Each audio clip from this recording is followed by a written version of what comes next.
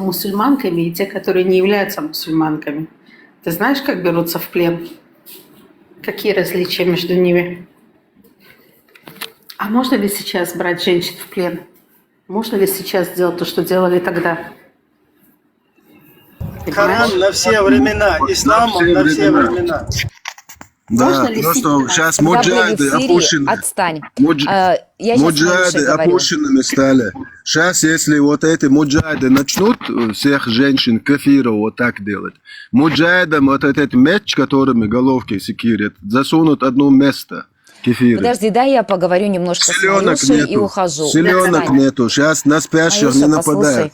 Да, моя хорошая, да. Когда вот эти вот муджахиды в Сирии приходили, и были поселения других конфессий, и делали, что делали, вот то, что сейчас вот призывается этими радикальными дебилоидами, потом нормальные мусульманы, которые еще не зашла вот этот вирус радикализма. Закрой рот! Я твой рот сейчас закрою. Кто такие нормальные мусульмане? Кто такие нормальные мусульмане? Джинны зашевелились, да? Она подняла голову. Джинны зашевелились, да? Кто такие нормальные мусульмане? Я не с тобой Я Лену уже знаю разговариваю. больше года. Я первый раз слышу, что она кому-то так Она сказала. первый раз на кого-то У меня подняла рука голову. дернулась. Так что все, кончились бабочки. Я реально очень Надо чуть-чуть разрядить для разрядки Так я обстановки. с Марюшей разговариваю, что он встревает? Привести, чтобы кто-то я почитал тебя прошу. от джиннов что-нибудь там. Ты понимаешь, я тут собираюсь на работу, глаза крашу, у меня рука дернулась. Мама, ты даёт, где Лена было? прикрикнула. Это вообще Вот из... вы тоже те же а-ля мусульмане. Просто. Одни глаза. Не бывало Ну, потому такого. что я говорю с тобой, а он не затыкается. Ну, как еще это можно остановить? Да это... Я просто Вдохни, хочу... выдохни. Все нормально. Я просто хочу Вот тоже сказать, те же а-ля когда вот это мусульмане. вот творилось все в Сирии, потом вот эти вот еще мусульмане, которые еще в адеквате, они ходили по домам и Делать с христиан, ней и что, других все, что конфессий. ему пожелается. Они Вот что ему просили в голову прощения у того взбредет населения, этому извращенцу, куда да, то он и приходили сможет. эти радикалы. Понимаете, Потому что от она этого не радикализма и мусульманка. тупизма и неграмотности я с тобой не разговариваю. Страдают мусульмане. Ты поняла. Которые аятов и хадисов придерживаются. Подожди, отстань. Отстань. Мне с тобой настолько неприятно общаться, что Потому из рук... что Я тебе не с говорю тобой, правду я про говорю твою с девочками. религию. А Вендетта, ты я хочешь тебя тут умоляю, такие Вендетта. еврейкам сделать. Вендетта Ты не надо. еврейкам хочешь такие сделать, по ушам проехать. Она не может проехать по ушам. Успокойся, все хорошо. Понимаете, дело в Да, том, это что есть когда столица. появляются вот такие вот индивидуумы, как этот, и говорят про ислам какую-то чушь, да, все Лена, говорят, Вендетта да, прекрасен. это ислам. Смотри, Не, Вика, чушь я мы не всегда- говорим. Мы всегда официальную, говорила- не вашу еленовскую официальную версию, версию официальную. тогда ходите и исправляйте официальную версию, если Лена. вы действительно хотите блага на этой земле. Лена. Исправляйте официальную версию. Мы не должны исправлять. Вы исправьте и покажите нам. Я не алим, и я не ученый Корана. Но если Коран, если ислам не пройдет ревизию, я тебе говорю вот откровенно. Будет реформа. откровенно, 100% она будет. И... Если она не пройдет, то либо Можно я вопрос эта дам Елене, религия пожалуйста? загнется, эта религия либо загнется, либо она уничтожит нас всех. Она Вопрос сама дайте, себя сейчас Елена. гасит больше, Я чем других. ответила. Я ответила. Либо она загнется, либо она уничтожит нас всех. Елена, у меня вопрос к вам, если можно. Елена, а вы согласны с тем, что Путин хотел реально помочь Сирии, но не получилось у него? Он Я пытался не лезу в урегулировать политику. вопрос. Смотрите, Ну, насчет не-не-не, ну, политики, просто ответьте. Ну, это просто ответьте. взаимовыгодные сделки. И Путин не С кафиром. из тех Как можно людей, с у кафиром которого на сделку свечение идти? над головой и крылышки Путин на что, спине. мусульманин, чтоб с ним на сделку идти? Нет, Он нет, а там не мусульманин, он религиозные мусульманин. выгоды, там Он деньги. латентный мусульманин. Деньги и власть. Это ни при чем здесь ни вера, ни религия, ничего. Да, подождите, оставим политику. Елена, у меня один вопрос к вам есть. Вы можете мне ответить на этот вопрос? Если смогу, отвечу. Но я как понял, вы хорошо изучили религию ислам. Вот прежде чем задать этот вопрос, мне нужно услышать вот пару вещей. Вот скажите, религия ислам говорит, что Аллах справедливый? Конечно. А Аллах наказывает людей за ширк? Аллах Да. будет сжечь? Он будет сжечь людей за ширк? Наказание есть за ширк. Ну, в Коране я читал, что там написано, что за ширк люди будут гореть. Это правда? Есть ад и Самый рай, без великий, сомнения. самый великий грех. Ширк. Елена, подождите. Виндетта, подождите. Ответьте мне вот прямо, будет ли Аллах сжечь людей за ширк? Иншаллах. Ширк – это самый великий из грехов. Да, И да, это не только в исламе. То есть мы про ислам говорим, не и ислам в уходите, том числе. Елена. И ислам в том Окей, числе, что да. вам сложно ответить? Я отвечаю. ответила. Ширк это самый грязный, Да, самый да, самый неприемлемый великий для из Аллаха. грехов, да. Да, конечно, И будет в аду они сжечь. там будут халидун. То есть Постойте, вечно. Елена, пожалуйста, ответьте мне четко на вопрос. Аллах будет сжечь людей за ширк? Да? Он будет Так это- наказывать. Так это несправедливость. В Коране ложь, значит, получается. Каким образом? Таким образом, что совершающий ширк не причинил Аллаху никакого вреда, вообще ничего ему не сделал, а Аллах его жжет в аду. Вот это вот и несправедливость. То есть ложь в Коране. Цепь просаживает цепь через анус и выводит через рот. Вот такое вот наказание вас Аузу билля, поклонники аузу ждет. билля. Алхамдулилля. Когда человек берет ширк, он прежде всего поступает несправедливо сам к себе. То есть, не видя истинность Творца, единственность Творца, Это предопределение Аллаха. Аллах же ему предписал ширком заниматься. это выбор. Постой, Виндетту вы постой. уберите отсюда. Ширк – это выбор. Елена, пожалуйста, сначала расскажите, что вы пытались рассказать. Насчет ширка? Вообще человек разумный. И если он выбирает путь ширка, то это его выбор, а не предписание.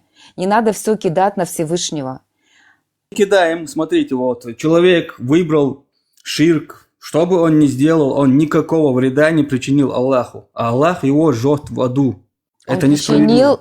Он причинил вред самому себе, Вот, а он не себе, Всевышнему. вот смотрите, мы не он- можем, мы не можем Постойте, навредить Всевышнему, что бы мы ни делали. Вот, этот человек себе причинил вред, а Аллах его еще и жжет в аду. Хотя Аллаху он ничего не сделал. Это несправедливость.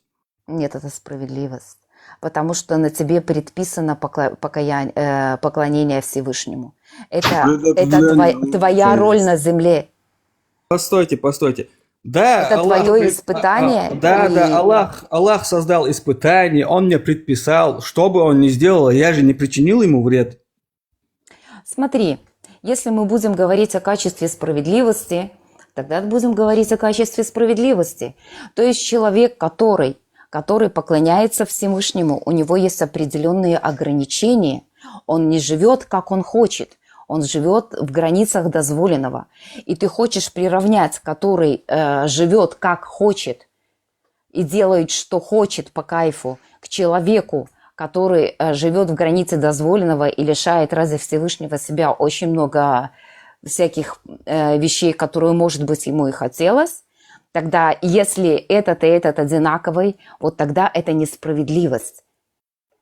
А если человек намеренно живет, да, кайфует, знает, что есть Всевышний, но из-за своих похотей, хотелок не хочет идти за словом Всевышнего, нет, пускай он горит в аду синим пламенем. Потому что именно такие люди, не боящиеся Аллаха, и сеют вражду на земле. То есть, если сказать, давайте вот амалеков, которые не идут за Всевышним. Давайте их пожалеем. Они при чем? Это их выбор. Подожди, Вендетта, подожди. Елена, смотрите, во-первых, я не приравнивал никаких людей, не живущих так, не живущих сяк. Во-вторых, от того, что человек делал ширк, он не развязывает никакие войны, ничего он не делает. Это вообще отдельная тема. Я говорил чисто про людей, которые просто сделали ширк. Они больше ничего не делали. И этого достаточно. Ведь в Коране написано, что именно за ширк они будут гореть. Там не написано, что из-за того, что они сделали ширк, получится война, и за это они будут гореть. Сделал ширк, ты будешь есть гореть. еще и нечестие на земле, не только война. Да, мы сейчас не про нечестие, мы сейчас не про все, что происходит на земле, разговариваем. Мы сейчас можем разговаривать там про каких-то рыбок, я не знаю, про океан, про природу, мы же не этим занимаемся. Вот смотрите, человек сделал ширк, он больше ничего не сделал. Он не причинил вред Аллаху, а Аллах его жжет в аду. Вот это вот несправедливость. Никто и вы говорите, не может и вы, причинить вред Аллаху. Подождите. И вы, когда настал момент вашего довода, вы мне привели довод, что я кого-то приравниваю. Это вообще не имеет отношения ни к чему и ничего не решает, не доказывает, ничего не разрешает и уж точно не оправдывает вот эту вот несправедливость. То есть вы ничего еще не сказали. Пожалуйста, приведите хоть какой-нибудь довод, хотя там его нет, я-то его знаю. Вот попытайтесь как-нибудь оправдать эту несправедливость. Ты хочешь, чтобы я оправдывала Всевышнего в его желаниях? Или в его повелениях? Делайте, что хотите, просто оправдайте несправедливость. Если Всевышнего? можете. Ты что? Да. Ты что? Да, Ты знаешь что? Смотри, мы можем обсуждать очень много вопросов и спорить о многих хадисах или трактовках ученых. Но есть у меня одна грань. Я к Всевышнего осуждать не буду. Всевышний делает то, что он пожелает. И о справедливости Всевышнего я даже рот не открою. У меня здесь полное рабство. Так вот, я вас не прошу его осуждать. Я как раз-таки вас прошу, наоборот, показать нам, что он справедливый. Ведь в Коране написано, что он справедливый. А вот то, что он... Но он жжет людей, которые ему ничего не сделали. Это несправедливость. Это люди, которые отошли от его закона. И что? Достаточно. Если Всевышний так сказал, так оно и будет. Так они же ему ничего не сделали. Они себе сделали. У них был выбор, а они сделали неправильный выбор. У и них что? Есть для этого разум. Аллах же не получил никакого вреда от этого. Зато ты не получил, а они не получили никакой пользы. Что? Ну и все, значит, проиграли, просрали свою жизнь, вот и все. Ну вот, у них был выбор. Смотри, есть люди, до которых не дошло знание и писание. Они вне суда. Но до которых дошло знание и писание, они будут наказаны. Да, это справедливо. Это нам понятно, что их будут наказывать. Просто их наказывают ни за что, я об этом говорю. Вот вы мне рассказываете... Почему ни за что? Почему ни за что? Потому что они ничего не делали Аллаху. Подожди. Давай я приду, у меня начальник.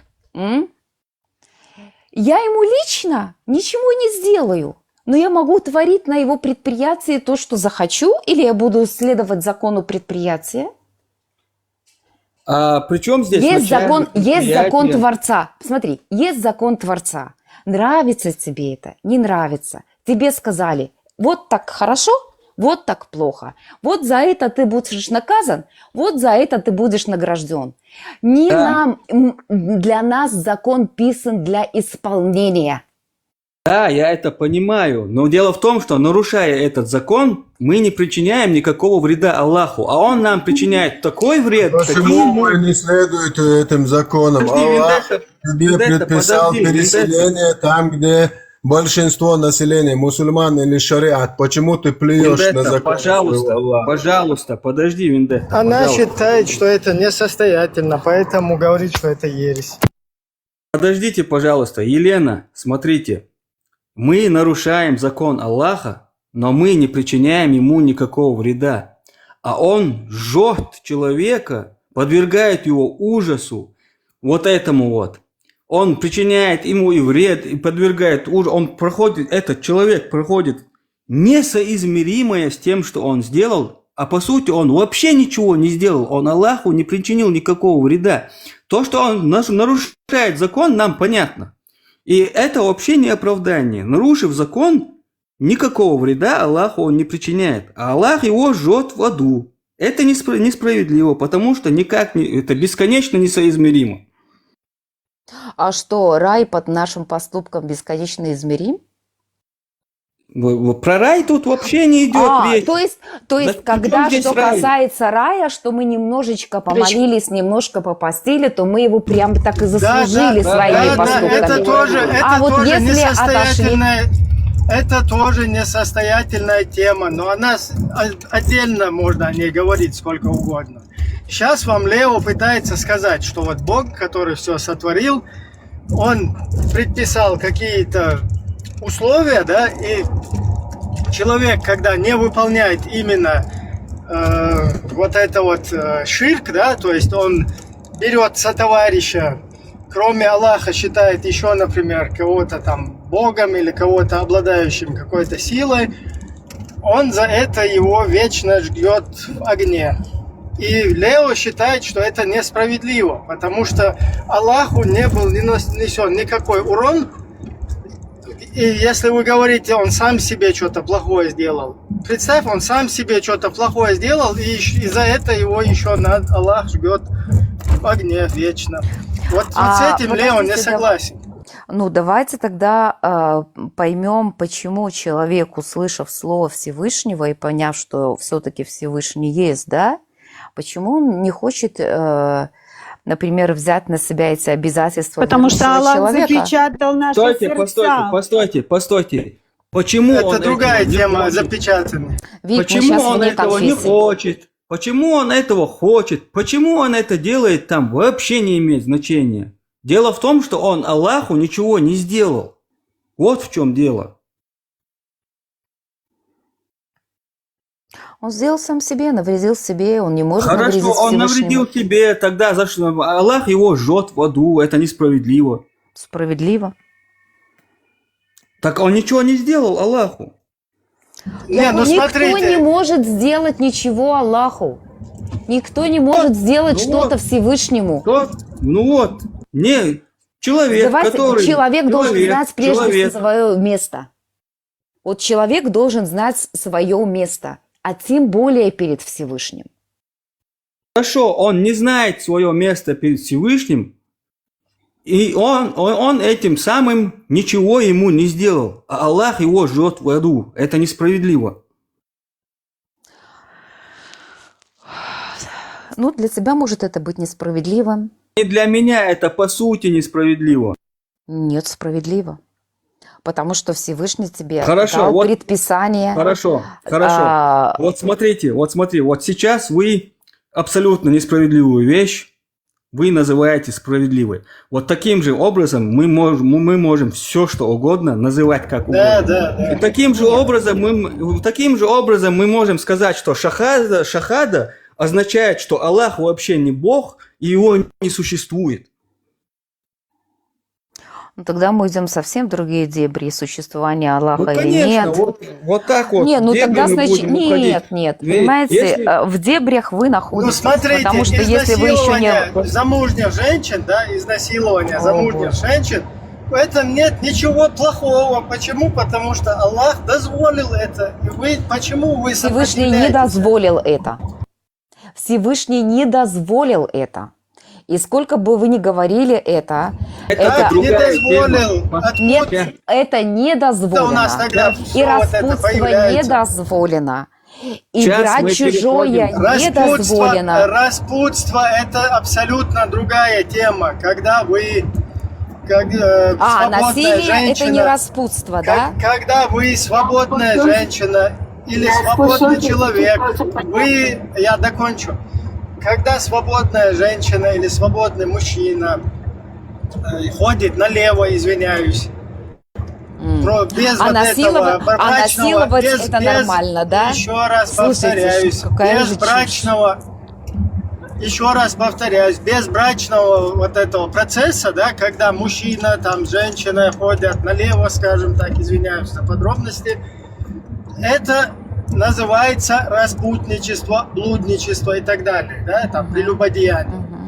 Но когда кефирскую женщину берут там в наложницы, не обязательно там кефирскую, когда вот рабыня какая-то не свободная, она попадает, ее можно на базаре купить, ее можно где-то захватить, ее любым образом, там ее может, например, сын, вернувшись с похода, папке подарить, попользовавшись там полгодика.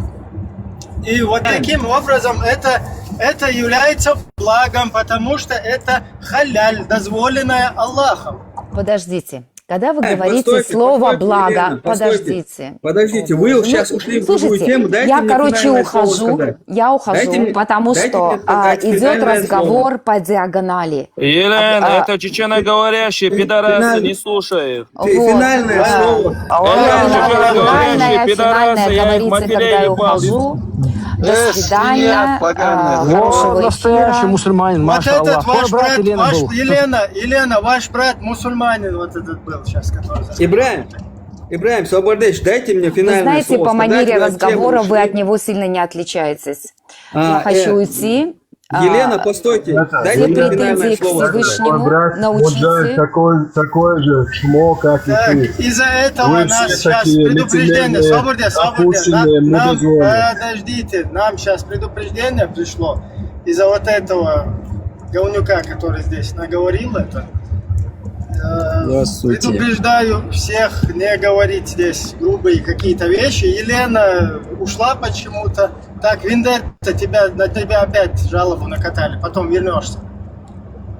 Ибраим, вот мы разговаривали с Еленой, так получилось, что в конце разговор ушел на другую тему.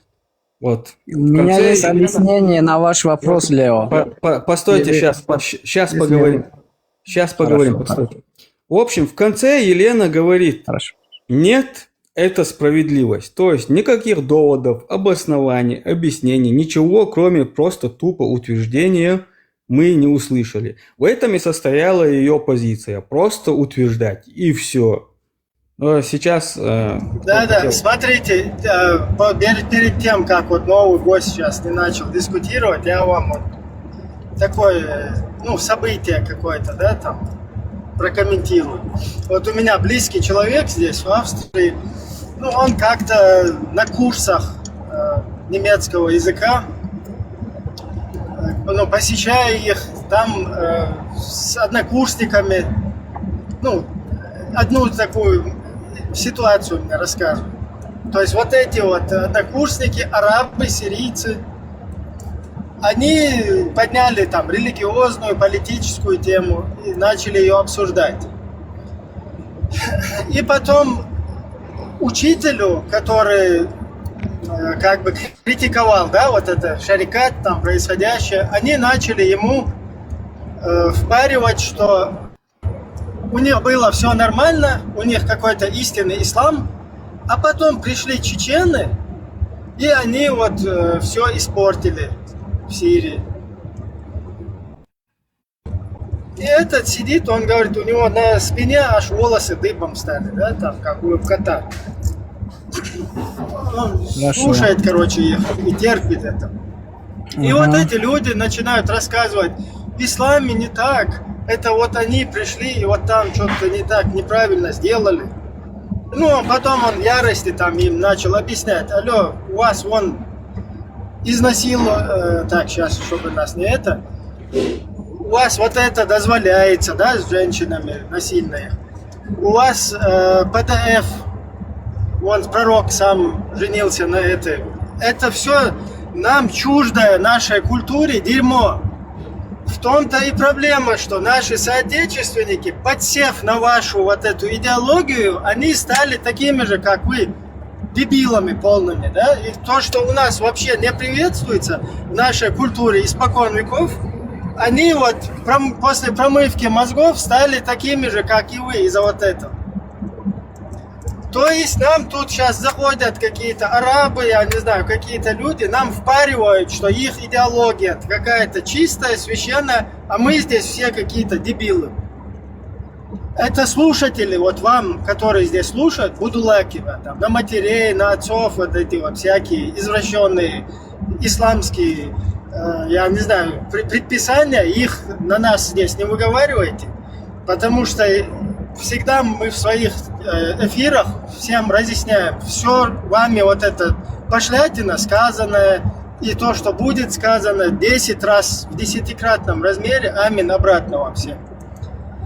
Кто хоть чуть-чуть с мозгами дружит, просто вот включите мозг, посмотрите, вот это вот говно, вот этот истинный ислам, ваххабизм, вот это, извиняюсь, да, за откровенность. Все те, кто чеченцы на это подсели, потом пошли куда-то тысячами своих жен, детей.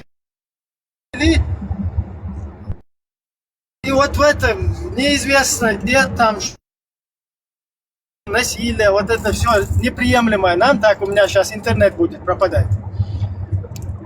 Короче, вот эта вся тема, в итоге получается, что мы какие-то неправильные, а ислам, он вот истинный еленовский, он чисто это все истина последней инстанции. Вы понимаете? И вот так всегда и везде вы будете вот так вот в дураках оставаться. Со своим вот этой дурной головой со своей. Я передаю микрофон.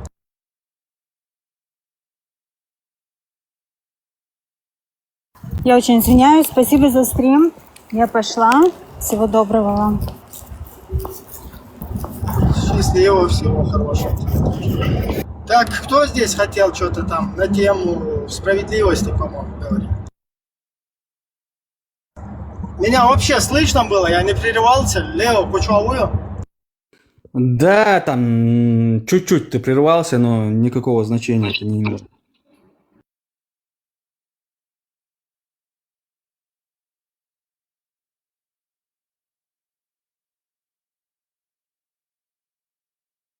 Не, вот представьте, самое вот что обидное, да, люди, которые берут, следуют вот это Корану, Сунне, попадают в эти сети, да, в эту ловушку и вообще дебилизируются, отходят от своей культуры, от своих корней и начинают оправдывать всякие вот эти вот извращенные действия, всякое вот это агрессию, вот эту ненависть на ровном месте против тех, кто как бы не согласен с твоим вот этим пониманием.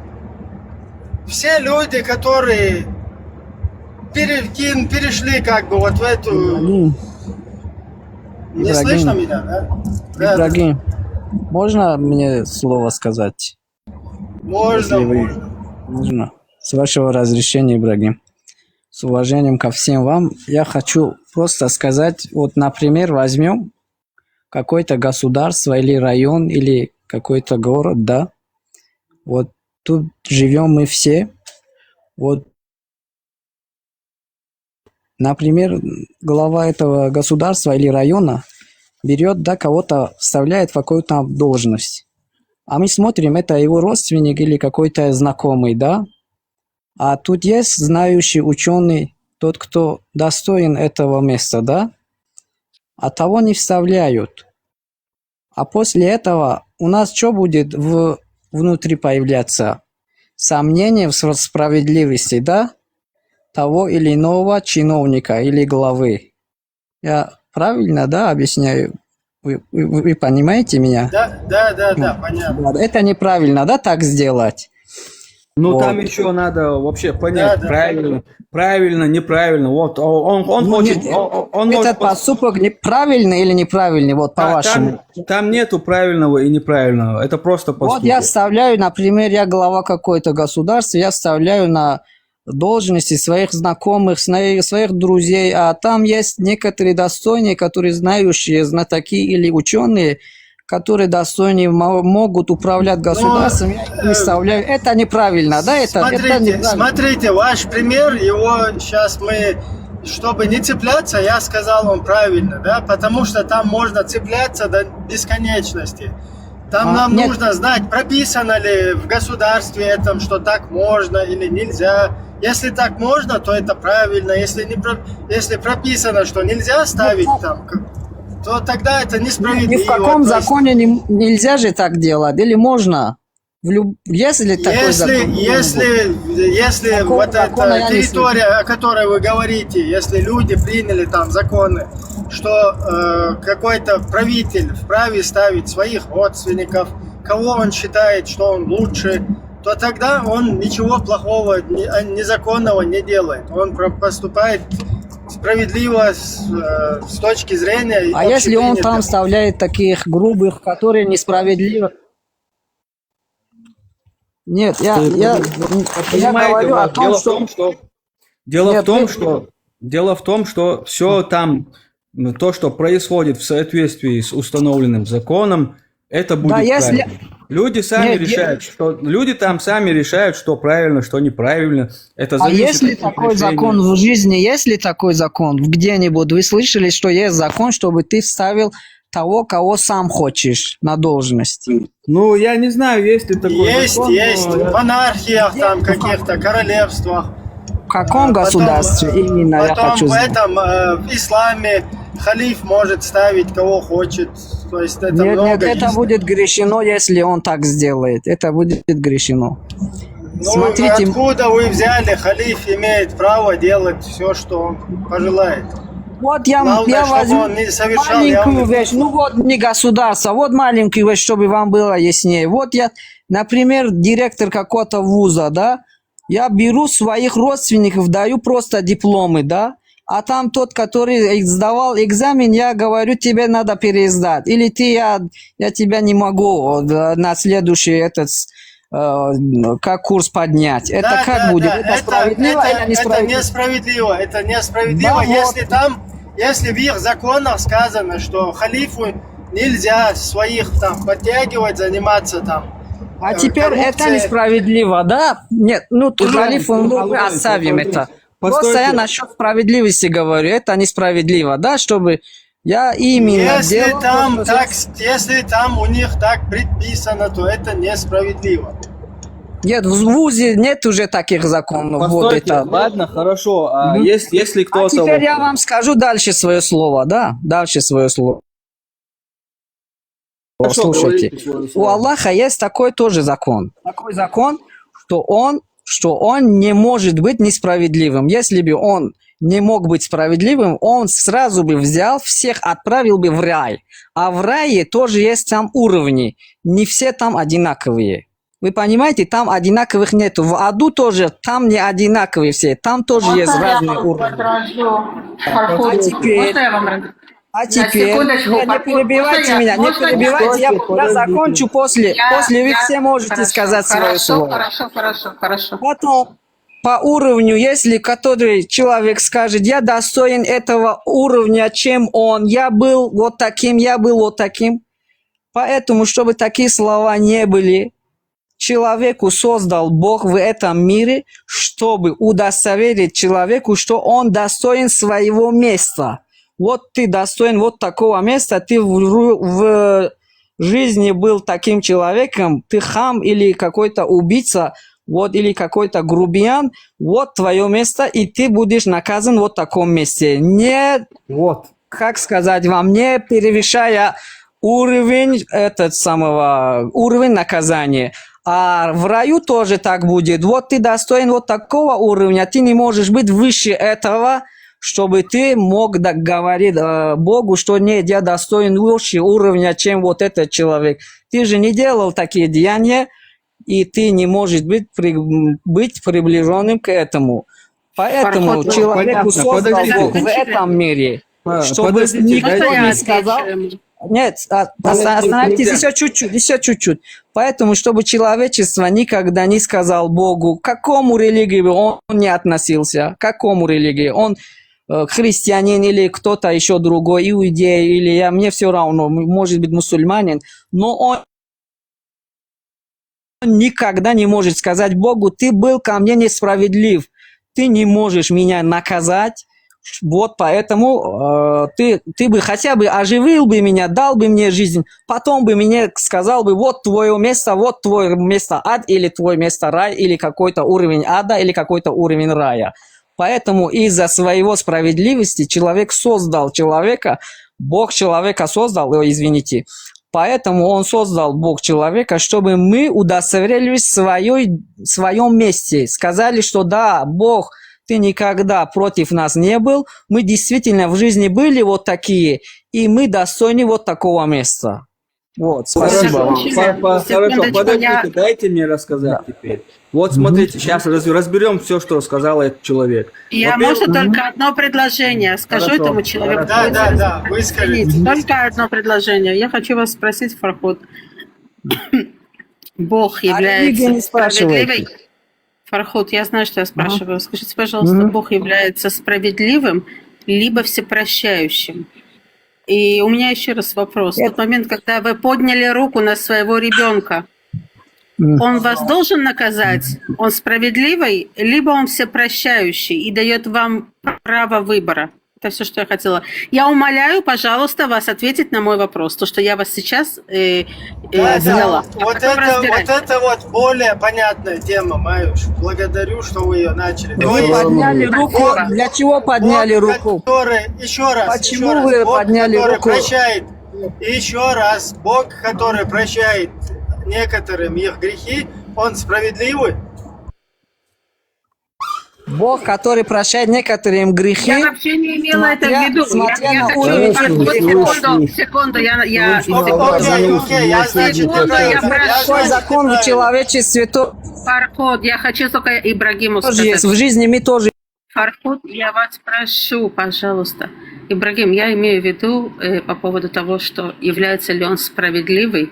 Да, когда мы обращаемся к Богу и говорим справедливый, да, когда людей убивают, когда детям нечего кушать, является ли он справедливый, да, либо Бог имеет свою программу, и он всепрощающий, и что-то делает так, как предначерчено, но не справедливый по отношению, да, когда вы говорите одного в рай, а другого в ад. Понимаете, у вас Фарход почему-то все белое и черное, но между этим нет ничего, что может как-то изменяться. Да, если человек согрешил, то потом он что-то сделает, что изменит его судьбу. Поэтому я вас еще спрашиваю. Вы сказали уже не одно предложение. Вы сказали, что вы ставите одно предложение. Лео, я поняла. Поняла, все, я заканчиваю. Он справедлив, либо всепрощающий? Бог справедлив, конечно, справедлив, милосердный. Бог справедлив. И у Бога есть такое качество, я вам скажу. Бог не как вы думаете. У Бога есть одно качество. Вы знаете, Он ни в чем не нуждающийся. Такого качества никому нету, не суждено никому в жизни. Никакого идола, никому нету. Вот такой, как сказать, вот такой создатель может претендовать на... Как сказать, на этот уровень, как можно его назвать Богом? Вас не об этом спрашивали. Вот, а теперь, если Бог... Давайте Лео докончит. Давайте Лео докончит сейчас, потом вот вернем. Смотрите, у нас была тема ширка, и после этого человек попытался нам разъяснить про справедливость. Я правильно понял вас? Вы же после темы ширка это разъяснение вели, да? А теперь я скажу... Хорошо, я не получил ответ, дайте мне насчет сказать. того Вот ребенка. Вот вы наказали своего ребенка, да? Ударили ребенка. Вот Маша, я не ответил. Маша там что-то, Маюша там, Б1. Или В1. Майя, да. Вот вы ударили своего ребенка. Почему вы ударили? Тут есть вопрос. Сразу же нельзя же ударить его. Ни за что. Ни за что никого не наказывают нигде. А если так наказывать, это будет несправедливость. Ни за что. А ни за что в жизни никогда не бывает ничего. Сам по себе тоже в жизни ничего не бывает. Сам по себе ничего не появляется. Или сам по себе ничего сам не существует. Этого нету такого. Вот взял, кто кого-то убил, да? Это никак не бывает просто сказать, он просто так убил. Такого нету. Просто так ничего не сделается. Почему он ударил своего сына? Вы конкретно не сказали. Почему он ударил? Я бы сказал, а теперь ваш ответ. Я даже про этого человека знаю, кто ударил своего сына. Вам нечего мне сказать, постойте, потому что вы ничего не поняли. Вы конкретно не задали свой вопрос, поэтому Да, извиняюсь. Вот я сейчас конкретно поговорю, подождите. Вот вы сейчас объясняли нам справедливость Аллаха и сказали, что там есть всякие уровни в аду, каждый соответствует тому, что там человек сделал, туда-сюда, и таким образом вы определили вот эту справедливость. И давайте сейчас рассмотрим вот эти вот уровни. Человек ничего не сделал. Он сделал ширк, там что-то подумал в своей голове. Аллаху он не причинил никакой вред. Никому он не причинил никакого вред. Просто что-то подумал у себя в голове. Как-то это его там мысли или ощущения. Что-то. А за это Аллах его будет сжечь в аду. Нет такого. Вот Просто Коране- подумал, этого нету. Коране так написано. Если он Коране в так прямом написано. сделал ширк, это да. Ранее Есть такое наказание. А если он просто подумал, а за подумали нету. Нет. В Коране тоже нету такого. Вы не можете Так доказать. ширк- В Коране тоже нету, чтобы сказали, чтобы так именно ты подумал о чем-то плохом. До За- того момента, за если то, ты не что- сделаешь, тебя не наказывают. За то, Лео, что- извиняюсь. Мгм. За то, что человек предал за товарища Аллаху, его будут жечь в аду. Так и написано в Коране. А если он сделал такое, да? Или просто подумал? Он предается товарища Аллаху. Предал уже, да? Вот. А Ну теперь вот. я вам объясню это. Это как вам объяснять? Просто так объясняю, да? Не по-исламски. Вот так я объясняю вам. Сначала я объясню, потом вы объясните. Предав сотоварища Аллаху, человек не причинил никакого вреда Аллаху, никакого урона, он вообще ничего не может ему сделать. И другим он ничего не сделал. А за это Аллах его жжет в аду. Это бесконечно несоизмеримо. Это несправедливо. Вот. Вот, понятно. Ваше слово я понял. А теперь я вам скажу, почему так будет. Вот есть закон. Если вы закон нарушаете, вы этому государству ничего не делаете. Даже президенту, даже им министрам даже вы не можете ничего делать. Просто вы нарушили закон, и вас берут, вот столько сроков дают в тюрьме. А это вы, если вы скажете, вы против меня, что вы делаете? Я вам же ничего не делал, товарищ судья, вы же не были, когда я убил кого-то или я нарушал что-то. А он скажет, это есть такой закон. А по закону нам надо тебе давать вот такой срок. Закон есть закон, в любом месте. Это чей закон? Бог или, не знаю, человеческий? По закону надо жить. Если Бог сделал что-то, он сделал по закону все. Он несправедливо не делает. Хорошо, вот вы сейчас приводите... Подумай, за ширк этого нету. Если ты просто сделал ширк... Вот вы сейчас приводите пример абсолютно несоответствующий, но мы его все равно рассмотрим. Вот Нет, это человеческий же. Мы же человеки, мы должны привести пример самого себя. Не будем об этом сейчас рассуждать. Про животных же я не говорил. Это будет очень долго. Вот в рамках вашего приведенного примера, вот, допустим, этот пример соответствует. Вот смотрите, есть государство, там есть президент. И кто-то там говорит: нет, президентом должен был быть другой человек. Его за это схватили и сожгли. Это справедливо, по-вашему? Нет, никого не сожгут за это. Так Аллах... За это не сожгут. Так Аллах жжет человека... За это не сожгут. Его в тюрьму засаживают, по-человеческому, если взять. Если человек говорит, что вот в нашей стране вот есть президент... Да, в тюрьму засаживают. Вот если вот ты... Поднимешь поднимешь, скажешь, я не... Вот в каком государстве живете, например? Но его же не жгут. Его жгут за это. Не, в тюрьму засадят. Да, но его же не жгут, правильно? А если сжечь, он умрет, он спокойно может избавиться и избежать наказания. Лучше бы его закрыть в тюрьму. Ну хорошо, но его же не жгут. Его же не жгут, правильно?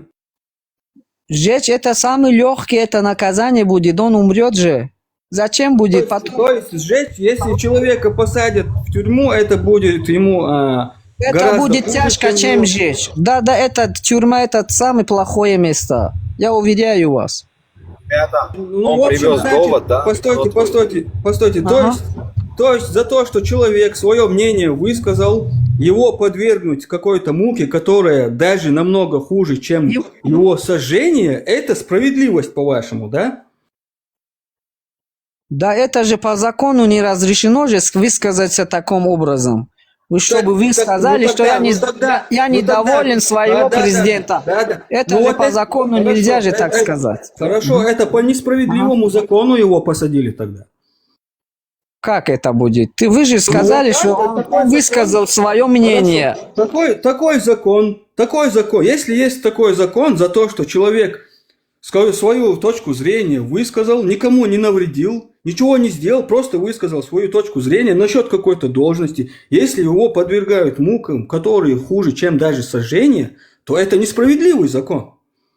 Нет, это справедливый закон. Зачем он уже... Нет, это не... Знаете, почему это несправедливо? Потому что он ничего не сделал и подвергается мукам. Это несправедливый закон.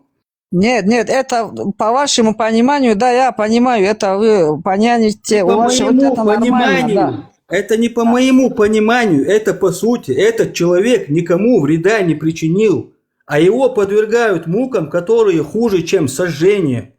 Это он не Любой человек не может, как сказать вам, причинить вреда или что-нибудь сделать своими словами, да, это плохо, это просто плохие слова, да, я понимаю. Даже не плохие слова, это просто точка зрения, это даже не плохие слова, он ничего не сделал. Он просто проявил, он не верит. Он не верит. За это свое неверие он должен подвергаться наказанию, вот за свое неверие. Этот вопрос такой, да? Да, а теперь посмотрите, если... Ты сейчас привел государственный пример. Не путайте, Лео, доведи свою мысль. Да, вопрос был неверие. Давайте я объясню, Лео. Вот, я вот что говорю. Да, это неверие, это просто насчет этого человека, да? Постой. Я сейчас отвечу, смотрите. Дай мне договорить. Человек высказал свою точку зрения. Свою точку зрения. Он даже плохих слов не сказал. Он просто высказал свою точку правильно. зрения. Вы правы. Он никому не причинил вреда. А его подвергают мукам, которые, по вашим словам, даже хуже, чем сожжение. Да. А теперь, знаете... Это несоизмеримо. Это не по моей точке зрения, это по сути так. Да. А теперь вы говорите совершенно правильно. Я ваш сторонник, Лео. Вы говорите совершенно правильные слова. Вот вы говорите, вы приводите пример человека, но относится это к Аллаху, как по-вашему, да, Создателю или Богу, да? Там вообще без разницы, к кому относится. Относится к нему. А теперь я отвечу вам. На этот ваш... Этот вопрос уже Аллах знает уже, что человек придет, задает такой вопрос. Потом он говорит, знаете что, на этот ваш вопрос? Ответ у него есть. У него уже подготовлен все эти ваши вопросы. Он говорит, если он не хочет подчиняться моим законам, не хочет делать то, что я велю, делает все, что самозвольно, и он думает, что он делает правильно, пускай найдет себе другого Бога, другого землю и другое место, и там поживет, и там умрет, и по этому закону будет наказан или омилован. Вот такое. Не, он не так говорит. У Бога есть такое слово в Коране. Любого коранознателя вы можете задать вопрос, такое слово есть. Это есть в суре Икра. Он говорит, даже ты можешь вызвать Дело в том, свою армию, ты можешь выйти даже против меня, если есть у тебя. Да. Дело в том, что теперь этот вопрос есть. Вы можете, а теперь смотрите, в том государстве, в котором вы были недовольны того или иного чиновника, вы можете выйти и пожить в другом государстве. Вот вы, например, гражданин какого-то государства или каком-то где-то месте родились, живете в другом месте. Почему? Потому что там вам не понравился, где вы родились. Вас же за это никто не наказывает в другом месте, что вы в себя родине находитесь или в розыске, или там Подожди, кто-то... это можно тогда из этого измерения Вы свободно выйти, можете жить. перейти в другую вселенную, которую другой Бог сотворил. Да. Найти себе другую вселенную, другое место. И там Фархад, пожить. у меня Окей, я такое пошел ощущение, тогда, я что ты пошел с там Аллахом просить. чай пьешь каждый Я день. пошел там просить Я знаю азиль, Коран, да, понял? алхамдулилля. Что ты знаешь? Что ты знаешь? Вендетта, подожди. То, что мне надо, я знаю. Вендетта, подожди. Ты не знаешь. Во-первых, Ты можешь все, что сказать. Постойте. Я тебе ничего плохого не скажу, брат. Можешь даже ругаться матом. Во-первых, Аллах говорит, что будет сжечь человека. Что бы он там после этого не говорил, это не имеет значения. Ты сделал ширк, тебя будут сжечь. И это никуда не исчезает. Ты из этой реальности в другую реальность прыгнуть не можешь, потому что тебя Аллах засунул в эту реальность. Во-вторых. И эти оба ваших довода, первое, это не исключает сожжение. Если даже Аллах говорит, пускай он уходит, он не отменяет своего наказания. Он сказал, вот четко и ясно в Коране написано, за ширк ты будешь гореть. Если когда ты... Лео, я прошу прощения, Лео, если вы найдете себе другого бога, другую планету, он вас не накажет. Так, есть такое слово. Вы можете перед Аллахом выйти и сказать, это твое слово. Ты обещал, ты не должен меня наказать. Я нашел себе планету, я нашел себе другого бога. А на Марсе поэтому вы можете жить как хотите. Подождите, на Марсе какой бог? Там Будда или кто? Можно я хочу попрощаться? Если нету такого... А если у вас нет возможности, да, такого, жить где-нибудь в Марсе, или вы знаете, что единственное место, где вы родились там, да, вы не можете оттуда выйти, вам придется терпеть те законы и те, которые установлены там уставы, и жить по этому закону. Так как вы не вышли из своего государства, да, вы не смогли выйти, или вы не могли получить билет, или вы не могли получить билет. Подождите. В том-то и дело. Хочу сказать до свидания. Вендетта, я пойду завоевывать Луну. Нам там надо еще обосновать свои квартиры. Я тоже уже хочу куда-то Вы не можете ничего делать. Извините меня. Я бы хотел, чтобы вас никто никогда не наказал. Извините меня. Вот смотрите, вот сейчас интересно.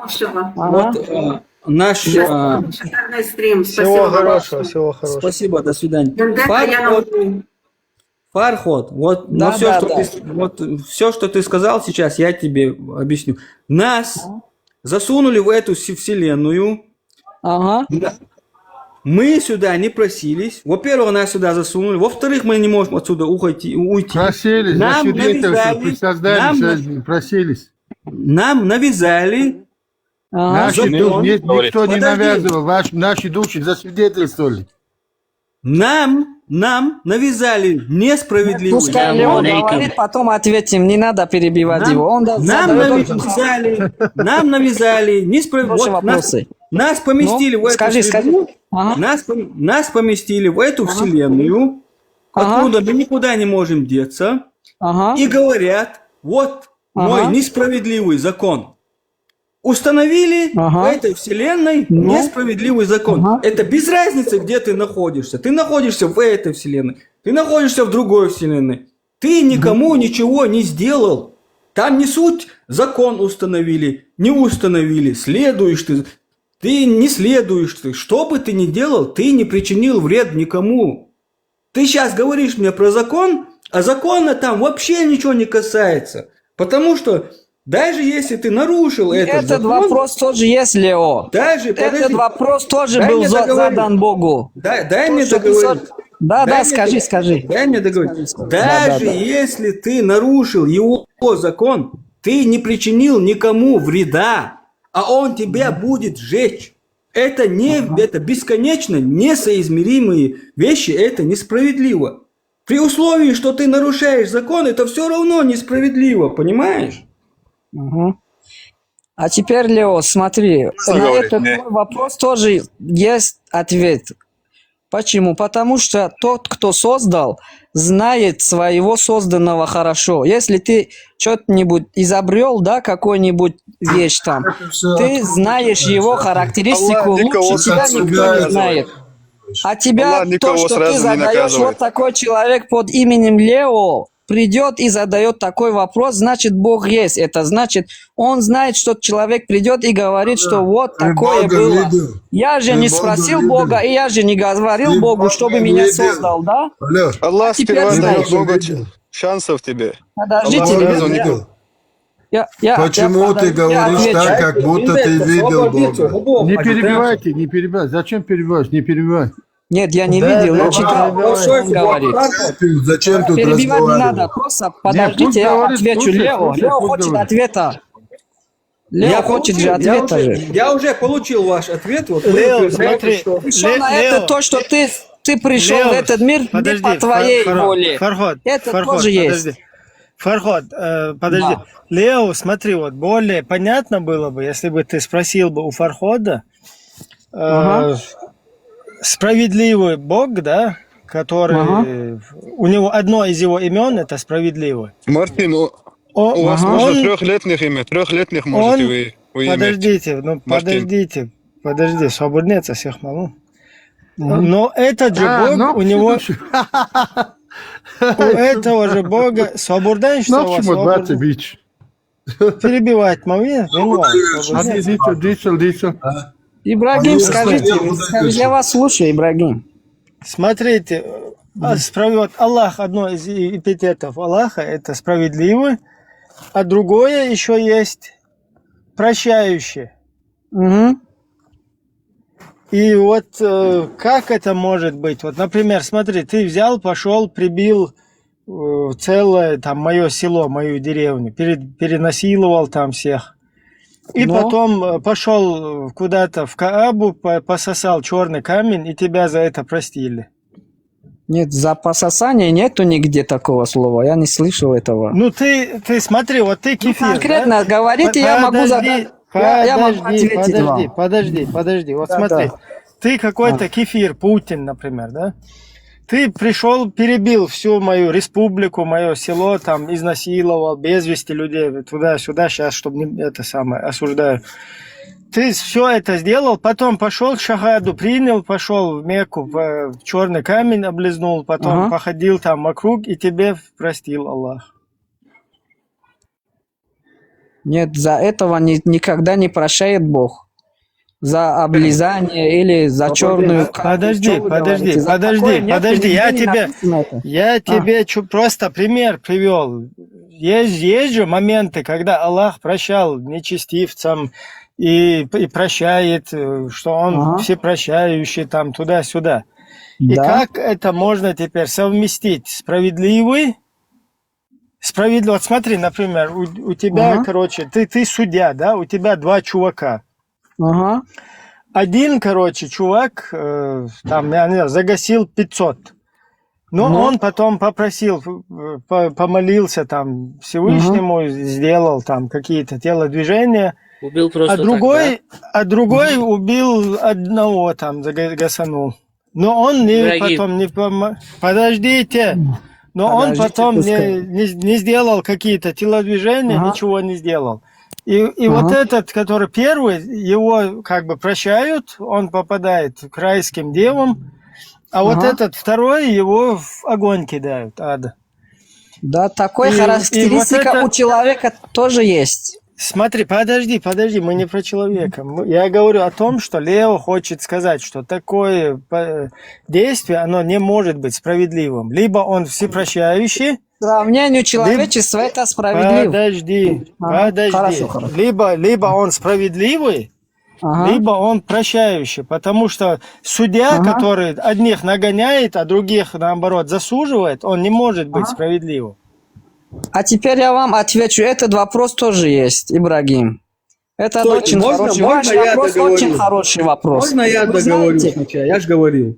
Можно я договорю? Давайте. Лео, ты видишь, он не понимает. Хорошо. Ему более понятно надо вот так вот разъяснить. Там смысл не в том, чтобы именно он понял вообще-то.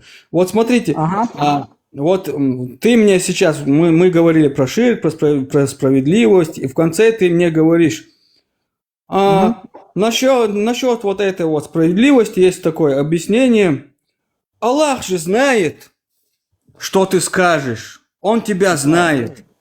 И что это объясняет, я не понимаю. Это то, что он меня знает, отменяет тот факт, то, что он будет сжечь меня за ширк, что ли? Это какое это ничего не объясняет. Это просто вы сказали предложение, больше ничего. Я не понял Можно вопроса. я отвечу, алло? Можно я отвечу? Пожалуйста, кто хотите, отвечайте. Вот, Давайте, Лео, ты говоришь, что Аллах несправедлив, за ширк кидает в огонь, да? У вас да. есть, например, вот, у тебя есть выбор, христианство или мусульманство. Если ты выберешь мусульманство, вот, мусульманство, ты не попадешь в рай. Ты можешь даже попасть в ад, потому что ты загрешил много. Не все мусульмане попадают, короче, в рай. Не все, не все. Тебе сколько лет? Я не про них меня разговариваю. Ты сейчас говоришь про людей, про которых я вообще не говорил. Я говорил... он ушел, да? Ну ладно, все. Ну, скажите, я вас слушаю, Лео. Ну, вам я уже сказал, вы якобы какой-то довод или ответ, вы мне просто сказали предложение, которое не является ни доводом, ни ответом. Лео, брат, одну секунду, родной. Всем шалом, всем гамарджоба, всем салам, машуа, брат, Ибрагим, как ты?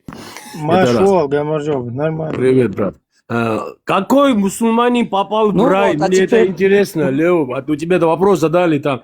Какой мусульманин попал в рай? Вот это интересно, самое главное. Мне тоже это интересно. Я еще не видел, никто нету здесь, чтобы сказать, я был в раю или я в аду. Сейчас этого нельзя, после суда это будет известно. Это по иудейскому тоже после суда будет, а по христианству тоже будет, по мусульманскому тоже так будет. У каждой религии есть свое объяснение.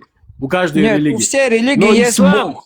Но смотри, ислам, вот посмотри вокруг все время. Сколько исламу? 1500 лет, молодая религия, да? Но он все время захватывал, убивал, заставлял людей принимать религию. Понимаете, в чем дело? Вот, например, я грузин, да? Вот Грузию всегда нападали мусульмане с Ирана, с Турции.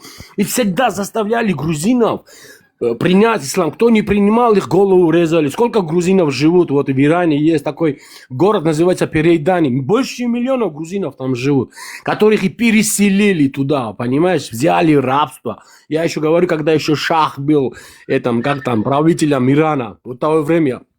Но самое главное, смотри, Иран всегда заставлял принимать ислам. Иран. Не Иран, это исламская религия. Иран не исламский, а он потом стал исламской Иран, республикой. брат, я про ислам говорю сейчас. Ислам всегда заставлял людей принимать силой религию, понимаешь? А не то, что я вот самовольно взял религию и понравилось мне. Нет. Вот и все. А теперь на этот ваш вопрос тоже есть ответ. Зураб. Вот, например, если возьмем там израильтянин, да, они или вы где вы сказали, вот грузин, вот, например, вас возьмем, зачем их касаться, да? Мне все равно, кто какого нации является, главное для меня человечество является. А теперь грузин. Вот, например, грузины и армяне были на стороне Чингисхана, они вместе взятые территории этой Персидской империи такое натворили, что никогда Персия такого не сделала против них. Они убивали до их детей. В истории это есть. Они убивали и резали, и полностью, как сказать, сделали то, что... Геноцид. Так человек так не делает, да. Ну, зачем сказать? Может быть, забанят меня за плохие слова. Я не хочу сказать. Поэтому то, что вы говорите, вот я, например, привел ваше государство. Вот вы посмотрите в истории, там у армии Чингисхана главными были армяне и именно ваши грузины. Да, вот так вот. Зачем они так делали против персов? Они же не мусульмане же. Если они были бы мусульмане, мы бы сказали, это делали мусульмане. Вот, например, возьмем немцев, да. Вот Германия тоже сделала такого против кого? Против евреев, да. Зачем надо было так делать? Разве Бог сказал этому? У него был на груди крест. А почему никто не говорит, что вот христиане сделали самое большое? В мире такого нету никогда.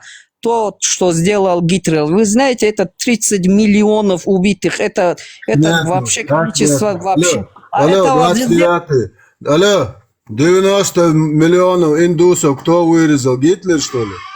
Ты что тут несешь? Индусов. Ты что тут несешь? Как нету? 90 миллионов индусов вырезали твои братушки мусульманы. Ты что тут балаболишь? Это неправда. Как нет? Это нигде не написано. Вы скажите. Как ты, если не читал, это не значит, что это не написано. Даже нигде не говорится об этом. Слышу, нигде не было этого. Нигде не говорится об этом, нигде, ни в новостях, ни в истории нет. В истории насчет Гитлера есть, насчет Гитлера есть. Везде есть, все говорят, в уроках тоже есть, везде. Больше всех, вот за всю историю больше всех убийств, терактов совершили мусульмане. Гитлеру во сне не снилось то, что ваш Мухаммед делал. Гитлеру во сне даже не снилось тем, чем занимался ваш пророк Мухаммед. Я не знаю, это ваш пророк или наш пророк. Я этого не сказал насчет этого. Но то, что есть, я этого доказано в мире знают. А в христианском мире, в европейском признали самым лучшим человеком в мире. Это есть тоже. Это по всем характеристикам это является Мухаммад. Этого признали даже сами христиане. Такого качества нет ни у кого. Подожди, что христиане признали? Вы загуглите, есть такое место есть. Это никогда нигде не говорится. Что ты рассказываешь здесь? У меня есть свое понимание. Я же говорю, я перс. Мне все равно насчет вашего понимание, вы против мусульманина и сторонник Мухаммеда, что ты говорил? Подожди, брат, подожди. Про Мухаммеда, что ты говорил, что христиане признали Мухаммеда? Да, именно христиане. Есть такое. А где источник? Где это написано? Скажи мне. Заходи, есть такое, там есть... Там все сказано. Да, все, что есть в Google, заходи. Подожди, давай я в Google захожу, где? Да, прямо сейчас заходи, сейчас скажи мне. Сейчас я захожу, что мне написать? Что мне писать, скажи? Самый лучший человек по всем характеристикам признан Мухаммад. Чикатило был самым лучшим человеком. Самый лучший человек на двоюродной сестре женился. Он самый лучший. На девочке. Лучший педофил, лучший PDF-файл нашей планеты. Мухаммад был лучшим инцестником, который спал с двоюродной сестрой. Мухаммад был лучшим барыгой, который торговал людьми, продажу рабов. Да Аллах хлеборез, проститут, хамадарду, хлеборез, да Аллах нахрен. Мухаммад был самым лучшим PDF-файлом, который с 9-летним ребенком своего лучшего друга спал.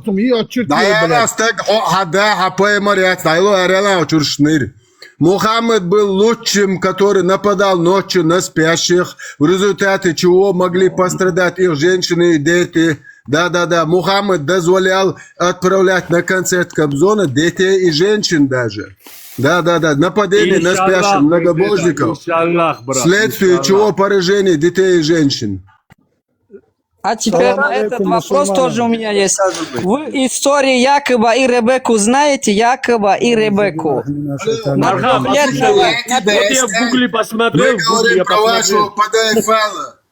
PDF-файл есть же. На этом тоже говорите. Мухаммед не наш PDF-файл. Мухаммед, ты мне сказал в Гугле записать. Я не араб вам. Подожди, что ты там радио проглотил? Алло, подожди. Брат, ты мне сказал, что в Гугле записал. Я записал в Гугле и не мог найти. Где источник? Где ты видишь, что христианство говорит? Христианство говорит, что Мухаммед был хорошим. Ислам Мухаммед был педофилом. Ты слышишь меня? Педофил был Мухаммедом. Да. Зураб, на сайте islam.ru გესმის? დაწერე. დაწერე აგერ გეუბნები. მაიკლ ხარ დაწერე და ამოაგდებს. რაო, რა სიტყვით მუხამედი კარგიაო? ო და დაწერე და ამოაგდებს რომ აგერ ლანძღავდა იმაშობაში არაკაცოში.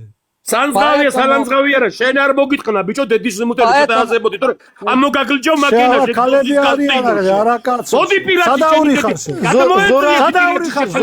გადმოდი პირადი შენი დედის მუტელი მოვთხან მე შენია. Зураб, это что за бичо зашел? Подожди, გადმოდი პირადი შენი დედის.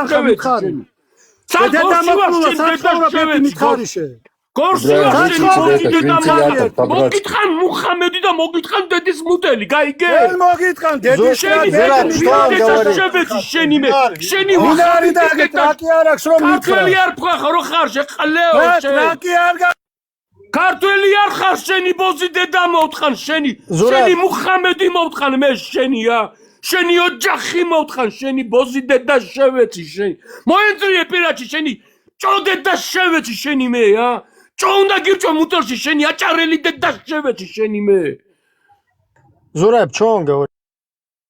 Я то грузинский мусульманин, блядь. Саджари пидорас, блядь. Он еще грузинам себе видает пидор и Вылетел отсюда. Добрый, если хочешь пообщаться, если хочешь религиозный вопрос на повестку дня вынести, поднимись и не на грузинском. И я, конечно, уважаю грузинский язык, но у нас тут мы не понимаем все грузинский. Он не грузин, брат, он продажный грузин. Какой он грузин? Я понял, но поэтому еще, тем более, давай на русском трофейном языке. Да, я извиняюсь. Где ты видел, брат, что грузин говорил, что я мусульманин, брат? Нигде.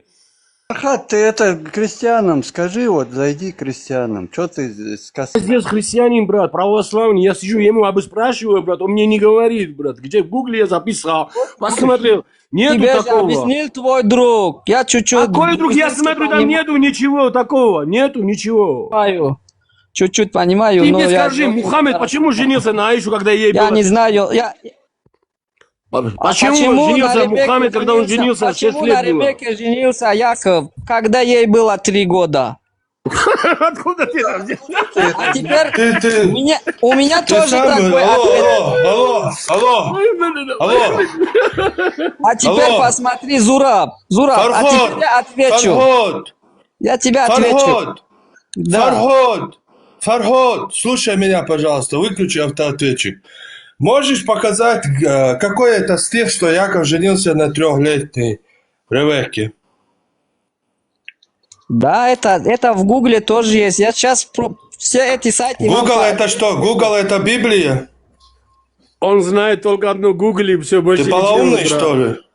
У тебя с мозгами все в порядке? Вся история это только в Библии или там в каком книге? Только в Библии. Только в Библии? Только в Библии, христианство. Только в Библии, конечно. Там сказано что-нибудь? При чем тут Мухаммед? Я тебя спрашиваю про Ревекку, где ты взял, откуда? Что ей было 3 года. Ты сам представляешь это? Как это вообще ты... Как это вообще ты... Где это? Где? Эта история, это знают все. Так где? Кто знает Библии? Где это сказано? Формат. Я Библии не знаю. 3 года Ребекка было. 3 года Ребекка была. Но если ты не знаешь, какого хрена ты говоришь то, чего ты не знаешь? Никогда не было, никогда не... Знаешь, ты же не жил там, с ним не был же. У нас есть хадисы и Коран. Нет, в Коране у нас хадисы и Коран есть. Нет, ты про Мухаммада такого нету, но в Коране есть, что дозволено на маленьких девочек жениться. 65-я сура, 4 аят. Нет. 65-я сура, 4 аят. Нет, этого тоже нету. Я отвечаю же, полоумный придурок. Нет, 65-я сура. Когда она... 65-я ты можешь материться, сура. мне все равно. 65-я сура, полоумный дебил. 4 аят. Открывай. 65-я сура, 4 аят. И прочитай любой тафсир любого муфассира. Ибн Касира, Ат-Табари, Куртуби, Джалалейна, Ибн Таймию, современного муфтия Саудовской Аравии, Фаузана, его фатфу. Усаймина, любого прочитай. Большой формат. Ты просто его не слышал, какую чанду он здесь до этого нес. Да, про Ребекку я бы хотел добавить. Трехлетняя девочка 10 верблюдов может кормить там. Что там еще описывается Представляете, про нее? 3 года Ребекка была, 3 года. Он знает только Гугли и все. Гугли напиши, там все написано, говорит. Ты только кроме Гугли ничего не знаешь, Фархад, да? Это же есть история. Болтает здесь. Это есть история. А ваши слова нигде не написано. Вы все, все сами по себе говорите. Нету этой истории. Полоумный придурок. Конченое ты животное. Нету в Библии нигде, что ей было 3 года. Конченое ты животное. А то, что я сказал, 65 сура, 4 аят. Да, Полоумный придурок, блин. Скажи еще раз, что Ты одну шаурму заверни. Пошел, давай. Хорошо. Еще. А я не знаю, 65.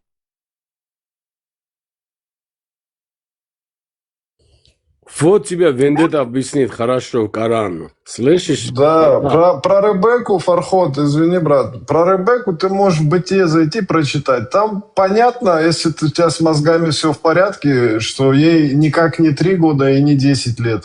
Не 9, точнее, как Айше. Там все понятно. Ты можешь в Бытие зайти почитать. Очевидно же, что этот вентилятор Наиб пришел здесь делать. Что с ним вообще цацкаться? Болтает вообще. Ничего не знает, он перс, он ничего не знает. Просто Google знает, больше ничего не знает.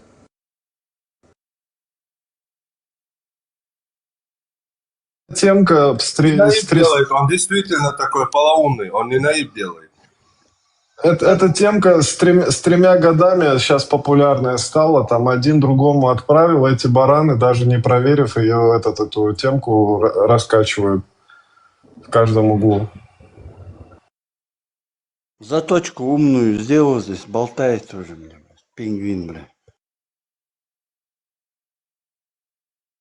3 года, говорит, Ребекка была, 3 года. Фархад, гугли, читай.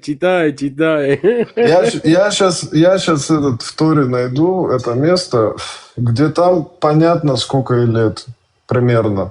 Но не 3 года там и не 10 лет.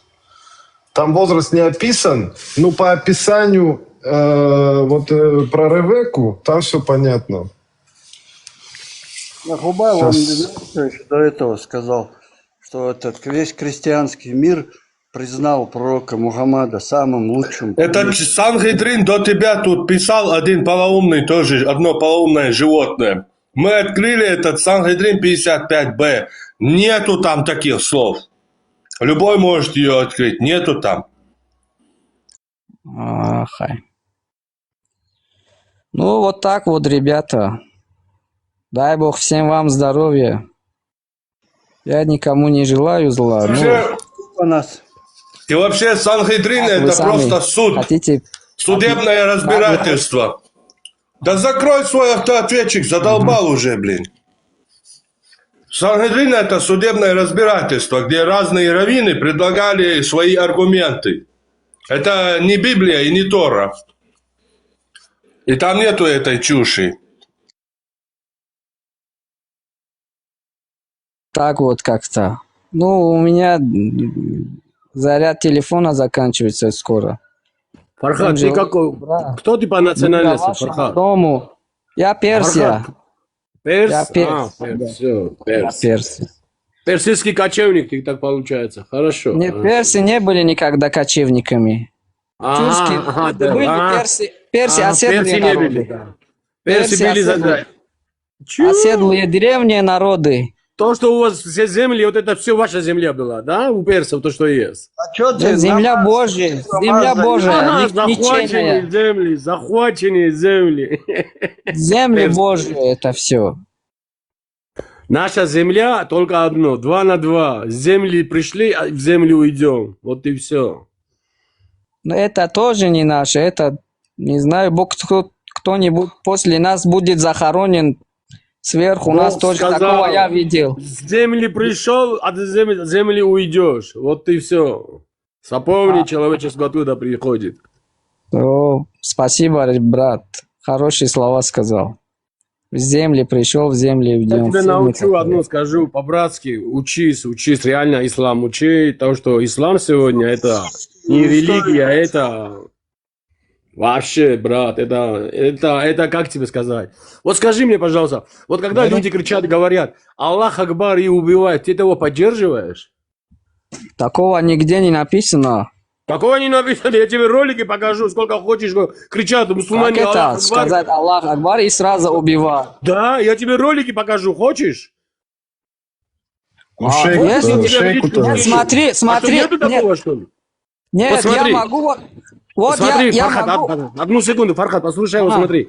Ну, девушку, я тебе ролик скину, она, короче, одевает Нет, я себя уже в тебе, пояс, я пояс знаю, ты шахида. Вот увидел. смотри, она одевает пояс шахида, она мусульманка. И, короче, Ага. она в толпу заходит мирными людьми, там дети, женщины, старики, она кричит Аллах Акбар, нажимает кнопку и взрывает себя. Ага. Что ты это скажешь? Это правильно или нет? Не, это самоубийство по исламу такое не Вот, брат, разрешено. вот об этом я и говорю. Я же Что говорю, для же я не одобряю. террорист, что для тебя террорист? Скажи мне, пожалуйста. Нет, а теперь террорист, для меня все народы террористы. Вот евреи подожди. делают Что такое, для тебя убивают детей. терроризм? Что для Брат, тебя дай терроризм? ему. Каких детей? Ну-ка, с каких детей евреи убивают? Ну-ка, поподробнее. Ты что-то спрашиваешь, но не даешь ему ответить. Повторяешь вопрос, он услышал. Да, повторяешь вопрос. Террорист, это любой может быть террористом. Вот, например, Гитлер тоже был террористом, убивал всех. Холокост сделал, против евреев было такое. А то, что Хамас сделал сейчас 7 октября, что ты думаешь про этого? Мухаммад тоже был террорист. Подожди, ты осуждаешь это, Фархад, ты осуждаешь это, то, что Гитлер там они делали, террористы? Ты осуждаешь это? Фархад! Фархад, осуждаешь ты? То, что Гитлера сделал? осуждаю. Мы в школе учимся, мы знаем, что делал Гитлер. Мы против Гитлера. Нет, тех, кто людей там убивал, были террористами, ты их осуждаешь? Гитлера, да, осуждаю. Везде ты насчет Гитлера можешь найти. В учебниках даже, везде. Хорошо, скажи, это я понял, это история. блядь. А скажи, Ага. 7 октября то, что Хамас сделал, что ты скажешь насчет этого? Ты поддерживаешь? Что сделал Хамас? Я не знаю. Хамас кто такой, я не знаю. Хамас это, короче, бойцы типа сопротивления палестинского, ну как вот так сказать, типа там, ну террористов. Ничего себе, ты Они- на какой планете живешь? Они ворвались 7 октября в Израиль, убили 1300 человек. Что ты скажешь насчет этого? Мирных Израильское людей. государство не существует, оно Фархад, самозванное. ты в каком рукаве живешь в нашей галактике? Израильское государство самозванное. Его признали несколько государств, все, больше никто не признавал. Подожди. Да, Ты же такое муха- государство ты же- не существует. Хорошо. Один Наш вопрос Аллах тогда. его признал, наш Аллах признал в Коране, этого нам брат, хватит. одну секунду, брат, секунду. Скажи, одну секунду, родной, я тебя Нашему очень Аллаху прошу, брат. нет дела у меня. Фархад, скажи мне, ты мусульманин, вот смотри, ты Коран читал. Я тебе один вопрос задам сейчас. То, что в Коране написано. Вот скажи мне, пожалуйста, ты веришь, ты, ради Бога, это твоя религия, твоя вера, мира добра тебя. Пусть Всевышний нам откроет мозги и глаза. Не нам судит, кто по какой религии живет. Бог всем нам судья, когда придет судный день. Скажи мне, когда пророк Муса разговаривал в священном горе, с Всевышним Аллахом в священном горе, Всевышний говорит ему такие слова. Иди освободи народ Израиля и приведи ту землю обетованную, которую я даровал. Авраама, Якова и Давида. А теперь я вопрос тебе задаю. Где эта земля? Вот скажи мне. Который Всевышний дал этому народу. Где эта Авраам же земля? не... Да. Это земля в Палестине, я знаю, но эта земля Авраам не еврей же он. Авраам кто был? не Не еврей является... был? Нет, Авраам Авраам не еврей? был евреем, нигде нету такого. Что с тобой, Фархад? Есть. Что с тобой? Авраам есть. не еврей. Я могу поспорить с тобой на Есть, всё, я что тебе есть. говорю, ты можешь спорить, сколько тебе влезет. В Библии есть, еврей назван, Авраам назван первым Евреи евреем. начинают Есть. свою... Нет, путь евреев начинается, Скажи, знаешь, земля, где эта Якова. земля? Оставь ты сейчас, Авраам, Якуба, еврей. Якуба. Одну секунду. Ты мне скажи, Авраам, еврей или не еврей, это не вопрос. Где эта земля? который Бог Это обещал. земля арабов, это, если ты насчет земля Авраама говоришь. Авраам это Который прямой, я обещал, это смотри, отец вот арабов. смотри, Фархад, еще раз повторяю. Который я даровал Авраама, Якова и Давида. Зураб, пожалуйста, Царство отпусти Давида, его. брат. Он такой глупый, он уже нервы, Да на нервы подожди, брат, действует. подожди, Отпусти он его, поймет, пожалуйста. что объяснить. Давай, Фархад, Зураб, скажи, где Ганнибал, эта земля? секунду. Зураб, тормози, пожалуйста. Я кое-что ему прочитаю. Это их Господь говорит. «И явился Господь Аврааму и сказал, потомству твоему отдам я землю сию». Побыстрее, Какую у меня землю? заряд Подожди. заканчивается. Побыстрее, Вот пожалуйста. твой Господь... Заряд заканчивается. Придурок, послушай, твой Господь сказал, и явился Господь Аврааму и сказал, потомству твоему отдам я землю сию. Какую землю он им дал? И что ты против этого имеешь?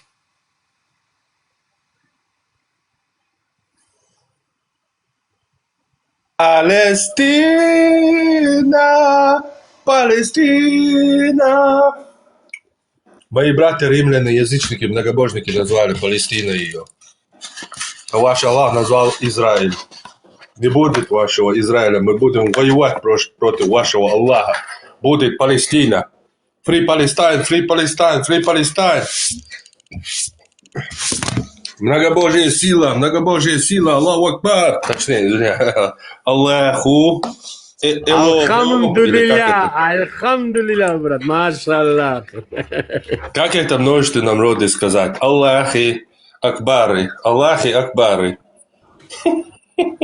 Даже тема, связанная с этим, есть, в Бытие. В этот день заключил Господь завет с Авраамом, сказав потомству твоему, даю я землю сию от реки Египетской до великой реки Ефрата. Аллаху Акбар. Да. Аллаху Акбар. Поэтому... Аллаху Акбар.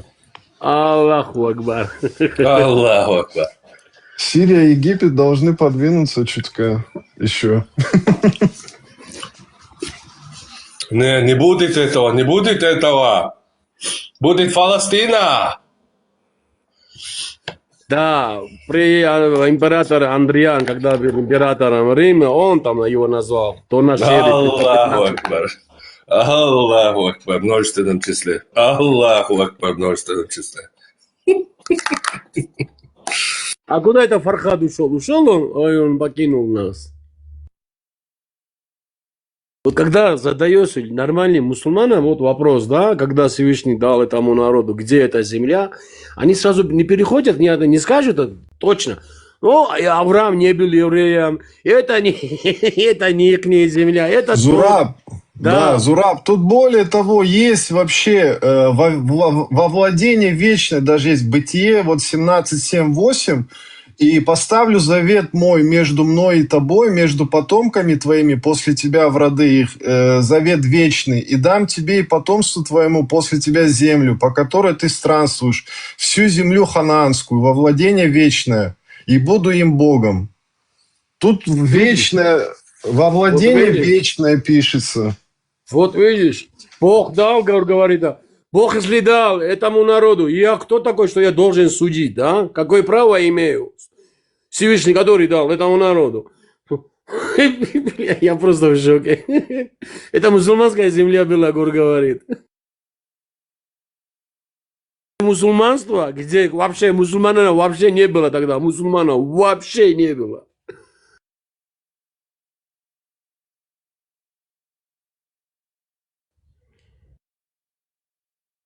Получается, критикуют своего Аллаха, который им дал землю, по их словам, если так смотреть со стороны.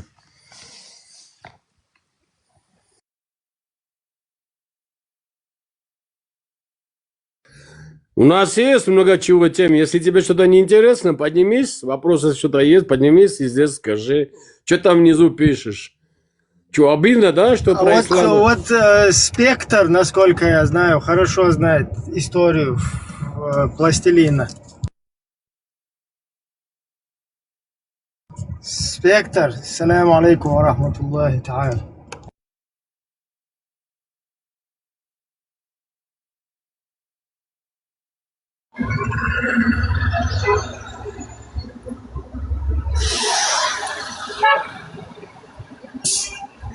Говорите, говорите, Спектр.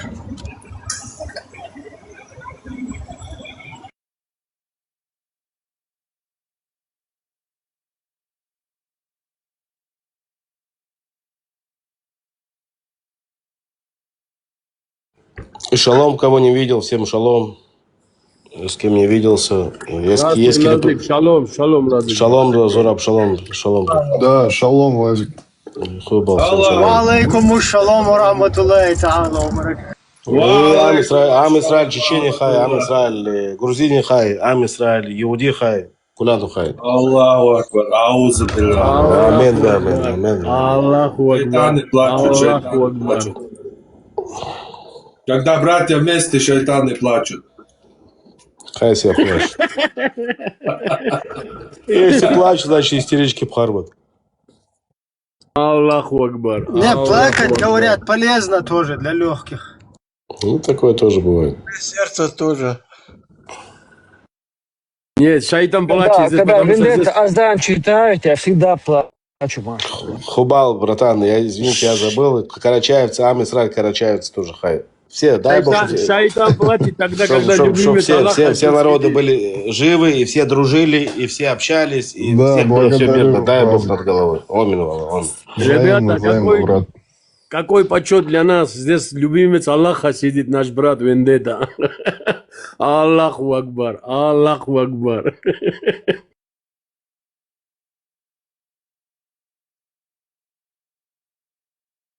Вендетта вчера под конец эфира мощный азан прочитал. Слышали вы? Не слышал, нет. Я тоже, к сожалению, не Слушай, слышал. уже засыпал, он шикарный был. Один из лучших, я бы сказал. Жаль, иман бы поднял нам. Самый лучший азан. 100%. Любимец Аллаха, наш брат Вендетта. Аллаху акбар, Аллах акбар. Не, ну ведь это там в последнее время, наверное, голос там просто простыл или что-то такое, да, как бы, ну, такое, знаешь, что-то не то получается. Кстати, что с этой Леной так и произошло? Вы к какому-нибудь заключению пришли там обоюдному? Как я понял, что Лена, она занимается миссионерством, но миссионерство какого-то христианства, как там полухристианства, полуислама, ну, как бы, как ислама, якобы ислам, видит того, что она, ну, знаю, ну, и у нее, она единобожница, а проповедовала христианство, по-моему, ну, как я это все слышал. Но при этом называет себя мусульманкой. Это вообще феномен какой-то. Она меня сегодня весь мозг вынесла своим вот этим вот, своей зигзаговой акидой. То туда, то сюда, то туда, то... Ни одного вообще, ни аят не принимает, ни хадис, свои какие-то переводы у нее, толкования. Короче, мозгокомпассировка. Ибраим, этого спека скинь, он это что-то там пишет, а разговаривать не хочет. Специально место занимает, чтобы другие не поднимались там. Так, все, спикер пошел чуть-чуть потапать, нам поддержку сделать. Заранее благодарим. Так, принимаем Да, это уже слетел, что ли? Шадат какой-то АГ.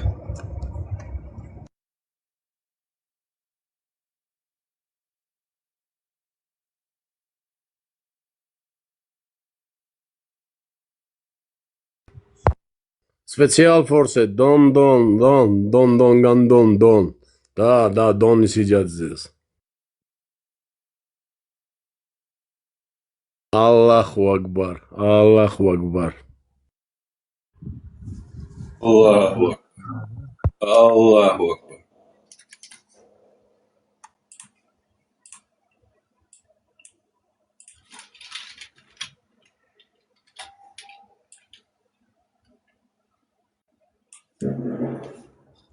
У меня эфир это не показывает. Целый день листаю ТикТок. Эти кружки, короче, пропали. Сообщения захожу, не показывает. Еле-еле, короче, через Телеграм, через тернии волчты, короче, пробился сюда.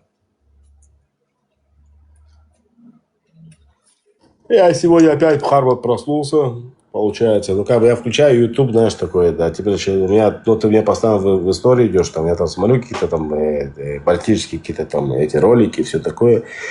И просыпаюсь, блин, под свой голос, елки-палки. Это тогда, когда я был у тебя на эфире, и там я что-то говорил, короче. И прям в ту минуту и секунду, когда вот мне надо вставать на работу.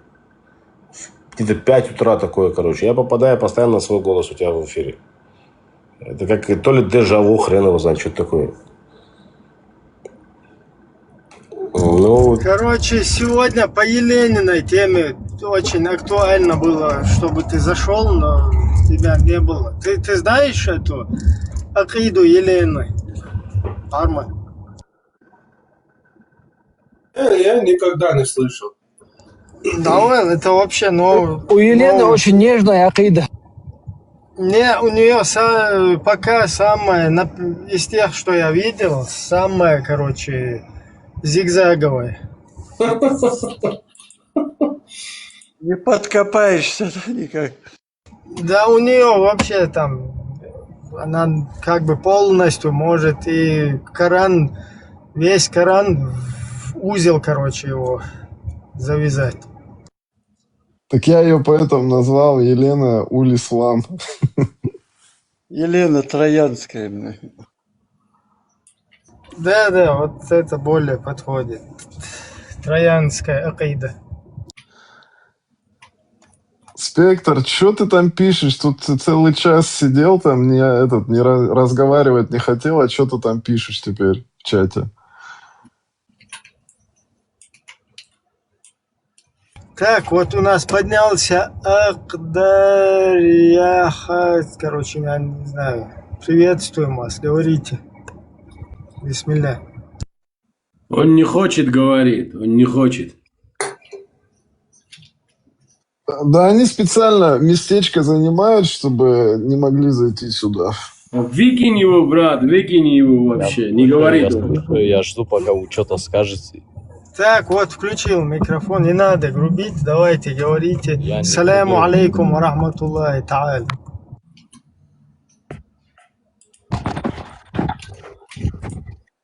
Давай, ближе к делу, пацаны. Ва алейкум ассалам, мааруллах. Прометей, как ты меня надоел же, бля. Зачем? Я ж тебе не лезу. Да, как не зайду, ты всегда вот это вот говоришь. А вы знаете, что это самое? Вы мусульманин? Вы мусульманин, альхамдулилля. Альхамдулилля, мусульманин.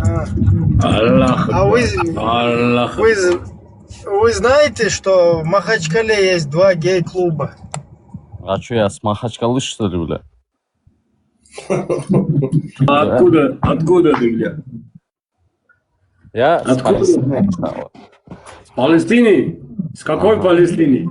Который с Дербента? Андриян тебе дал. Андриян тебе дал. А мой Палестина, где Израиль ломает таких, как ты, чудовищ, бля. А чего ты не смеши мои носки, а? Поэтому плачете, да? Израиль нас убивает. Помогите. Прячетесь в бункере, как крысы, да? Поэтому, да? Палестайн. В чем крысы, блядь, ты дурак, что ли? Я тебе не оскорблял, блядь, во-первых. За словами следи, блядь, я тебе кишки вырву, блядь, шайтан. Аккуратно, сейчас блокнут нас. И так уже здесь накидали. Так, ладно, давайте какую-нибудь тему, это самое. Вы поддерживаете Палестину, вот, Ибрах, ты вчера вроде против христиан шел, не? Как? Против чего? Ты же против христианин вчера шел, не? В эфире. Ну, против христиан, как против христиан? У меня нету проблемы с христианами. Твоим язычком ты писал, бля, говорил то, что они вот такие сики, а сейчас что ты переобулся? Ну, как бы провокатор. Нет, смотри, подождите, Я как есть говорю. Подожди, если будешь грубить, то спустишься туда вниз, тапать язычком, там, язычком. Спускай, что ты тогда? Чё ты? Да, нормально. Либо ты нормально ведешь какой-то разговор, да, либо Я ты... нормальный разговор веду. Ты же вчера вообще по-другому говорил. Сейчас Не, вообще... язычком у вас, я знаю, понимаю, что у вас так нормально, там, язычком, не язычком, эта тема. У меня это не нормально. Поэтому тебе говорю, что в приемлемом формате... Не обращай внимания, брат. Да ладно. Да, в приемлемом формате ведешь дискуссию. Ты поддерживаешь Палестину? Поддерживаю, конечно, это. Красавчик. Окей. Ты вот поддерживаешь Палестину. Они правильно делают джихад там против евреев? Конечно.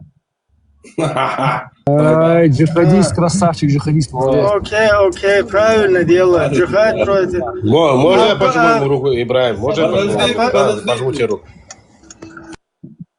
Подождите.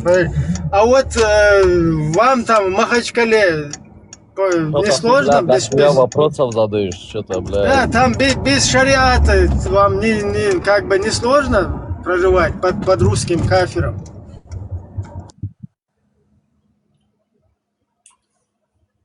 Под русским кафиром, говорю, живется приятно там? Условия какие? Мы живем под их крахом. Может, они готовятся джихад делать против русских? Они уже русских в турбинах начали искать. Подожди. Как ты говоришь против русских?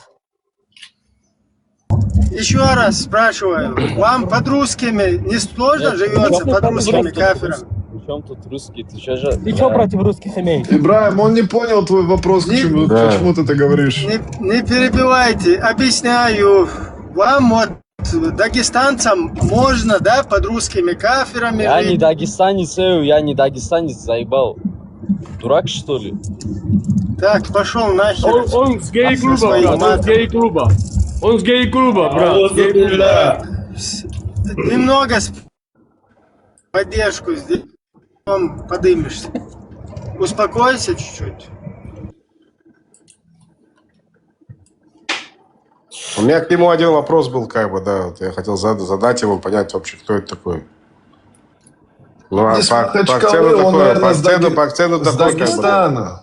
С Дагестана, но не Махачкалы. Ну, 100% не гетеросексуал, Нет, правильно? у него был казахский акцент, ребята, здравствуйте всем.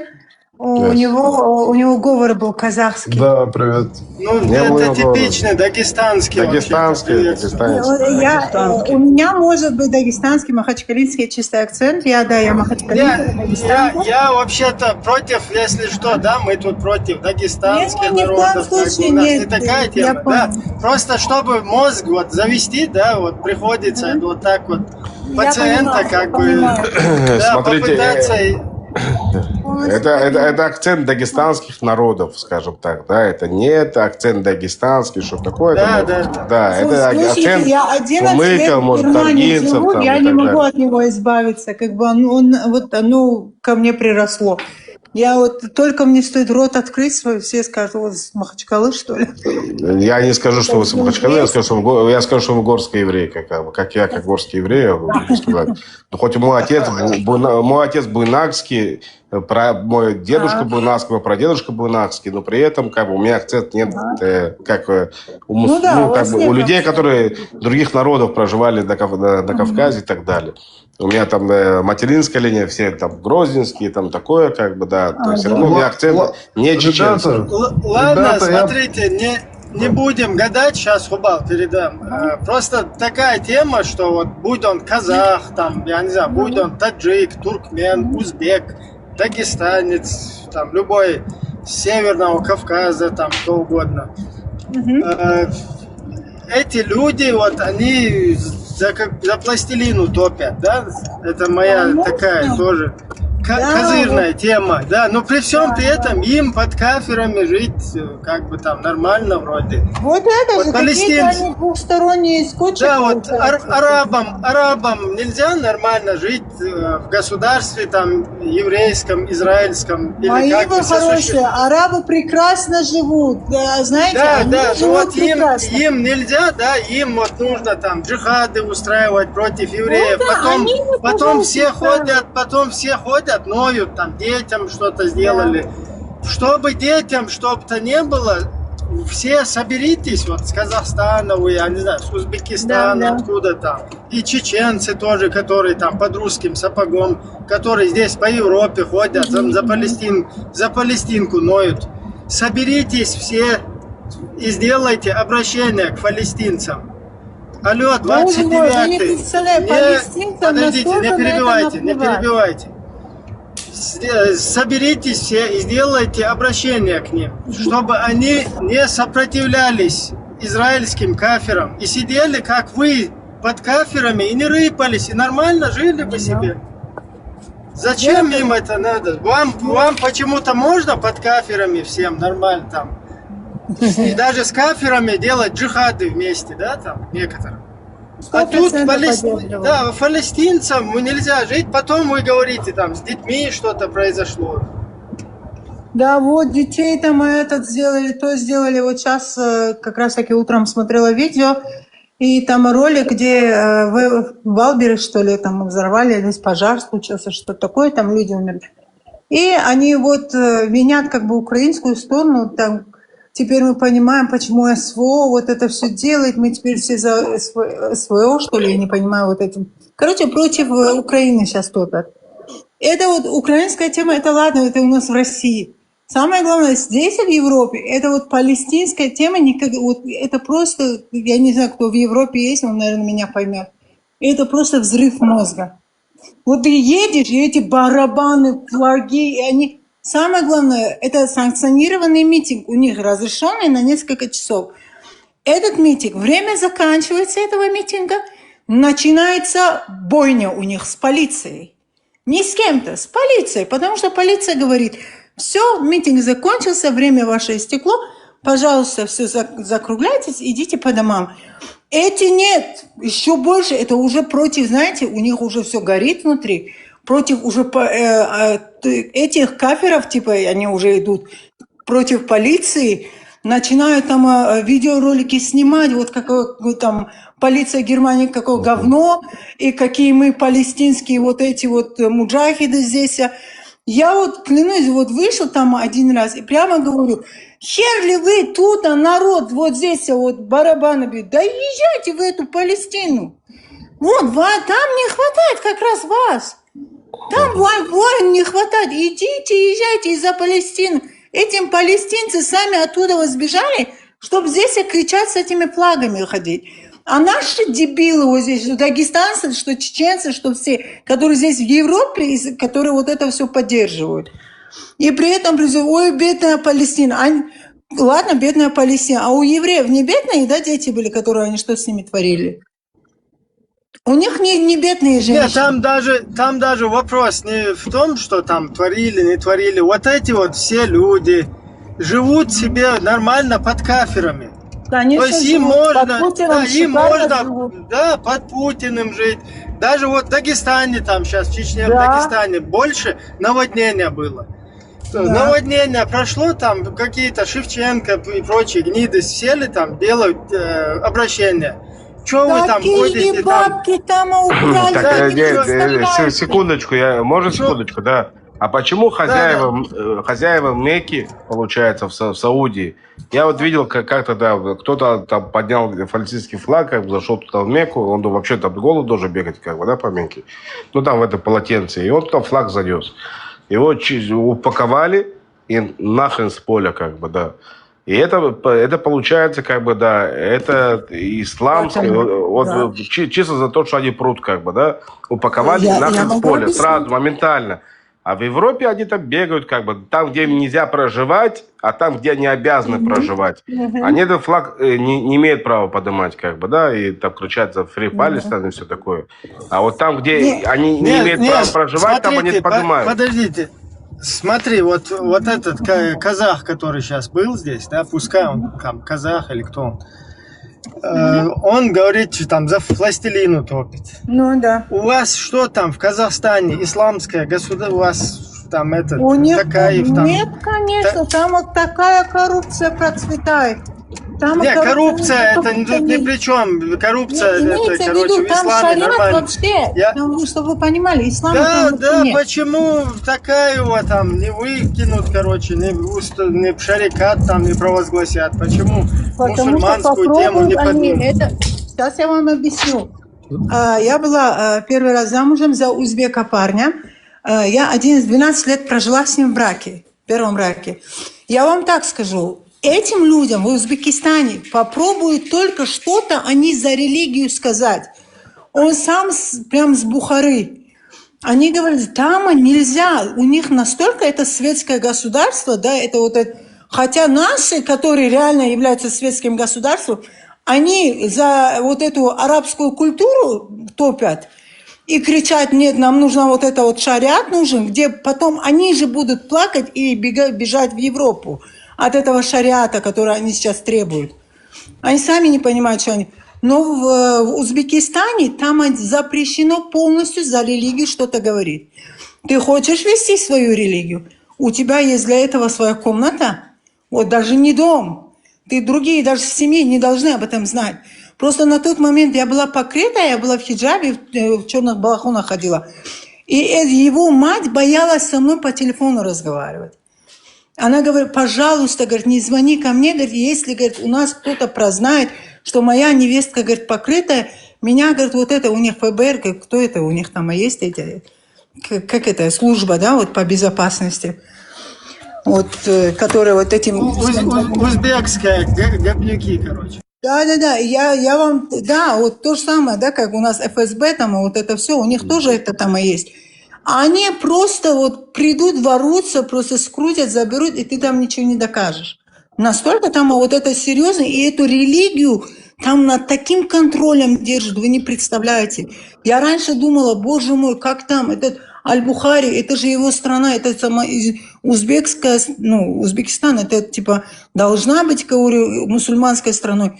Не, ни в коем случае, потому что они прознали, что не дай Бог туда ислам зайдет и дать этому исламу волю, что будет там. Какой там будет ад после этого всего. Я сейчас недавно общался с одним антисемитом. Здравствуйте. Добрый вечер. Ави Шалом. Секундочку, договорю, только мысль донесу, как бы, да, вот по поводу сказанного. Твоего позволения, да, Ави, секундочку, да. Извини, пожалуйста.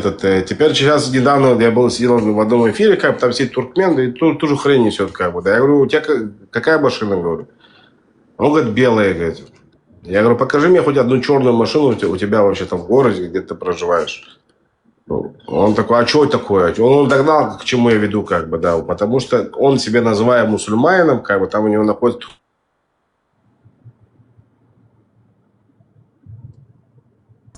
Тебя не слышно. Да, сейчас слышно, нормально. Короче, я хочу подписаться, сейчас лазер яйца, потом со своей машины. И он даже не может ездить на черной машине, как бы, к этому я веду, да? Хорошо. Какой ислам, о чем разговор вообще? Я подписываюсь под каждым словом той женщины, я там сам тоже с Узбекистана, Каримов там порвал их всех, Мирзиёев сейчас то же самое, и Илям, этот есть же, как его, душанбинский президент, не дает легализации, там вот эти, чтобы выходили с Аллах Акбаром, они их порвут там всех. Поэтому конечно, там просто там ужас, что творится, и они правильно поэтому они все убежали, а сели здесь в ТикТоке, открывают свой рот. Там они, если рот откроют, им сразу срок 15 лет. Да, сразу срок. В обоих государствах сразу срок 15 лет. Там не будут спрашивать суд, ну такого нету. Там нельзя. Да, там всем добрый вечер. Вот я бы хотел я был в сказать Самарканде, так, секундочку, можно? Я был в Самарканде, там можно спросить, за пластилину, За пластилин Порвут, там можно? порвут, Не разрешают. Вы что, вообще не разрешают? Какая Палестина, какой арабу? Там ни одного человека я не видел, чтобы ходил с бородой. Нету Вообще такого. нет. Попробуй ты бороду отпусти, попробуй ты что-нибудь такое сказать, тебе сразу 15 лет. Там спрашивать сосед даже твой не тебя будут. сдаст. Сосед Да, сам сдаст. спрашивать тебя не будут. А знаете почему? Знаете, почему это все началось? У Каримова была жена русская. И когда в 90-х годах стали нападки, если вы помните, в Андижане была захвачена тюрьма, и потом людей расстреливали, то есть распустили бандитов, они захватили оружейку, ну весь мир об этом знал. Да, я смотрел. Что он сказал Бушу, Каримов, вы помните? Он сказал: я мусульманин, я знаю, как со своим народом разговаривать, ты мне не учи застегивать рубашку, я сам застегну ее. Он всех расстрелял, всех поймал, позвонил в Казахстан, Киргизу сказал: они убежали, мы с вами, братья, да сдайте мне их. Я не хочу иметь. Все сдали, он всех расстрелял. Человек 40 их было. И узбеки до сих пор живут. Да, и потом он всех так ежовые рукавицы взял, что обалдеть можно. И сегодня его дело продолжается. Согласись, правильно. Кстати, КГБшником был вот этот Мирзиёев у него, который сейчас президентом. И в Туркмении то же самое не дают. Вот эти три государства, они разорвут. Они не хотят за ислам. Именно ислам. Именно да, там именно за арабизацию, 100%. Я хотел бы вам сказать одну вещь. Вот еще раз здравствуйте, добрый вечер. Дело в том, что если вы замечаете, не замечаете, по всему миру, как вы говорите, в Европе и вообще, если посмотреть на другие страны, идет очень большие вливания средств, денег в эту в палестинскую тему и вообще радикализация ислама, то, что касается ислама. Это делается все, я думаю, достаточно спецом для того, чтобы своего рода, как бы правильно сказать, что они тем самым пытаются поменять демографию мира и управлять этим всем. Конечно, продажа оружия – это же первое место. Дело не только за продажу оружия. Допустим, в Европу вливаются деньги с того же Катара, который с теми же самыми американцами в хороших. Тот же самый Катар вкладывается во все институты американские. То, что касается, там сейчас идет большой антисемитизм. Да не только антисемитизм.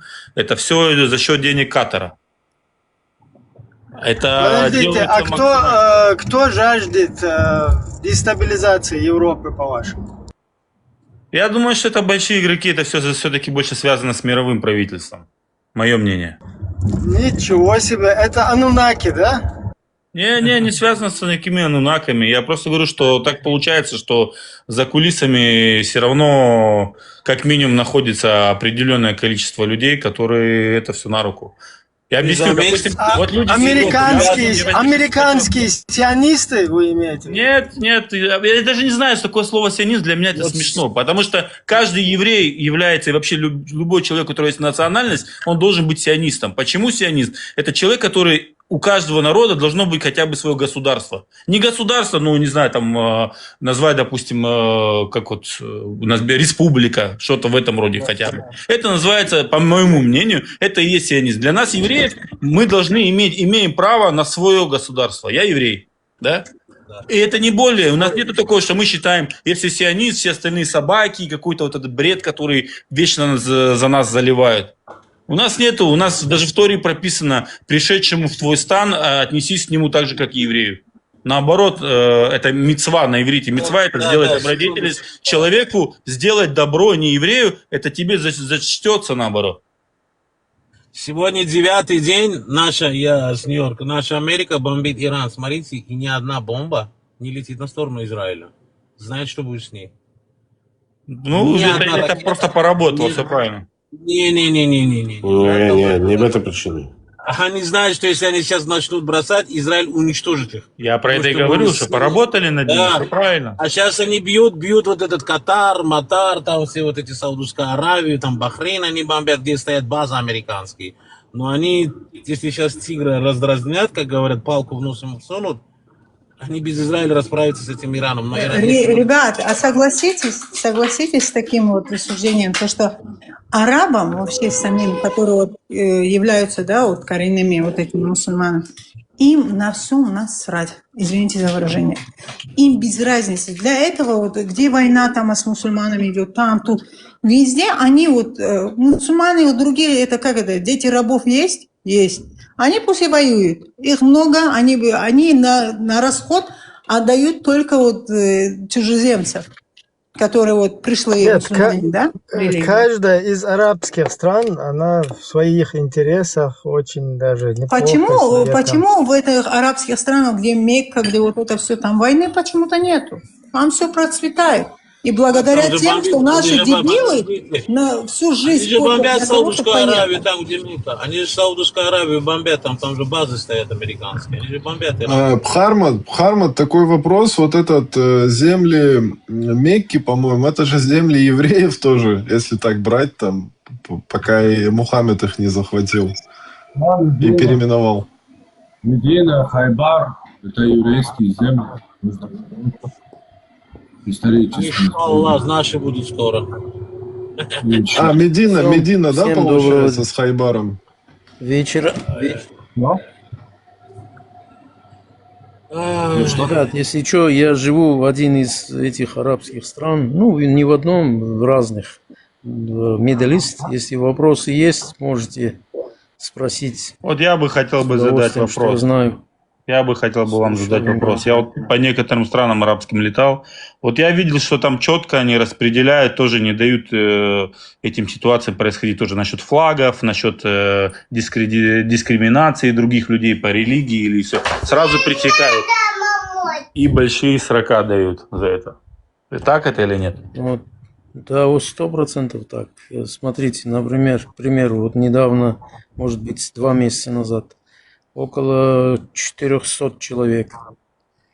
До этого, может, 2 или 3 года назад, больше 1000 человек.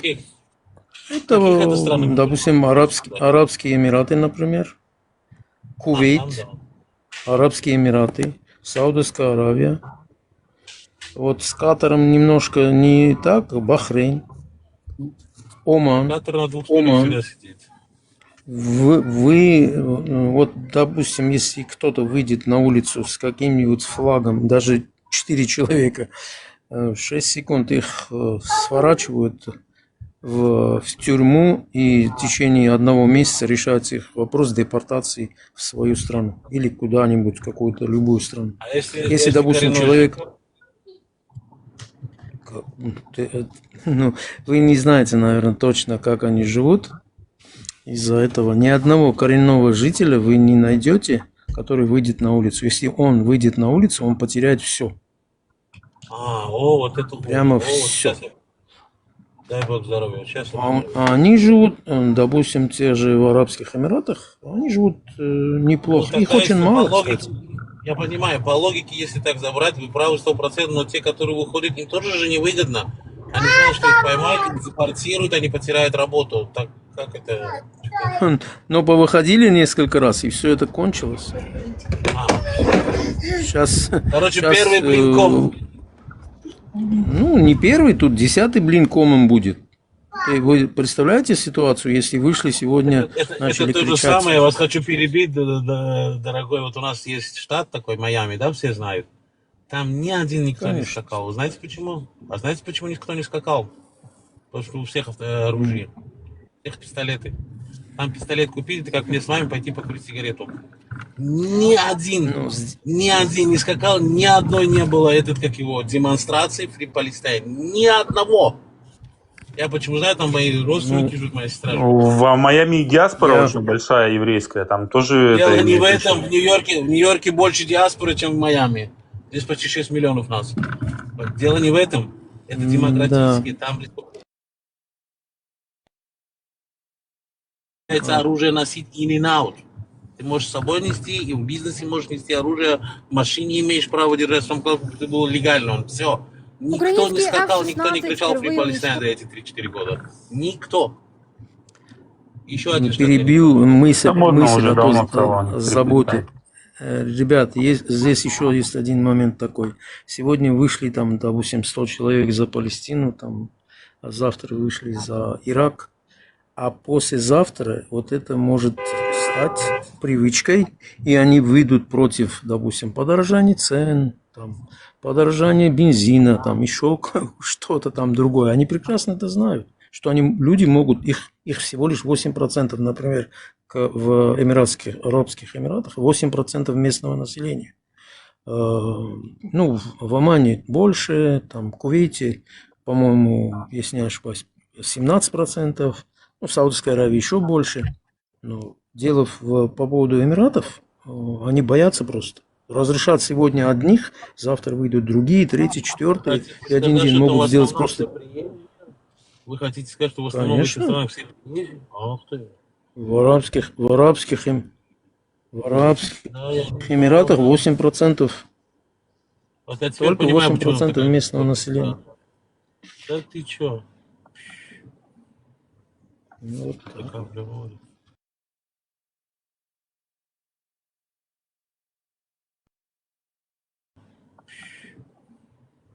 Ну, вот Такая природа. Я не араб. Ну, живешь там, да, в арабских странах? Да, более 30 лет. Больше, чем 30 лет в этих краях. И что, вот, какое впечатление там за вот эти 30 лет? Что ты вот изнутри там видишь? Это хорошая культура там? Да много чего можно сказать хорошего, есть много чего плохого, как и везде. Я имею в виду про Эмираты и про Кувейт, например, где я больше всего бываю, и Оман. Очень много хорошего, очень много плохого. Дело в том, что построили и сделали все не сами они, а приезжие. Тот же Эмират, вот то, что все вы по телевизору все, что видите, Нету, да. это Деньги есть, возьмите любую компанию, Emirates, я не знаю, капитализация сколько Emirates сейчас, может быть, триллион уже. Там все руководящие посты занимают не местные. Есть немец, есть англичанин, есть индус. Любую компанию, нефтяные компании. Там нефтяные вообще там англичане, 51% акций у них в руках. Все, любую большую компанию, вы там увидите руководящий ЦО, там однозначно европейцы, индусы. Все, что построили не местные. Все, практически все. Ну, дали возможность, например... Да, их деньги, дали, вам всегда это говорил, да. Ну, когда-то было, знаете, какая ситуация была когда-то? Вот, допустим, 2000-е годы, там, любые суммы, которые бы переводились на твой счет, личные, компании, ни одного вопроса не было. После вот этого кризиса, 7-8 год, по-моему, с 9-го, с 10-го началось. Как только деньги попали тебе на счет, вопрос, откуда взялись эти деньги? Ты должен отчитаться. Но уже они построили все практически. 90%, может 80% было уже построено за черные деньги. Еще будут строить, братка, там тоже будет все нормально. Не, сейчас строят. Это просто, например, Эмираты уже варятся в своем соку. Уже народу столько не местного. Я был там очень красиво. Так все сделано по уму, все. Но ты не был на окраине. Ты не был на окраине.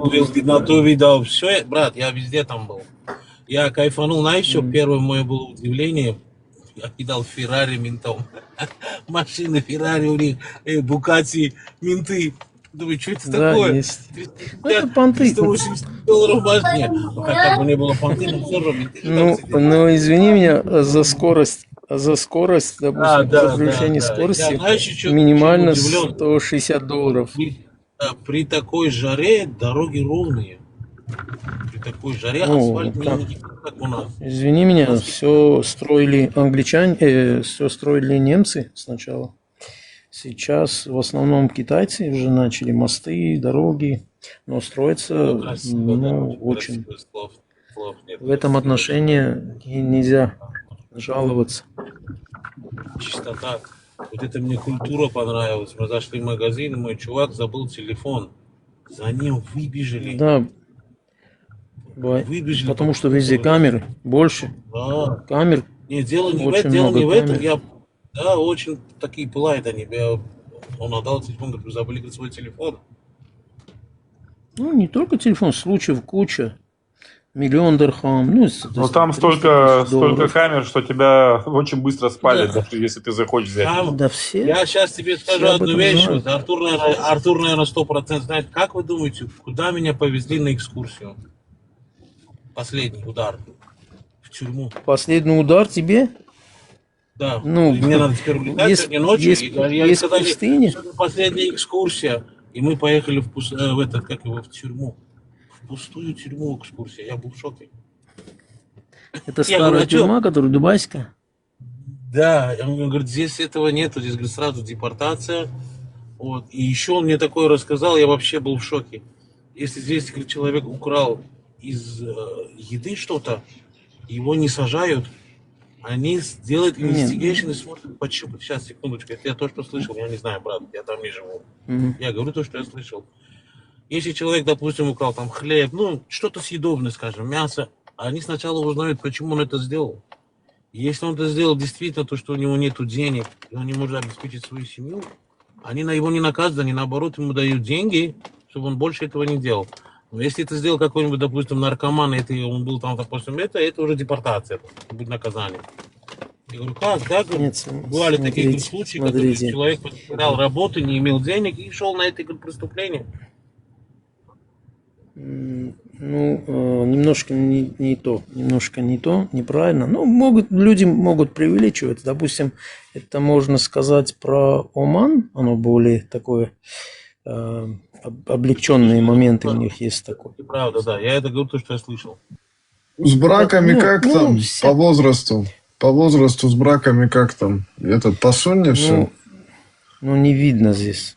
Видно, что там 3 жены, там, допустим, идут вместе. Не, я говорю, по сунне, там 9 лет, да.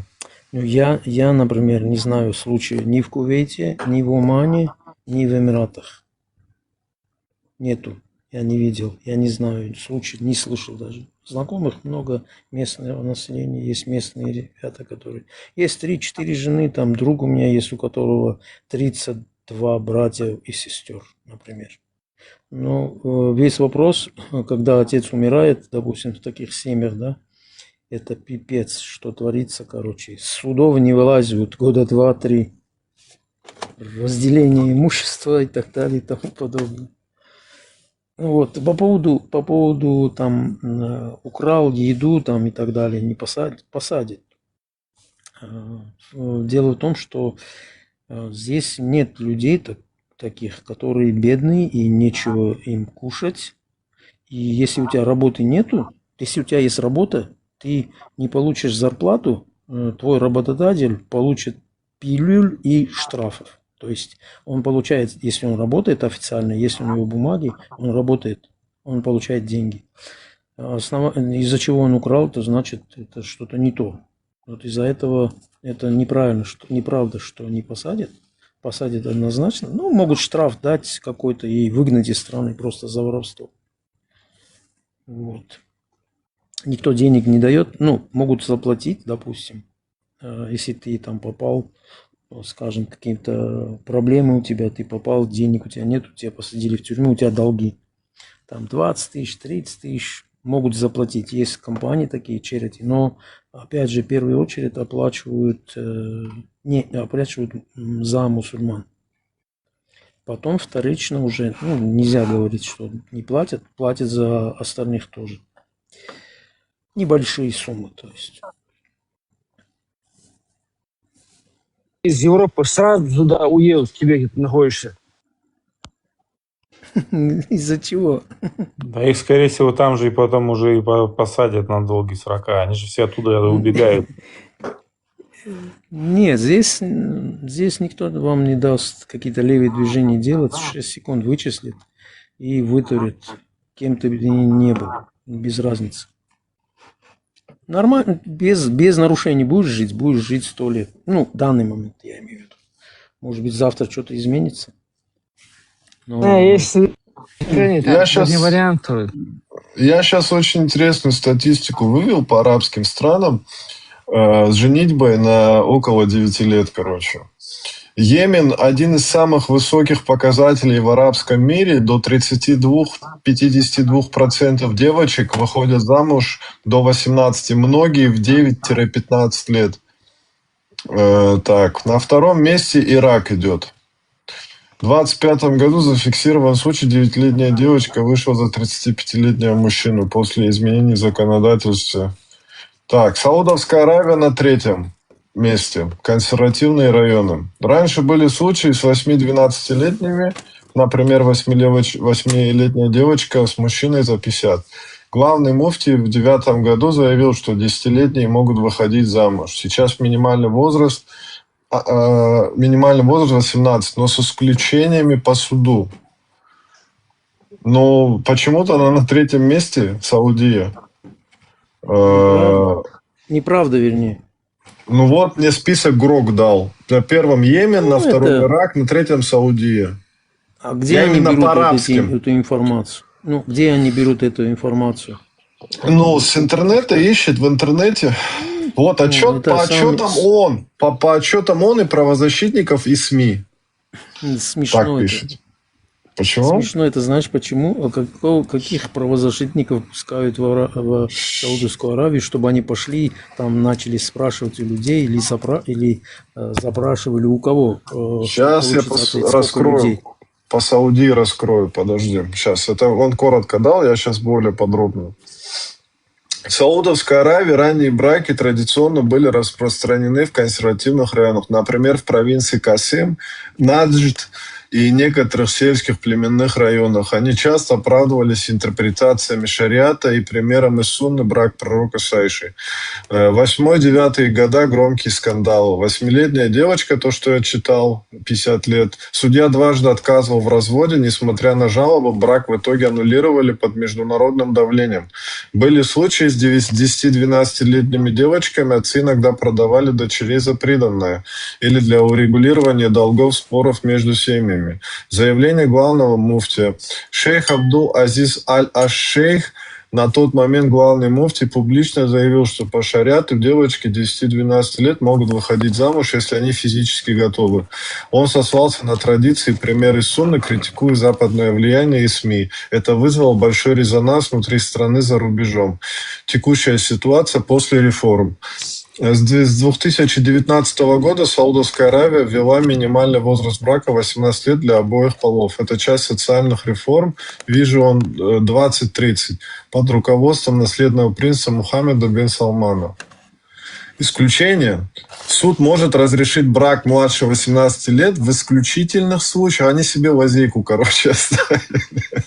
Например, если есть польза для девушки или по шариатским основаниям требуется одобрение специализированного суда, оценка зрелости и согласия. На практике в консервативных районах ранние браки все еще встречаются, но реже и скрытнее, Официальная статистика показывает снижение, но полных данных нет. Многие браки заключаются по племенным обычаям без регистрации. Вот. Вот и все сказано этим, что регистрируются и забирают жен без регистрации.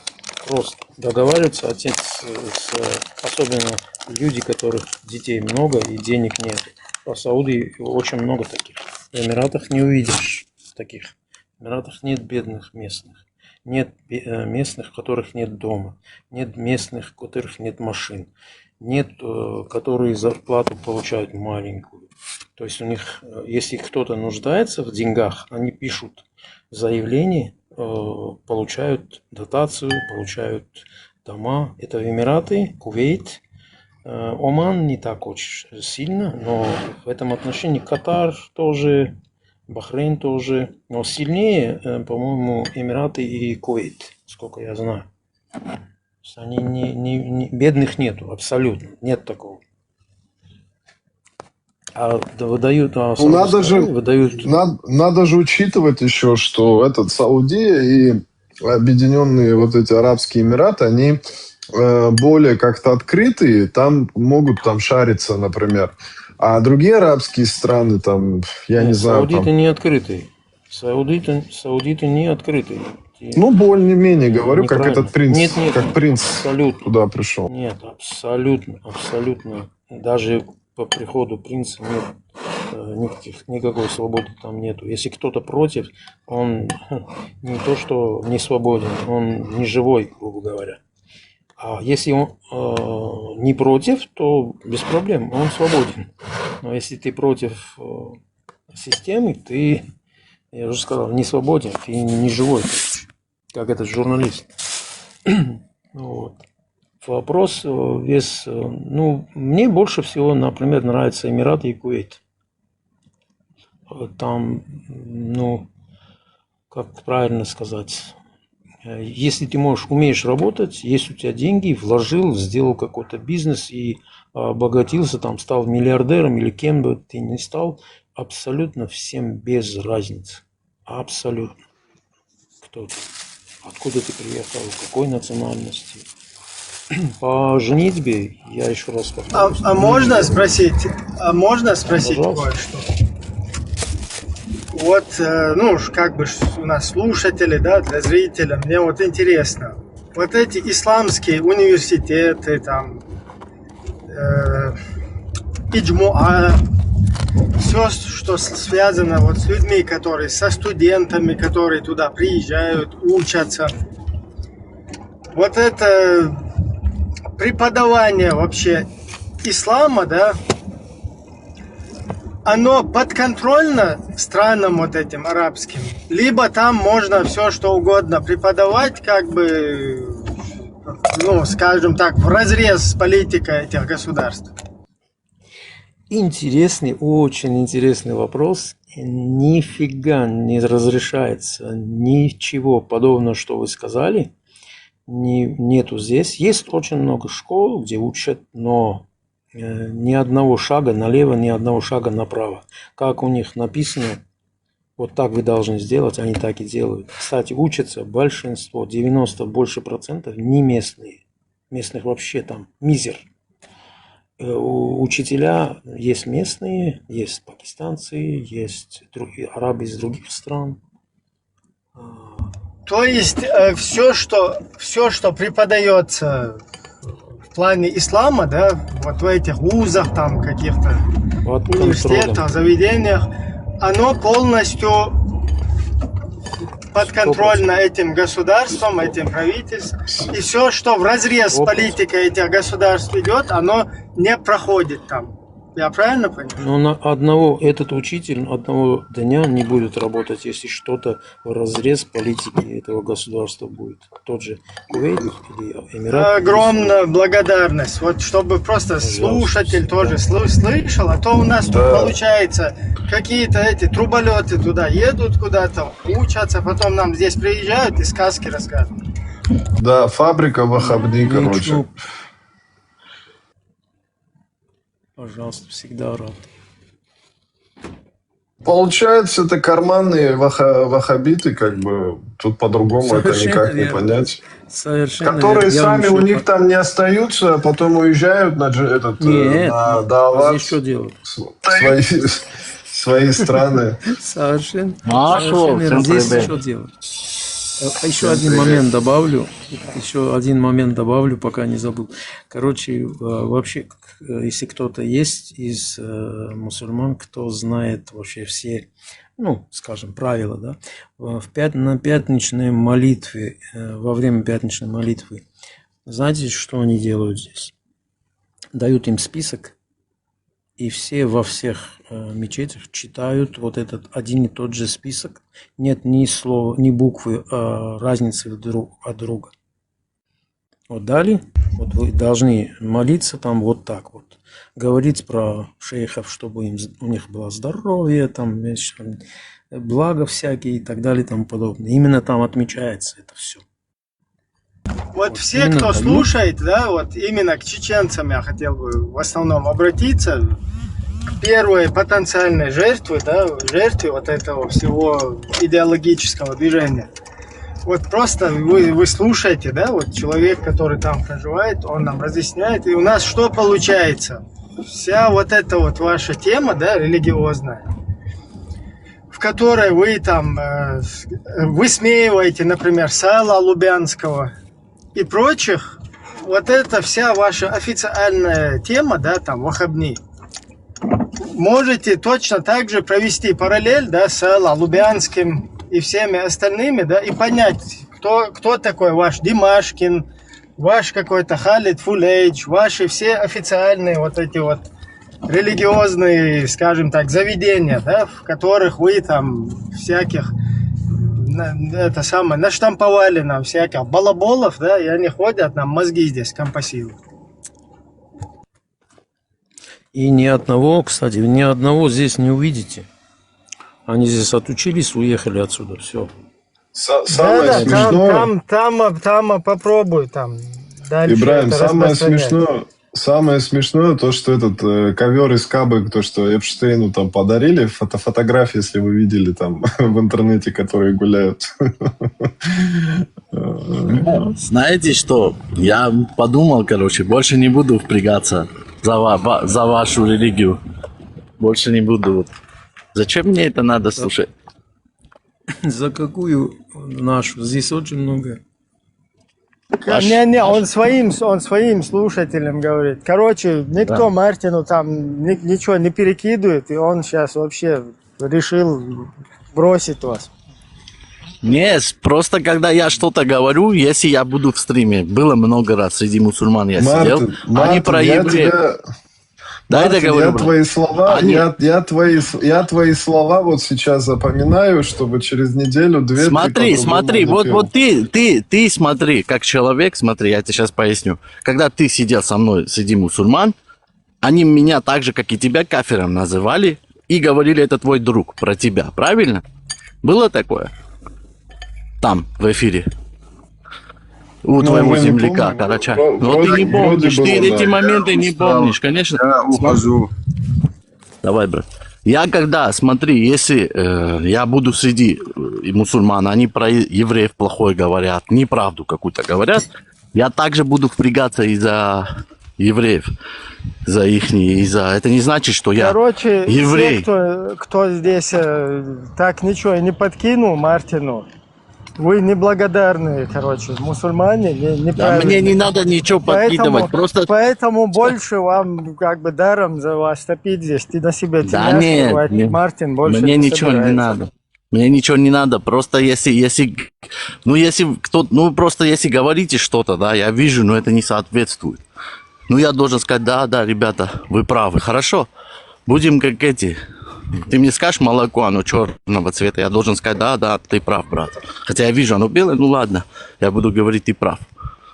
Вот так надо тут себя вести, чтобы вы вот... А вот как ты насчет вот этого там прокомментировал бы, да, вот та тема, которую я сейчас спрашивал у представителя, который 30 лет живет в этих странах, то есть вот это, где штампуют вот этих всяких балаболов религиозных, ты считаешь, что это политика вот я этих тебе вот скажу, низов, вот этих, подожди, вот этой исламской пропагандистской там системы, она идет вразрез, что ли? Ты думаешь, что я тебе скажу насчет этого тебе скажу.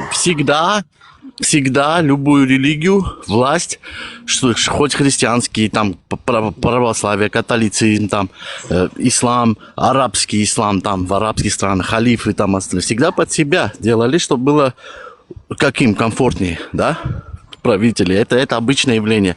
Эти всякие течения исламские, христианские, там. Всегда какая-то власть, которая управляет, она под себя делает, чтобы было ей удобно. Поэтому все, кто несправедливо наезжал на Саала Лубянского, вот слушатели там, вы всякие ваххабиты, там, ваххабиоры, которые... Все, кто против Саала Лубянского что-то говорит, можете, Так, кто это там? Можете полностью там, я не знаю, перекреститься, все что угодно сделать там, где вы находитесь, да? И вот это вот принять то, что ваши Ашкины, это точно такие же, Саала и Лубянский. Ничем не отличающиеся. Я здесь был в мечети один раз, вот у меня, я тебе рассказывал, там один чеченец меня позвал. Просто позвал, послушай. В принципе, не имеет значения какой-то религии, прийти послушать ты можешь. хоть ты христианин, хоть ты кто. Я слушал, честно скажу, разницы между православным учением и исламом, вот этого имама, то, что он рассказывал, я не почувствовал разницы. Он все то же самое. Ко всем с уважением. Приглашайте как бы в гости, по-хорошему преподносите ислам, чтобы вот они видели, что это хорошая религия, чтобы, ну, вот такое было. Такого плана.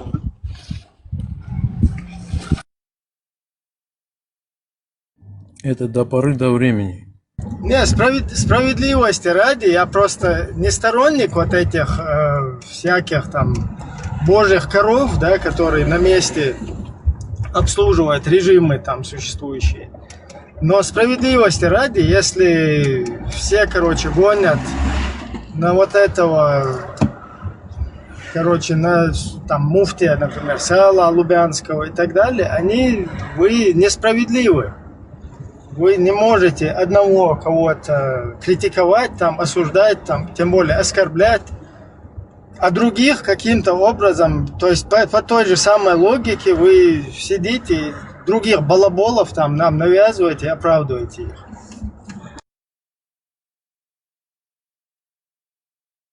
Других таких же балаболов, подчеркну, которые обслуживают режимы. Как Мартин сказал, да, все вот эти божьи коровы, они обслуживают режимы, в которых проживают. Поэтому не, а что, подожди, а что ты? Не надо нам, да, поэтому не надо нам тут рассказывать там какой-то ваш какой-то, этот правильный, у вас это, у тех не это. У вас у всех балаболы. Смотри, а что в арабских странах, допустим, ислам, там свой, что халиф только там араб должен быть, и еще свои как бы темы были, да? Тех же турков же они не признавали халифами султанов. Каждый под свой этот старается, это обычное явление, но там и ислам есть обычный, как бы примерно, да, как он должен быть. Этот Мартин, ваши католикозы, они тоже обслуживают там в Армении? Ну да, наш католикос, он больше поддерживает старую власть. Вот, ну, с 90-х. Он еще с того времени есть католикос. Подожди, а как он может тогда? Значит, ваш какой-то нестандартный католикос. Не, ну у него поэтому сейчас там проблемы Подожди, есть. Действующую власть он не обслуживает, ты говоришь, да? Не, ну не то, что обслуживает, он должен считаться, но все равно там у него есть разногласия с ними, да, сейчас. Если ты почитаешь про последние события, тоже были. Это уже другая, значит, система, потому что тут мы абсолютно понимаем, что никакого разногласия не может быть, понимаешь? Вообще ни на сантиметр от курса государственного. Ну, Армения, она более такая, там свобода слова, все такое, ну, немножко отличается. Ну, значит, я поэтому тебе и говорю, ты же сам как бы пример привел, это везде одинаково. Значит, не одинаково везде. Ну, плюс-минус, понятно, одинаково не может быть, но плюс-минус везде. Ну, а как ты думал, что в стране будет какое-то религиозное движение, которое будет никак не связано с государством? Ты так себе представлял? Такой только Иисус, там пророки были, и то, что с ними стало. Я как раз таки ничего не представляю. Я как раз таки понимаю, что в диктаторских режимах, где тем более там религия, она влияет на государство, то 100% вот эти вот религиозные божьи коровы, они полностью соответствуют соответствуют запросам этого государства. И ни на йоту, короче, они не могут... Возьми древних пророков, да, например, там, Иисуса остальных. Никто, апостолы Иисуса Христа, ученики, никто, например, своей смертью чисто вот так вот нормально, один только апостол из 12 выжил. И то там старостью куда-то там ушел, там жил и до старости дожил. Остальные все или посадили. Я просто к чему эту тему? Тут у нас какая-то несправедливость происходит, потому что одних этих попов, короче, начинают гнобить, короче, это там Саала Лубянский, там 5-10. какой-то не такой, он неправильные вещи какие-то, скажем так, проповедует. А эти вот какие-то там самые-самые истинные. Алло, подождите, тут у нас что-то не сходится. Почему? Потому что вот в этих режимах там нельзя противоречить закону и курсу вообще государственному. В какой стране нельзя противоречить? Такого нигде нету. Ни в одной, ни в Европе, ни в самых демократичных странах. Там Еще раз. В Европе, в каких-то этих странах, где религия не влияет на государство и занимается своим каким-то духовным там делом, да, там, скажем так, лечит. Не мешает власти, если... Да, лечит людям, их вот это там нравственное, моральное, духовное состояние. Там понятно, что никто не будет, и никому это там вообще без разницы. Но в системах, где полная диктатура, да, там, уж извините, там по-другому это работает. Ибрагим, можно добавить? Мартин, ты из Армении, да, по-моему? Да, родом из Армении, да. Ибрагим, ты Нохчи, да? Да, Ибрагим. я чеченец. Ибрагим, смотрите, вот сейчас Мартин говорит, в любой стране нельзя идти против системы, скажем. Мартин, ты так сказал, правильно? Ну, не то, что нельзя. Я с ним не согласен. Мартин просто, видимо, в других странах не был, он только живет в диктаторстве. Не, я говорю, Подожди, Мартин, в свободных странах ты не жил, поэтому тебе вот как раз это хотим объяснить. Артур говорит. Вот я это и хотел сказать, допустим, Ибрагим, если кто-то, ты знаешь, я смотрел вот про Армению, допустим, да, там вот эти все там, я не знаю, кто Пашинян, он хороший, плохой, это вам, армянам нужно, Армении нужно решить, народу Армении. Но то, что он делает с этими олигархами, которые пришли откуда-то, и просто несмотря, что хотят армяне, они хотели решить вопрос, что хотят другие. Не армяне, которые живут на этой земле, а другие люди, которым эта Армения нужна. Вот он кого-то посадил, там кто-то кого-то там не разрешил вылететь и так далее. Представьте себе, Ибрагим, сейчас ситуацию такую же в Чечне. Кто-то против Ты Чечня, Россия большая, ты не сравнивай. 3-миллионную страну и 140. Я же не Россию. Чечня это Россия. Это Россия. Ну, это что, нельзя международное сообщество. Мартин, а ты можешь приехать в Чечню и жить по законам России? Вот. Да. Ну, ты против Кадырова. Подожди, он говорит правильно, потому что Чеченская республика в настоящий момент самая бесправная. Поэтому он в этом плане приводит пример. Ты не можешь, нет, там находится, секундочку, да, я доскажу свою мысль, я извиняюсь, что я перебил кого-то. Чечня это самая воинственная республика, которая была на всем постсоветском пространстве, как бы против, ее не хотели отпускать, скажем так, когда вот всех отпускали с какими-то договоренностями. В принципе, тот же Совок и остался, как бы, да, на тот момент. Там были какие-то договоренности, как бы мы якобы сейчас строим демократию, как бы все такое. Ты идешь туда, ты будешь отдельно, нет проблем, вас отпускаем. Но при этом вы к нам привязаны, как бы. Это под столом было договорено. Чечня с этим не согласилась. Теперь в данном случае, как сегодня Чечня живет, она, получается, есть сегодня лидер Чечни. Не сегодня, это тот лидер был, который... Этот не лидер вообще никак, ни в коем случае, как бы там... Нельзя его воспринимать его как лидера. Но тот якобы человек, который был Ахмад, который он якобы возглавил лидерство и так далее. Все. И он продался. Это простым языком можно сказать, что продался. Это ежу понятно, что он продался. Опять же, продался. Почему продался? Он говорит, я, продаюсь, нет проблем, но этот народ, я знаю, как с этим народом работать. Я знаю, как там мыслить и что с ними делать так, чтобы они больше не шли против российской власти и так далее. И все, что происходило в Чечне. Но ты при этом, вот сегодня, ты не можешь приехать в Чечню и вести себя так, как ты будешь себя вести там, я не знаю, там, в Москве, где там армяне проживают, допустим, да, вот ты армянин, я не против армян говорю, там, Сочи, скажем так, ты не сможешь так себя вести в Чечне. Зачем просто так говоришь, Мартин? В Сочи тоже ты не сможешь себя вести так, как в Москве, есть договоренные свои законы, свои правила, как внутренние правила и законы. Это к России вообще никак не касается, никак не относится. Это было договорено изначально. Эта республика, да, относится к Российской Федерации, но законы, внутренние законы, как вести себя с этим народом, конкретно с этим народом, определяет тот, кто там властвует. Ну, сегодня якобы Кадыров, но опять же с позволения Всевышнего Путина, скажем так.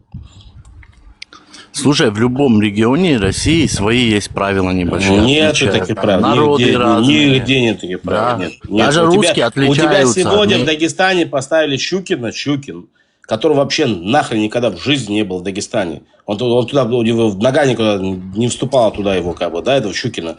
Он вообще к Дагестану никак ничем не относится. Вот он там, допустим, сегодня, там, кто он, это, по-моему, глава республики, да, стал? Стал в конце, не знаю, не стал, ну, собирался стать. Потому что Путин так сказал. А там другая, там даже нет договоренности. Там вот приняли решение, как бы все. Вот Путин принял решение, и все. Тут есть договоренность. Как этот народ, получается, держать как в узде, так, чтобы они больше не бунтовали, как бы, скажем так. Но при этом, при всем, кто держит этот народ в заложниках, с того же народа, да, получается, он решает, как эта республика будет проживать по сегодняшний день. Не Путин. Как бы Путин позволил им это сделать. Понимаешь, в чем разница? И если ты туда приедешь и будешь себя вести, тебе подает бородатый кадыровец, даст такой пострачек, Мартин, что ты... Я никогда в жизни не приближу. Я не лазик, чтобы себя вести как-то. Я сам кавказец. Я знаю, как себя вести. А что ты мне... Я не лазик. Ну, потому что ты на меня говоришь, подсрачник ты даст. Я везде себя веду. Ты говоришь, что якобы ты можешь там находиться точно так же, как ты находился в Сочи. Потому что Лазик, там русским подсрачники давать нельзя. Там такая тема, что как бы с русскими так вести запрещено себя. Это только... только внутренняя тема, да, получается? Да. Нет, только в адрес чеченцев можно полностью все, что угодно делать. Вот ты схватишь его без вести, потеряешь, и все, никто за это не будет отвечать. А вот с русским там вот так поступать не получится, потому что там запрещено это. То есть русские приедут, они себя там вести будут поэтому хорошо. Никто думает, из них лишнего делать не будет. Вот это не касается, получается, да? Смотри, я лазик, где бы не был в России. Мартин, он армянин, он, скажем так, примерно второсортный. Но вот если русский будет, то это первый высший сорт. И смотри, брат, я куда ни приеду... Мартина так слегка могут шлепнуть. А вот чеченца его могут потерять без вести, без проблем.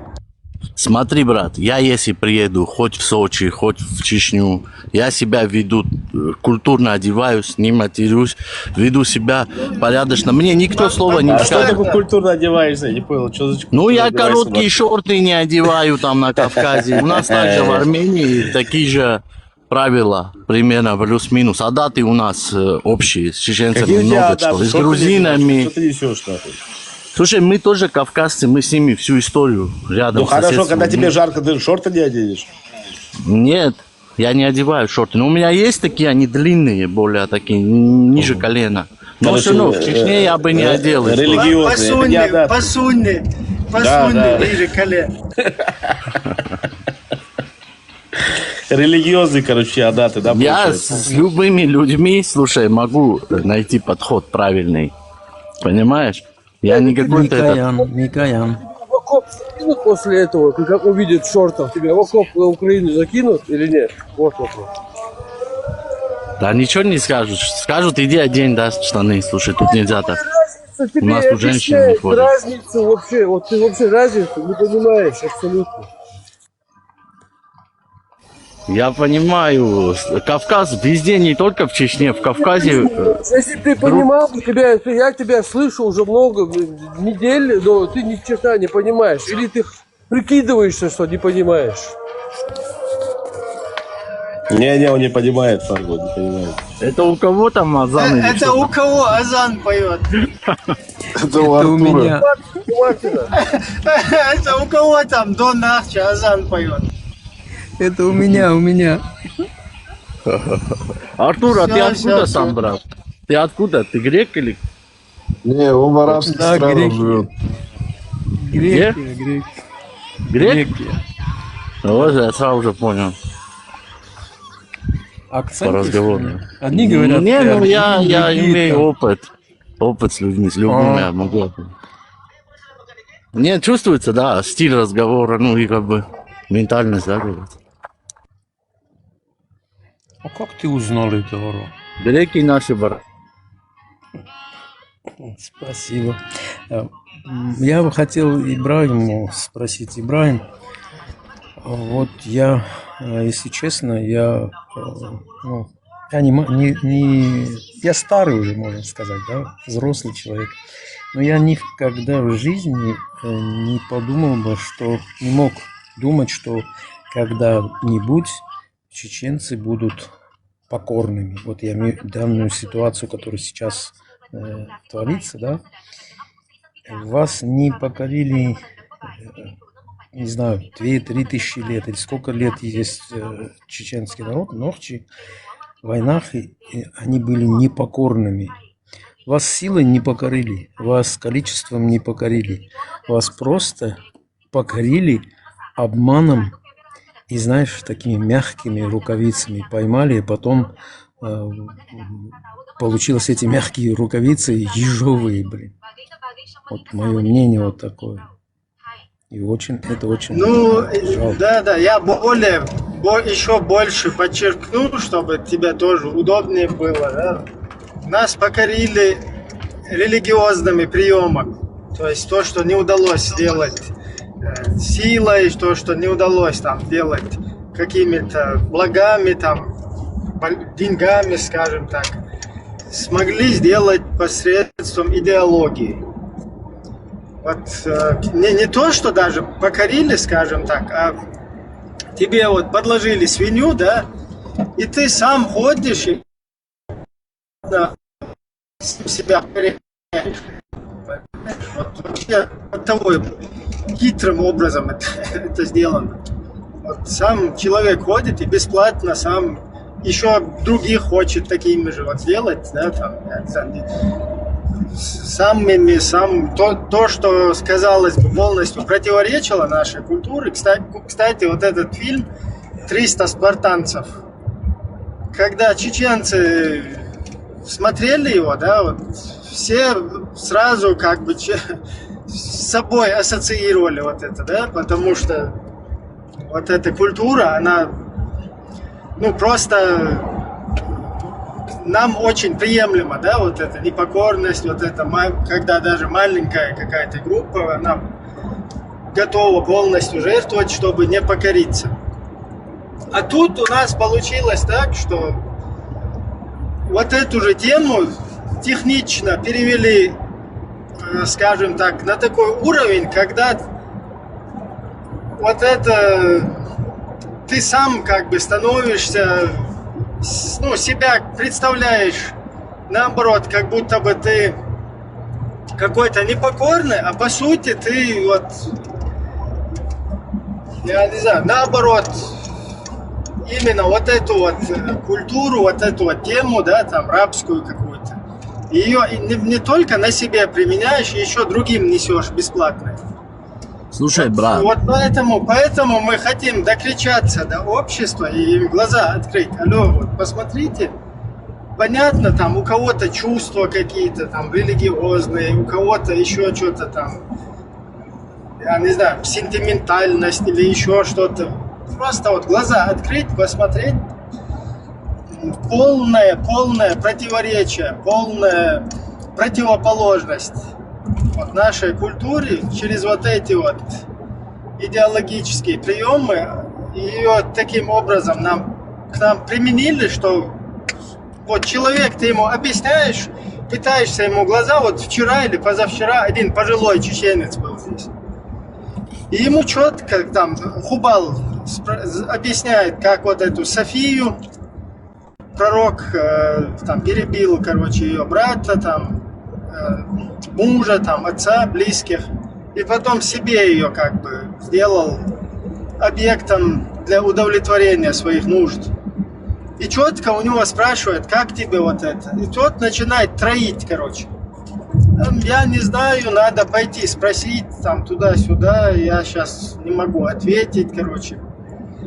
И я вот примерно мысленно прокрутываю как бы в прошлое, да, лет 30 назад, чтобы его возраста пожилой человек, вот так, как он себя вел, да, четко не осудив вот такие действия, для меня это вот, ну, уже, я не знаю, вот менталитет, он уже конкретно хромает.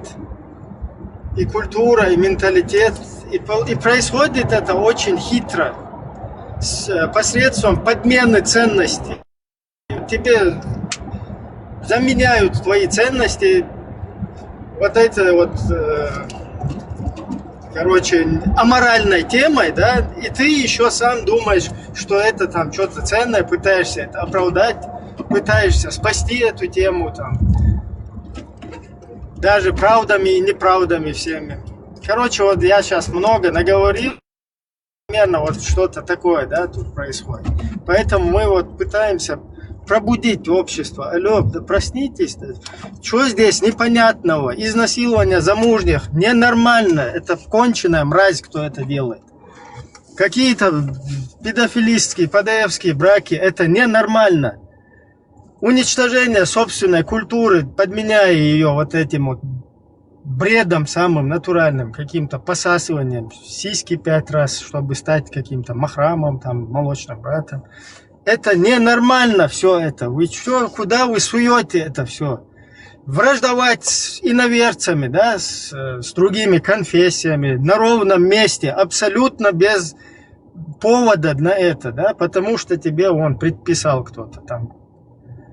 Тот же, кто тебе предписал Аль-Бурака, который на 7-е небо взлетел, там где-то торговался насчет сколько молитв делать, короче. Оттуда же с 7-го неба на землю течет Нил и Ефрат. Проснитесь, люди, алло, проснитесь, перестаньте, оставьте это на уровне там духовное, оставьте где-то там на уровне духовного. Не тащите это все, не уничтожайте собственную культуру, собственную историю, собственный быт, самобыт. Вот такая вот у нас тема, это как бы пытаемся достучаться. Я вот хотел бы посмотреть, если бы неожиданно там нашелся бы какой-то хадис там скрытый, который вот там в пещере там, где Мухаммед там получил этот пророчество от Джибрила, где им нужно один раз в день на бутылку садиться, как бы, мне было бы интересно посмотреть, они бы это бы пропускали бы тоже там мимо ушей, или бы реально бы там бутылку себе там прикупили бы. Слушай, смотри, сегодня заметил вот эта Елена, ухтышка Елена, которая здесь была, она там что-то пробросила, я когда сказал про вот это 424, там изнасилование, туда-сюда, тема пошла, она резко там на себе тельняшку порвала и говорит, таких мужчин надо на кол, блин. Я вдруг вспомнил древнюю русскую культуру. Нифига себе, это вообще... Да, на самом деле, сейчас опять скажите, Мартин, опять защитник ислама. Смотри, на самом деле, вот за историю, да, к этой религии, и вообще к любой религии, которые вот такие мудрые писания, возьми там христианские, еще что-то, это не так просто найти какие-то такие изъяны. Там все Это люди не глупые, это все придумали, да, как в Коране говорится, если ты такой умный, если это выдумка какая-то. Ну, напиши такой же один аят, пусть хотя бы там кто-то уверует в это. Мартин, у меня вопрос к тебе. Вот допустим, такого нету. Вот если Иисус Христос сказал бы тебе каждый день на бутылку садиться, ты бы садился бы? Смотри, если бы в этой религии такое было бы, в любой из этих 3 религий авраамических, допустим, это бы уже давным-давно бы сказали... Подожди, нет, люди бы разочаровались. Я тебе просто, смотри, пример привожу, понятный, например, что для тебя Я тебе отвечаю, ты не слушаешь мой ответ. Да, для меня неприемлемо, например, вот те другие вещи, которые для некоторых приемлемы, а вот для меня неприемлемы. А для меня то же самое, что на бутылку каждый день там... Смотри, я понимаю, вот насчет девушек, вот это брать наложниц, еще что-то, это военное право вообще. Просто в других странах, например, у христиан или у остальных народов, это не на религиозном уровне было это все, но это было в стране. Священники, они сами в Священном Писании это не написано, но и в ислам входит и политическая, эта книга и политическая, как управлять, как делить наследство там про все есть, понимаешь? А у христиан, например, это нету в религии, но это сами книги есть, поэтому. Извини, что перебиваю, Мартин. Можно спросить у тебя, ты точно армянин? Я чистокровный армянин, брат. У меня даже нету. У нас тоже вот такое, как у тебя, чувство когнитивного. Не, смотри, и что, Артур? Ибраим, я почему спрашиваю? Смотри, если ты не знаешь историю свою, что я знаю свою историю, народом, и твою знаю. Что с твоим народом, с моим народом сделали, допустим, да, то это очень большая беда. Ну, я знаю, сделали, смогли, сделали, ты надо было быть сильным, мы должны были делать. Если мы не смогли сделать, сами сделали, это наша вина. Вот что значит смогли сделать? Жизнь такая, закон джунглей, кто сильнее, тот и прав. То есть ты оправдываешь? Греки, когда полмира захватили, убивали раньше. Это могли сильные быть. Артур, Мартин не хочет для себя он не хочет вот эту идеологию, вот эту. Он хочет ее для чеченцев, понимаешь? А вот для армян он не хочет вообще, для себя и там для других.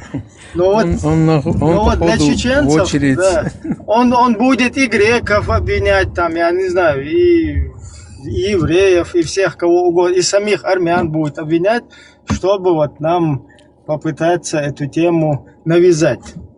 Мы его уже давно слушаем. Он не знает, что делали с людьми, которые жили, вот, скажем, про 15 век.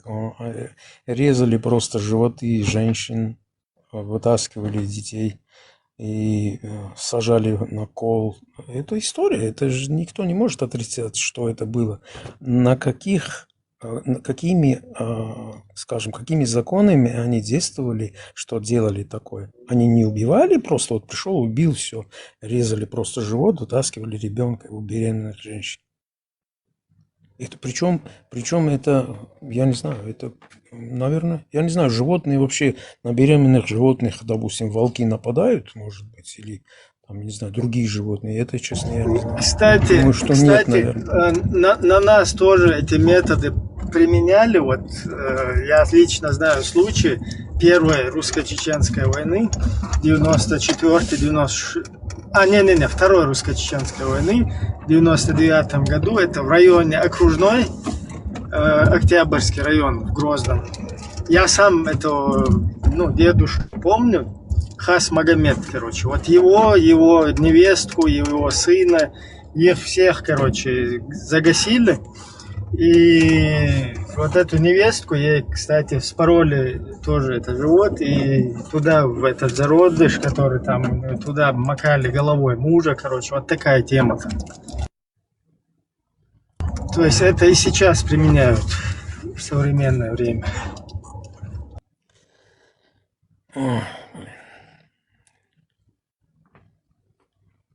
Маршал Душик Масага, приветствую всех.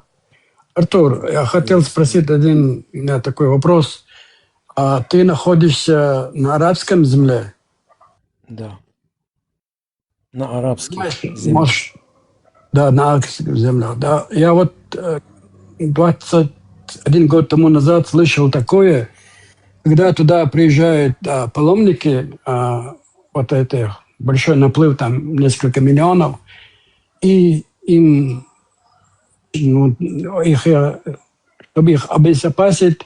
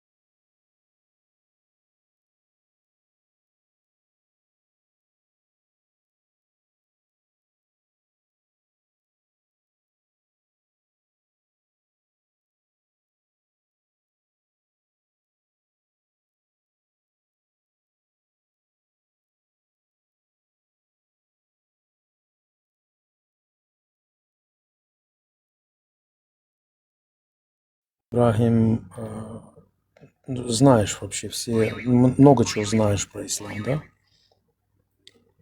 Ну, пока еще не все. Да. Когда я познаю что-то, смотрите, когда, казалось бы, уже дно пробито, но там еще появляются моменты. И у меня вот, я 71% сейчас мусульманин, и у меня иногда плавятся эти проценты. Вот, смотрите, у меня такой момент. Я в прошлый раз тоже, по-моему, в прошлый раз я у Пармата был на стриме, я спрашивал, а за что убили Каддафи? Кто убил Каддафи? Мусульмане, правильно? Там же не русские были, не греки, не евреи. Да.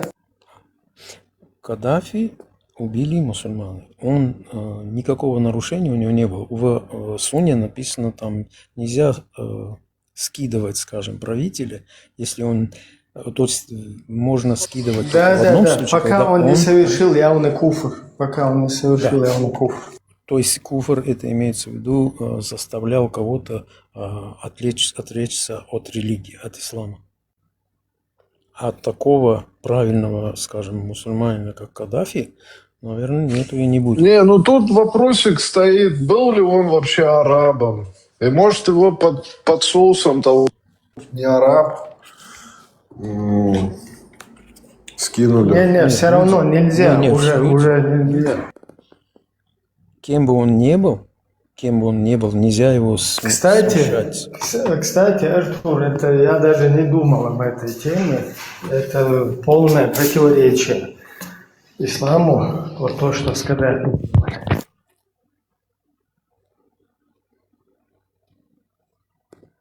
Каддафи арабом был вообще? Конечно.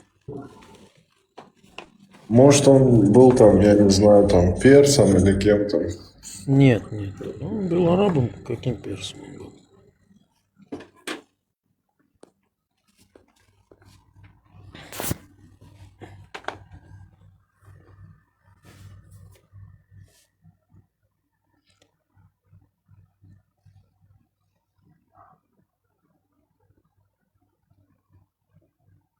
А по Корану вообще, если Муртадом, они его назовут, могут скинуть вообще? Может, по такой теме они двигались? Нет, Тогда они можно. двигались просто чисто... Да, они двигались чисто за бабки. Взяли бабки и двинулись. И также, смотрите, сейчас Сирия, допустим, что творится в Сирии. Вот этот, который Шар, который резал сам собственноручно головы, резал людям. Сейчас он везде, он, пожалуйста, в Америку, куда хочешь, он ездит сейчас. И причем он принимает все, скажем, требования, которые выставили, допустим, те же израильтяне, американцы. Он не имеет права там оружие массового поражения иметь, там и так далее, и тому подобное. Все оружие сейчас американское у них, у армии, у всех военных. Вот. Короче, он свой. Его они создали и сделали все, что они хотели. И теперь он вообще как бы подручный, скажем так. Возьмите любую арабскую страну, любую. Возьмите и посмотрите, где у них есть, скажем, законы шариата. Нету. Не найдете ни одного. Вроде Афганистан чуть-чуть двигается в этом направлении. Ну, может быть. Они не арабы, они не арабы. Я говорю про арабскую страну. Ну, допустим, таких законов, такие правила, как, допустим, в Чечне, как себя люди ведут сейчас, да? Ни в одной арабской стране люди себя так не ведут. Типа, сбрили усы все поголовно, там, мечеть, там, каждый 5 раз в день поголовно.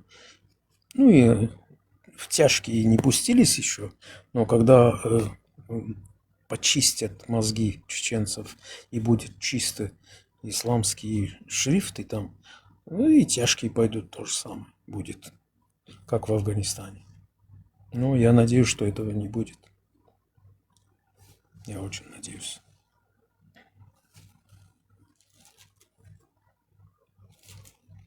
Да, мы тоже надеемся, но если вот люди, кто чувствует за собой ответственность из нашего народа, кто осознает всю пагубность этой ситуации, если не будут противодействовать вот этому делу, конечно, это все придет к этому, если еще не хуже, потому что нас подводят туда. Сауди по официальной версии говорят, что у них шариат, Коран и Сунна. Они так заявляют, я имею в виду Сауди. Они не говорят, что у них нету шариата. Они говорят, что у них конституция, Коран и Сунна. И другим законам они не подчиняются, только этим. Они так заявляют, я имею в виду. Это только они заявляют.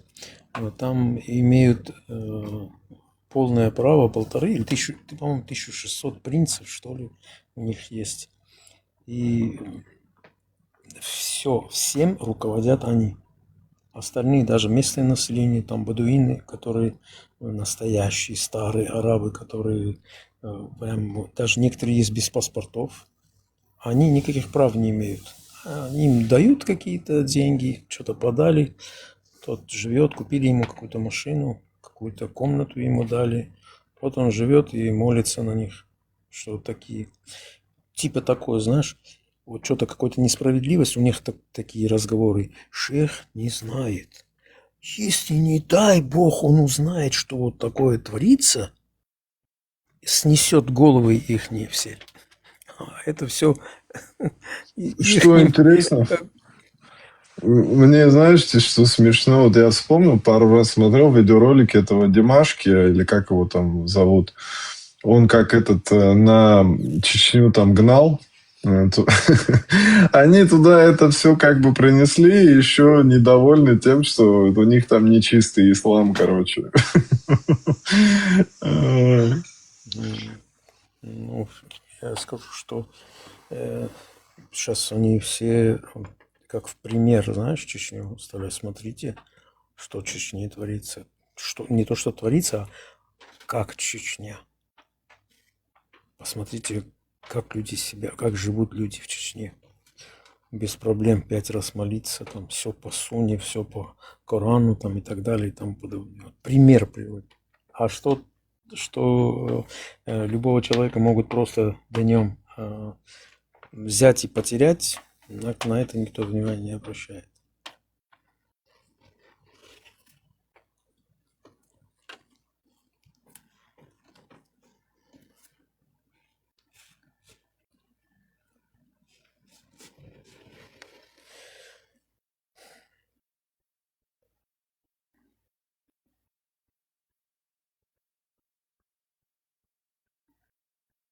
И чё, как вообще, какими тебя этими ветрами туда занесло? Ой, блин, это в молодости еще 30 лет назад. Работаю, работа такая. Ну, сейчас в данный момент, типа, скажем, коней на переправе не меняют. Сейчас взять и все бросить и уехать куда-то. Да. Не решаюсь, короче. Может, может, в скором времени, когда нужно будет уже, скажем, найти свое место. А часто тебе даават делают вообще? Там твои приятели, которыми ты успел там познакомиться, там подружиться?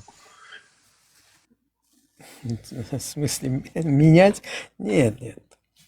Я Пробовали, даават делать, там какие-то дискуссии с тобой пробовать? Нет, люди, которые не знают, допустим, меня, незнакомые, там были несколько случаев таких, когда по работе, допустим, случилось что-то там такое, и человек спрашивает,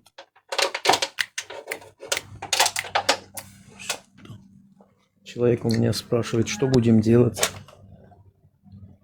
Что будем делать? Я говорю, будем менять за наш счет. Типа того, я буду менять за свой счет это все. Потому что, скажем, вина наша.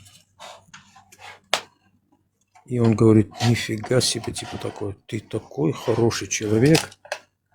И через час где-то приходит, кто-то от него приносит чай, туда все, сидят, пьют. Я слежу, чтобы это все поснимали, короче. И он приходит потом. Ты очень хороший человек, ты правильный человек. И он знает, что я христианин, что я не мусульманин. Тебе, мне кажется, пора принять ислам. Я говорю, нет, еще не время. Такие случаи, знаешь. Они же считают, что если кого-то приведут, то все, прямая дорога. Но они не знают, что есть, как заранее уже решено, куда он пойдет. Хоть он 20 человек приведет в ислам, если предначертано, что он пойдет. Да, предопределено. Да, предопределение. Очень многие понятия не имеют, что это такое. Понятия имеют. Кстати, по поводу Чечни, я думаю, что ислам продвигается в Чечне чисто из-за того, что молодые люди имеют большое уважение к своим родителям. То есть, что делает отец, он тоже повторяет. Как может мой отец сделать что-то неправильно? Как я могу пойти против своего отца? Само собой, не углубляются. Им не дают. Молодежи не дают углубляться до конца, допустим, знать все, что есть там. Поэтому. Я так думаю. Я не знаю, может быть, я в чем-то не прав. Но я думаю, что так. Что, найдешь, наверное... Там, знаешь, Артур, это поначалу, да, когда подсаживается человек, его родители собственноручно, которые проповедовали ислам, да, который у нас прижился, вот на что-то подобное сами пытаются подсадить, да, своего домочадца. И истины же не знают там многие. И чтобы не пил, не курил, налево не ходил, чем-то каким-то аморальным чем-то не занимался. А тут у нас же не понимают, что вся эта прелесть, она тут и находится как раз-таки. То есть ты в ловушку заталкиваешь, а потом тот начинает это все изучать. Там как дедуля свой, папа там какой-то. Не сидит же человек, у него со всех утюгов это льют на него. И он вот начинает дальше, и таким образом такая игра в поддавки у нас происходит. Неумышленно вот так все способствуют тому, чтобы вот туда заталкивать. И тут еще один фактор, да. Когда у нас этот ваххабизм, истинный ислам появился изначально, его вообще там, он был замаргинализирован. То есть их вообще там, что за ваххабит, там бородатые, там какие-то 5-е, 10-е, вот так небрежно относились к этим. И только когда там установили вот этот режим сегодня существующий, только вот таким, скажем так, методом удалось это насадить, что никто теперь не может. И это как бы тоже по-хитрому сделано. Такой, с приемом якобы борьбы, да, с ваххабизмом, с шайтанами, как их там называли. Вот на этой теме, да, как будто бы, мы там с шайтанами боремся, там, с ваххабитами, туда-сюда, и потихоньку всех, наоборот, как раз-таки на этот шайтанизм, ваххабизм туда и подсадили. Как бы такой диссонанс там. Вроде бы пациент, он там шайтан против шайтана, всяких ваххабитов, и сам он туда вот аккуратно, скажем так, приобщился. Там из того, что мы практиковали, да, там вот эти религиозные какие-то особенности, полностью противоречащие исламу, да, там какие-то ритуалы, скажем так, маулиды, зикры, вирды. Там осталось из этого почти ничего, там 3-4 каких-то действия, и то молодые это их практикуют только с оглядкой, короче, на то, что система, все еще не перешла, да, полностью не переключилась на вот этот ваххабизм. Те же самые бороды, то же самое сбривание усов, те же самые хиджабы, то же самое хадисы, сунна, короче. Эту тему вообще мы не знали. И те, кто об этом говорил и вот так себя вел, это были как раз-таки ваххабиты, шайтаны, то бишь шайтаны. И вот, короче, там очень хитро, тонко все работает. Я просто, подробно слишком углубился, да, пытаясь прокомментировать это. Вот как-то так это там работает. И это именно с подачи вот этой вот насажденной там вот этой политики, да, там 1600 мечетей настроили нам. Потом везде вот этих вот агентуру эту понасаждали нам, понапичкали, которая из всех утюгов вот эти вот вещи там проталкивает. И люди сегодня, да, там многие понимают уже, что это за, скажем так, что это из себя представляет, что это лицемерие, все, что это вообще там как бы неприемлемые вот эти дела. Но из-за того, что люди не могут открыто это критиковать, получается так, что следующие поколения, они, если все как бы даже у себя дома не могут это покритиковать, и каждый должен об этом позитивно так отозваться, да, чтобы не навлечь себя внимание существующего режима, то вот это молодое поколение, оно думает, что это так и есть, если ты не можешь это ни дома, нигде как бы поставить под сомнение. И все вот так вот движутся в этом направлении.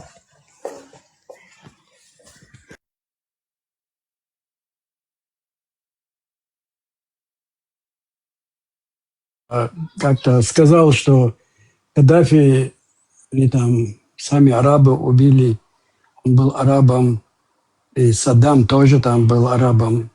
Но они не такие арабы, как те, которые саудиты, как по их Саудии это из Шама они идут, да, и они их не считают такими, только они себя так считают, потому что вот этот Вахаб, который первый это придумал эту программу, там он тоже захотел разбогатеть таким образом. И плюс Сауди, это их фамилия, который тогда был правителем, он ему так говорит: ты постоянно будешь халифом, ты умрешь, твои дети, твои родственники будут править. И параллельно он будет подгонять народ под 7 век, и это я буду там говорить, что это от пророка, все. И мы вот такую программу построим. Все время ты будешь халифом, и я параллельно буду тоже в духовенстве, и его потомки тоже. Поэтому на них это не действует. Курайшиты, они самое главное там. Остальные вот так просто названные арабы. Там же в самом Сауди-Арабии тоже есть арабы. Они не правят, только это каста такая Сауди. И они провозгласили этот Арабию свою под их имя Сауди. Вот так они живут. А другие регионы, Ливия, там, Ирак, это не так уж важны для них, что как они сами себе важны. Такого в Саудии невозможно, чтобы такого было. Если даже кого-то отравят, просто отравят, поставят его родственника, сына или там, не знаю, внука, так это вот длится. Не так, как в Ливии или в Ираке. Они на других по-другому смотрят. Я могу добавить еще. Допустим, в Саудовской Аравии министр обороны является не саудитом. Это, Саудия вообще это страна одной семьи саудов. Сауды это фамилия, как вы сказали. Сауди это семья. Фамилия семьи, короче. Это страна саудов. Скажем, там, семья Афанасьевых. Грубо вот так, короче, звучит. Вот. У них министром обороны является гражданином, как вы можете догадаться, Пакистана. И все время так было. Вернее, не все время, а как только несколько раз произошли перевороты во главе с министрами обороны страны, потому что министром обороны раньше был один из принцев. Когда-то принц проснулся, да пошли все нафиг, я буду королем, короче, и пробовал снести правительство. И его решили, короче, что министром обороны будет пакистанец. И очень много пакистанцев служат, именно охраняют семьи этих саудов, короче, чтобы не было этих переворотов. Из-за этого, по-моему, если не ошибаюсь. Типа, почувствовав вот эту вот военную силу, да, там могут резко переворот. Все. Ну да. Конечно, пробы были такие не один раз. И, по-моему, по совету англичан просто военными командует генерал-пакистанец все время. После, по-моему, 50-х годов, что ли. Несколько раз были пробы переворотов, попытки переворота, и после этого все, ни одного принца, ни одного сауда нету в генералитете, скажем так. Ну, они, само собой, этот министр обороны подчиняется прямо к принцу, подчиняется.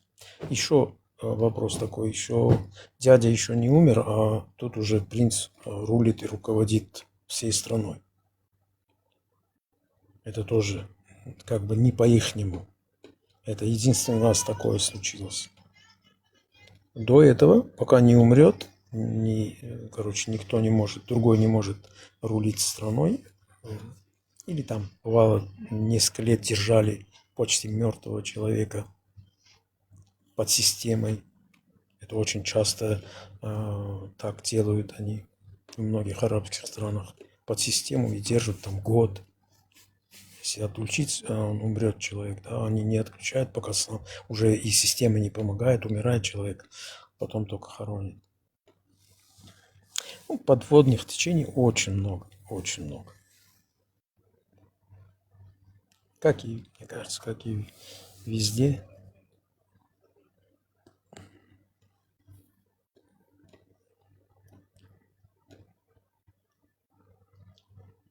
Законы, допустим, Эмиратов очень, как скажем, ну, более-менее нормальные. Кувейт нормальный. Допустим, если ты в Кувейте или в Эмиратах кого-то оскорбишь по национальному признаку, не имеет значения, кто ты и кого оскорбляешь, мусульманин ты христианина или христианин мусульманина, получишь там что-то, не помню, по-моему, около $200 000 штраф и тюрьма 5 лет.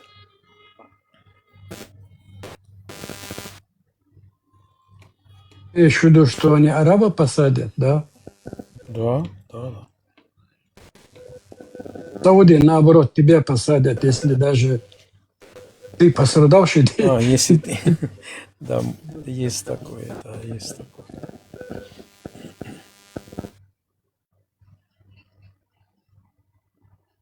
Но из-за этого я говорю, что там немножко по-другому. Ну, не то, что немножко, а там много по-другому. В этих странах они более цивильные, что ли, можно сказать. И не смогут по-другому, допустим, в Кувейте или в Эмиратах, не смогут по-другому. Как только начнут они давить и менять какие-то законы в сторону, допустим, тоже того же шариата, опустеет просто-напросто Дубай или Кувейт. Здесь церквей очень много, например. По-моему, наша армянская церковь есть, допустим, в Эмиратах. В Кувейте старый вообще церковь, старый очень. И школа, где учат языку. Писать, читать учат. Очень много людей отправляют своих детей учить язык свой. Это армянский, это греки, это копты, в Кувейте именно. Греки и армяне в Эмиратах.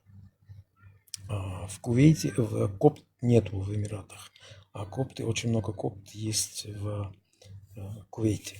Копты это настоящие египтяне, которые, если кто не знает, они христиане, у них тоже потому что, больше 1500 лет, что ли, этот народ принял христианство, и правда их потихоньку выдавливают. Там осталось, по-моему, 7 миллионов, что ли, их всего лишь в Египте. Вот так вот. Кто-нибудь в курсе, джизю на банковский счет переводить можно? Да вот, я его поднял, хотел послушать, что он там скажет.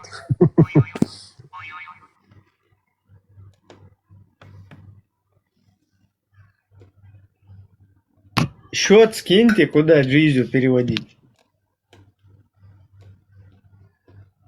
Швейцарский, может, можно. Ну, я вот думал, какая вероятность, что мы бутылку вытащим ислама из его задницы. Не успели. Аккуратно, аккуратно.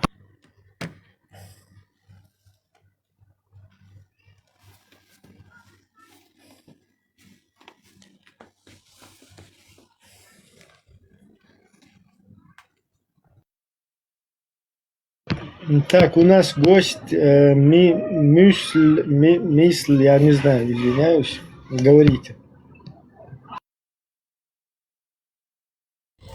Добрый день, ребята.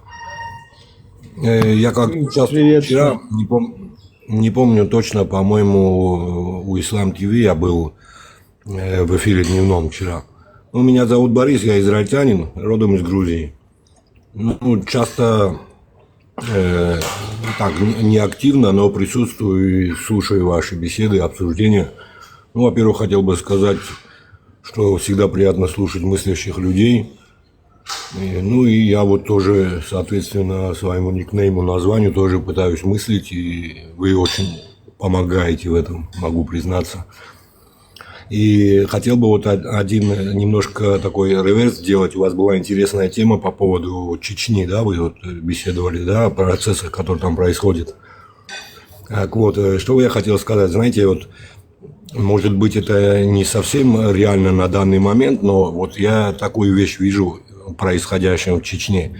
Дело в том, что в самой России довольно шаткое положение, и вот те финансовые проблемы, которые в России возникли в соответствии с войной, там, и в будущем будут возникать, да, все эти санкции и все такое, я думаю, что вот в Чечне кто-то активно действует на то, чтобы открыть себе второй банковский счет, то есть проявить себя перед саудитами и перед вот теми, кто этими процессами управляет, настолько активно, чтобы обеспечить себе финансирование еще дополнительное с той стороны, в случае, если с Россией внутри пойдет провал, ну, вот так сказать. Ну, вот у меня вот такое впечатление. Ну, это не спасет все равно. Хотя, да, такие там попытки будут. Да, ну вот я вот такой призме, знаешь, увидел, слушал ваше обсуждение, было вот несколько мнений, анализировал даже, Артур, да, по-моему, если я не ошибаюсь, да. Очень интересны эти процессы. Ну вот я как раз как бы, слушая вас, заметил вот такой вот отблеск в этом во всем, потому что можно смотреть на это глобально и только глобально, потому что навряд ли, чтобы эти процессы происходили именно в микромасштабе каких-то внутричеченских там терок и так далее и тому подобное. Это гораздо шире, я думаю. Ну, а всякий интерес упирается в деньги, так что, скорее всего, может быть и такой тоже расклад.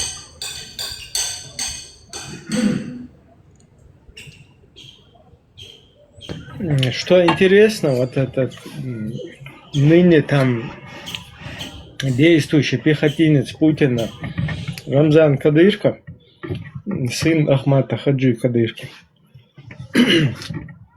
Вот его отец вообще начинал свою деятельность с того, что, ну, как бы вел борьбу с шайтанами. Вообще путь Ахмата Хаджи зыждется на теме борьбы с шайтанами. Сейчас я буквально коротко дам послушать, как на самом деле отзывается о нем, ну, некоторые российские политики. Ну, перед этим просто я бы вот хотел, к чему это я об этой теме говорю вообще, объяснить. Его вот этот сын, ныне действующий пехотинец, он едет в арабские страны и встречается там с хозяевами шайтанизма вот этого. То есть саудовский принц, эмиратский король становится между двумя шайтанами, то есть родина ваххабизма. И с ними, улыбаясь, фотографируется, там стоит. А его папа начинал античеченскую деятельность как раз-таки с темы борьба с шайтанами. Понимаете, вот, да, как это вот с нашим народом вот в эту игрушку играют. И многие вот не хотят очухаться, грубо говоря. Сейчас вот так буквально, как на самом деле один из русских политиков, Рогозин, например, как вот он отзывается. Тут нам заскакивают всякие, я не знаю, любители, фанаты там Ахмат Клубов, Ахмат Хаджи, там туда-сюда, Ахмат Сила, Рамзан Могила, там туда-сюда. Пытаются нам по ушам проехать нашему обществу, что Ахмат Хаджи там спас чеченский народ. Тут русские по-другому отзываются, что на самом деле из себя представлял Кадыров-старший. Когда официально начал уже работать с русским оккупационным режимом. Пожалуйста, да, включаю.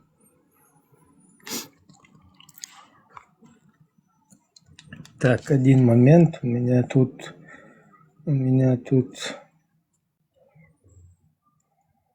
Так. Я не хочу жить на улице Кадырова. А вы хотите жить на улице Кадырова? Нет! Мы не хотим жить на улице Кадырова. Нет! И почему нас заставляют жить на улице Кадырова? Если мы сегодня согласимся с тем, что одна из московских улиц будет названа в честь человека, который объявлял джихад русскому народу, России, кто переметнулся на сторону федеральных сил только перед угрозой вооруженного штурма города Гудермеса. Перешел не от силы, а от страха. Если мы согласимся с этим сегодня, то новый Арбат будет называться Новая Тагил. То есть нам тут рассказывают, что путь Ахмата Хаджи, он появился не от силы какой-то, или не от какой-то там, я не знаю, идеи там и так далее, а от того, что от страха, когда Гудермес штурмовали там говорят Ахмат Хаджи и переметнулся, цитирую русского политика. Короче, вот так вот у нас ситуация вот такая. А нам тут, какой-то Кадыров всемогущий, там в Европе где-то, по всему миру, где чеченцев там убили, да, ликвидировали. Это какой-то Кадырки, который в селе где-то у себя там в Катухе выросла. На него перекидывают все вот эти убийства по всему миру, которые происходят. Как будто бы это не через посольство российские все, не через эту тему проводится. Нам пытаются тут всему миру показать какого-то пупа земли, который там вообще бублик сказать не может, а чем-то его там напоили уже, траванули. Вот такая, короче, у нас тема.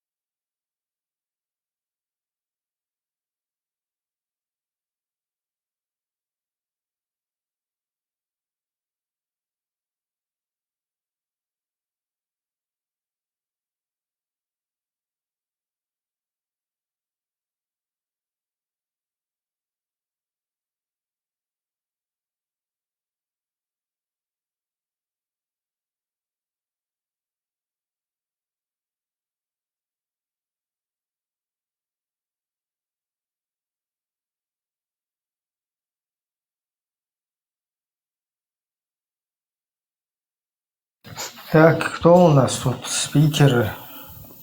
Хочет подняться. Можете любую тему открывать, там интересно. Муджахиды есть? Муджахиды все под корягу заползли в последнее время. Весь ИГИЛ под корягой сидит, короче, оттуда дергается, Муджахидинов не видать что-то. Да, устали. Да, устали, походу. Про Аишу слушать каждый день.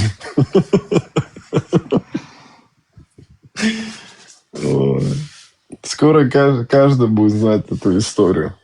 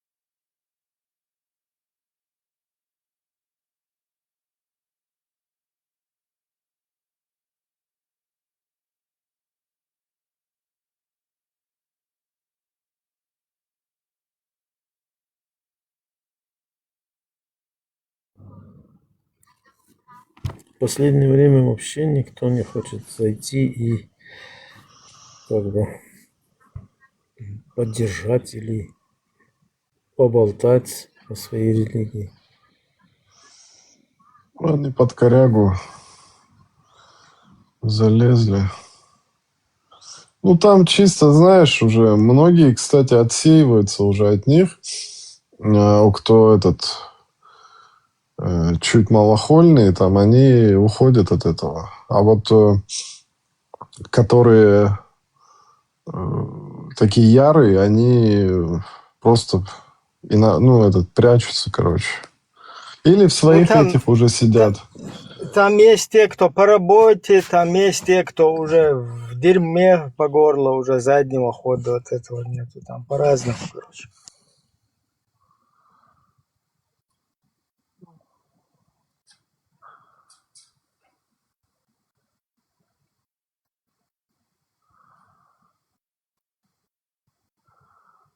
Сейчас я маленькое исследование тут делаю.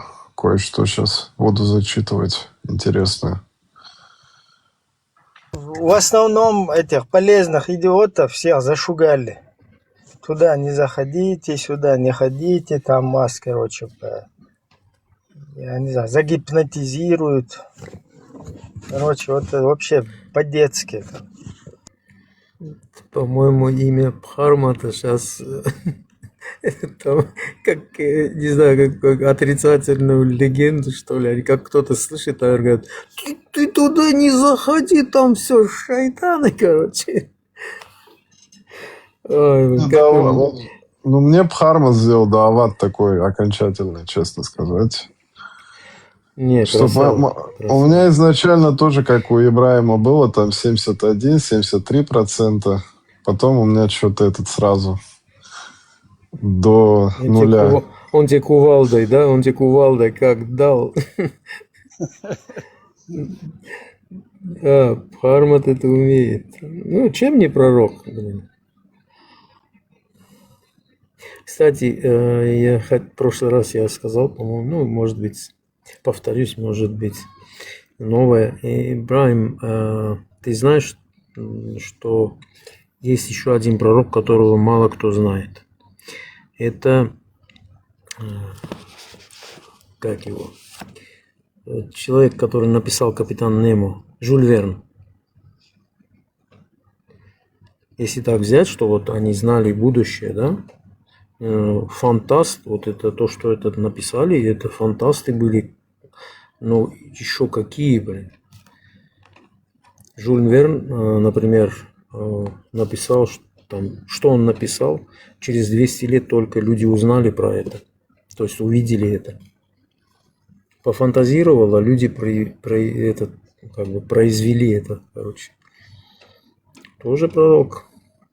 Это можешь напомнить можешь, что это тема про Жюль Верн, он написал книгу «Капитан Немо», про капитана Немо, который 300 лет назад, что ли, 200 с чем-то лет назад, подводный корабль, там скафандр, короче, там подводное оружие, воздушное причем, там что-то телефон, там радиотелефон, что-то такие фантастические вещи.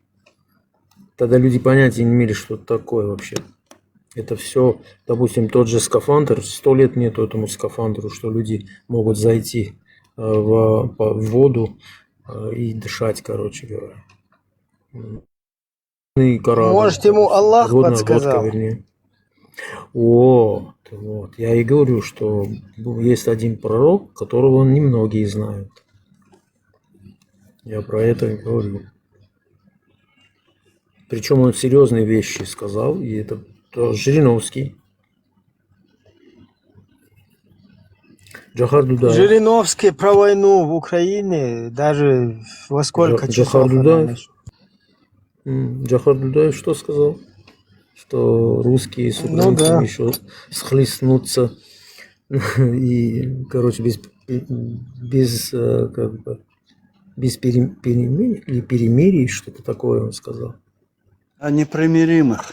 Да, непримиримых. Да. Так что у нас очень много их, Не зря говорят 120 тысяч. И как Пхармат А вот сказал, Ленин тоже пророк. Нет, тот Давайте вообще, нет. посчитаем всех. Тот Вот Ленин, вообще. труп у него не гниет по сей день. Да, вот это точно. У него копчик точно не гниет.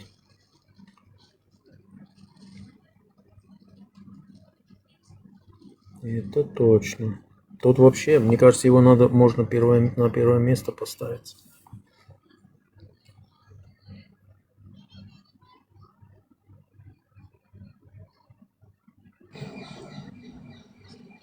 У Джахара хватило мужества это выговорить, все эти планы русских. Они же на десятки лет вперед ставят планы, там вот это сделаем, потом вот это сделаем, ну как шахматы.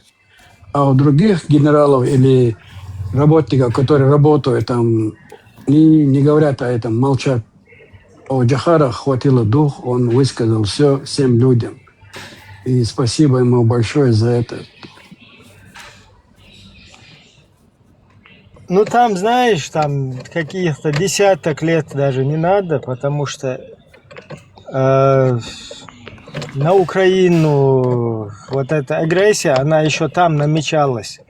Просто из-за нас она отсрочена была все это время, пока нами были заняты. А так там они уже планы тогда были.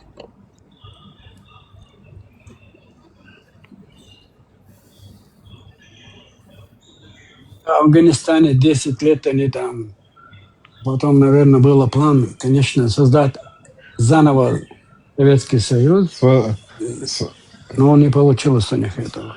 Смотрите, я вот все постоянно читаю этого Касыми, там, что в его книгах было, и постоянно что-то новое нахожу. Вот, например, он тут пишет про молитву и поклонение. Что это самообман и обвинение Богу. Молитва – это не возвышение, а попытка заставить Бога изменить свое поведение или существовать по-человечески. Это разговор с самим собой и проекция человеческих нужд. Молитва и обращение к Богу – это обвинение Ему. Ты просишь Его изменить свое поведение, логику и эмоции, короче. Религия тормозит. Вот он еще про прогресс еще тут писал.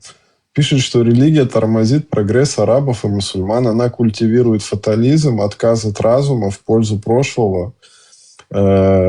И тут на английском традиции и звуковое, многословное, но малоэффективное мышление, короче. Он говорит, что арабы звучат громко, но не действуют. Религия исторически плохо продавалась.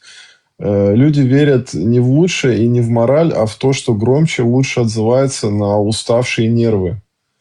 Кстати, меня тоже подловили, когда чуть не затянули в это, когда я вот уставший был, такой как бы, да, от всего. И думал, может, у меня проблема с моим иманом там, или в том, что я не глубже погрузился как-то в религию. Меня, кстати, тогда чеченец подловил и чуть не задаватил меня там в Америке.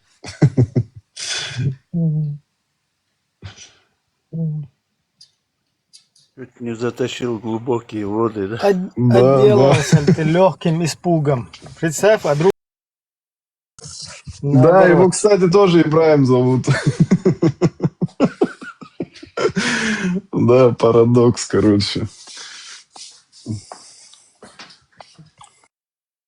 Я вам случай расскажу. Так, один из моих знакомых дружил с чеченцем, или с ингушом, или чеченцем, в общем. Через какое-то время, может 5 лет, что-то такое, короче, и принял ислам. Он сам не понимал вообще, кто он, и как, где, что. И я у него спрашиваю, вот как ты понял вообще, как случилось? Он говорит, ты знаешь вот этого моего друга же, да? Я говорю, да, знаю, что вы дружите туда-сюда. Это мой брат. У меня нету брата, это мой брат. То есть у них отношения такие, скажем, и по работе, там, и человеческие, наверное, чеченец или ингуш, он чисто как горец относится к дружбе очень крепко, скажем, да, без всяких других мыслей, без подвоха, без, скажем, как правильно сказать, короче, не левые движения, не правые движения, короче, прямолинейно. Бескорыстно. Вот, Да, бескорыстно. подтверждаю, тот парень, вот, который меня... Да, да, говори потом. И он не за того, что он узнал, что такое ислам, как это все, что, а не за того, что вот его такой близкий друг, с кем они прошли огонь и воду, все, он не принял. Я ничего не сказал. Что скажешь тут? Ничего не сказал. Иди, учи там и так далее, там подобное, или читай, или что-то такое. Ну, когда-нибудь, может, он прочитает. Вот тот, да, вот тот парень, который меня чуть не задаватил, вот что сказать, вот, то есть, ну, это мое мнение, хороший семьянин, порядочный, да, там, при хороших там понятиях, там, работяга, скажу так, все у него там отлично, но вот большую часть... Вот единственная тема, на чем, кстати, вот даже меня это как-то притянуло. Чересчур он там постоянно эти уроки включал, там мне скидывал там в день, там, я не знаю, там по 5-6 видосов на эту тему. Включал там на своем приусе, короче, на всю улицу там слышно было, там вот эти арабские шейхи, которые там... Записывается благодеяние, как пирамиды играют. Не понял, Бхармат, что ты сказал там, тебя плохо слышал. Записывается благодеяние. Да, как бы с этим у него вот единственный момент, и, кстати, что меня затянуло там именно в сложный такой период у меня был, я думал, может, проблема в том, что у меня что-то не то вот в религии, там то, что я не погружен в нее и все такое, короче. А так все у него было, короче, по всем этим нормальным канонам. Мое уважение, просто вот эта тема слишком, короче, она в умах находится. У многих моих там, ну, знакомых, приятелей там, и в Америке. Они, наверное, и дома у себя, ну, я не знаю, не хочу брать как бы грех, но у меня сомнение, что он дома, там, в Чечне, там, или где, я на таком... отпустить грехи, не переживай, я отпущу. Да, на таком уровне, короче, что он прям вот как в Америке на этой теме, короче, был. Сомневаюсь, что он на таком уровне. Там все уроки какие-то, постоянно всю дорогу там работает на доставке или на что, постоянно включает, короче, и слушает. Если какая-то проблема, значит, Аллах ему там испытания какие-то посылает. Если там... Испытательщик хренов. Да, что-то не так, опять там он виноват сам, что Аллах его так наказывает. Есть у меня знакомый хороший. Я один раз спросил, я говорю, вот ты после молитвы, вот когда молишься, успокаивает это тебя, там, отвлекает от всех этих проблем, или там, ну вообще что ты чувствуешь? Он говорит, я с родителями общаюсь. Я сейчас это думаю, просто в то время меня, короче, на эту иглу посадил Бхармат, если он слышит, вот. Что я начал интересоваться, и раньше мне как бы, ну, делают. И он мне говорит, что он общается с родителями. Вот, допустим, сейчас, если бы было, я, может быть, что-то сказал, но раньше я ничего не сказал. Я думаю, ну, отлично, у человека умерли родители, он с родителями общается. А вот интересно, вообще Ибрагим, есть такое, когда во время молитвы там что-то такое, общение с родителями или там с близкими, которые умерли? Нет там такого, потому что... это есть в каких-то, ну, традиционных исламах, там, скажем так, каких-то народов, да, что всякое вот это, как в фильме «Привидения», да, там духи туда-сюда, но в истинном исламе такого сразу затакфирят за 5 секунд. Я понял. Мне очень жаль будет, если он узнает, многое узнает. Этот человек очень хороший, действительно очень хороший человек. Вот. Мне будет очень жаль, если он узнает до того, как уйдет иной мир. Ему это будет очень тяжело, мне кажется. Вот у нас, например, как Ибрагим говорил, есть саадаха называется. Это в честь умершего закалывают животное, раздают мясо, там, приглашают родственников, там это несколько... Раздают 7 домов, да? Ну, там, короче, несколько животных, ну, смотря по твоему карману. 40 дней бороду отпускают, как у христиан. Да. Вот этого в исламе вообще да, нет. Греков это у нас это из ислама. Раньше у нас каждую неделю, четверг, до захода солнца раздавали, кто может раздать пирожки, рис или конфеты, или соль, или сахар. Ну, всегда вот так. И всегда говорили, что это достается тем, кто умер в твоей фамилии, семье. Им это достается, и они радуются, когда ты даешь им. Они приходят, их духи, или как это сказать, по-нашему, это как, они приходят и видят, и радуются этим. Вот так мы и делали до этих войн.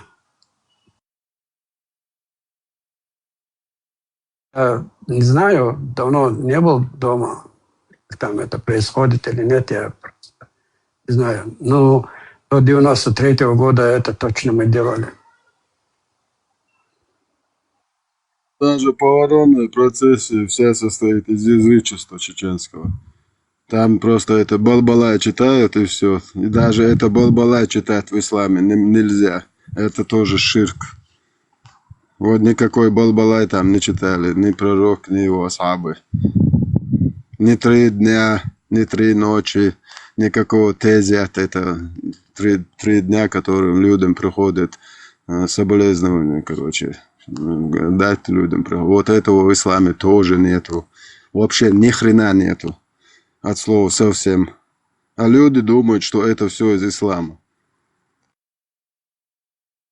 Когда кто-то у нас умирал, мы все в этом, кто живет в поселке или селе, или городе, знали, что этого человека кто-то умер, потому что он отпускал бороду. Усы, бороду вместе все. А эти старшие, молодым иногда приказывали стричь. А женщины платок вниз, вот вниз опускали платки и Да.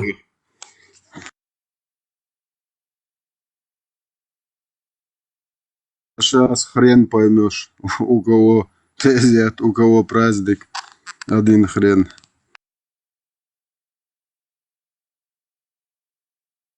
И к женщинам тоже был подход, можно с ней говорить или нет. Это имеется в виду, она замужем или не замужем.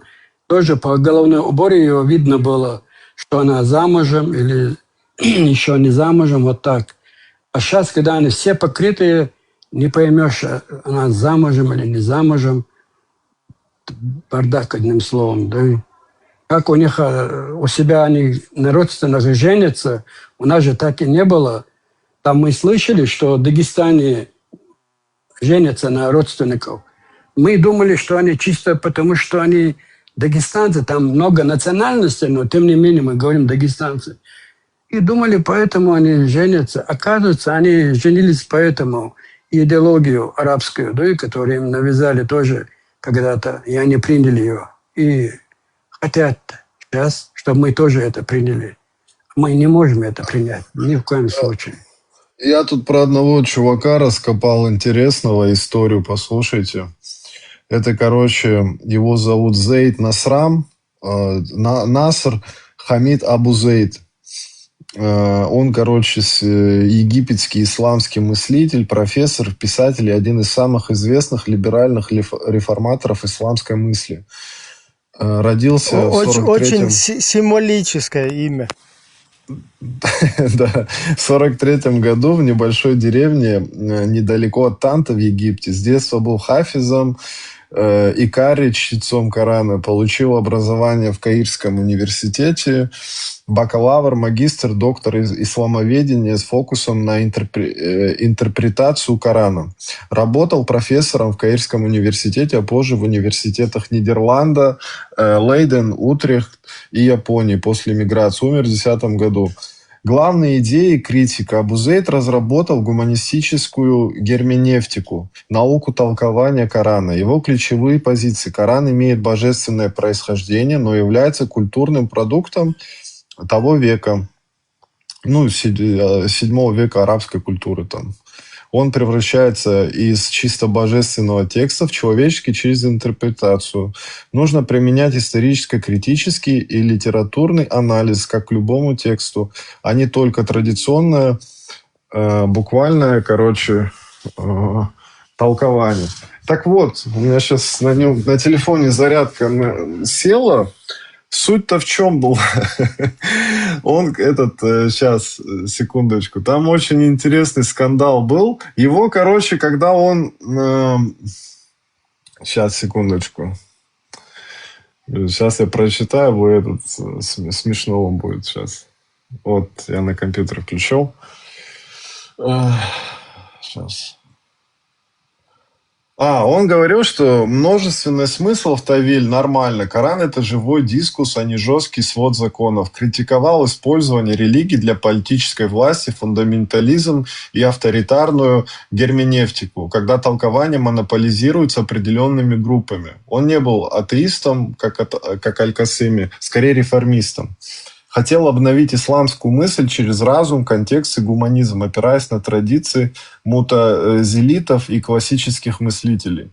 Главный скандал, слушайте, в 1992 году при попытке получить знания полного профессора в Каирском университете один из рецензентов обвинил его в оскорблении ислама. Исламисты подали иск в шариатский суд по делу Хизба «Защита религии». Суд признал его вероотступником муртадом. По египетскому закону того времени мусульманка не могла оставаться в браке с отступником. Брак с женой, профессором французской литературы, был аннулирован. Это вызвало угрозы смерти от радикалов. И он с женой был вынужден эмигрировать в Нидерланды. Позже он вернулся в Египет. Это дело стало одним из самых громких в арабском мире по вопросам свободы мысли и интерпретации Корана. Тут либералов не терпят.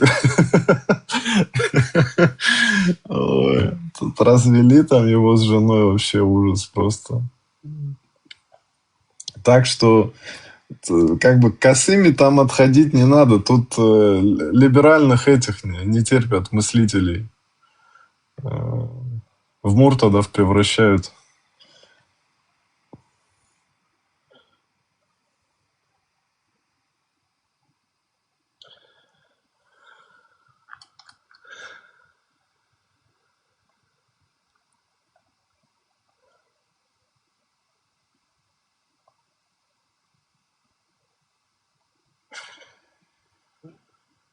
Я это к чему прочитал, что это бесполезно, по-моему, пробовать реформировать, каким-то делать нормальным, в какие-то рамки, например, заводить этот ислам. Потому что тут очень жесткая реакция происходит, такая, как эффект пружины.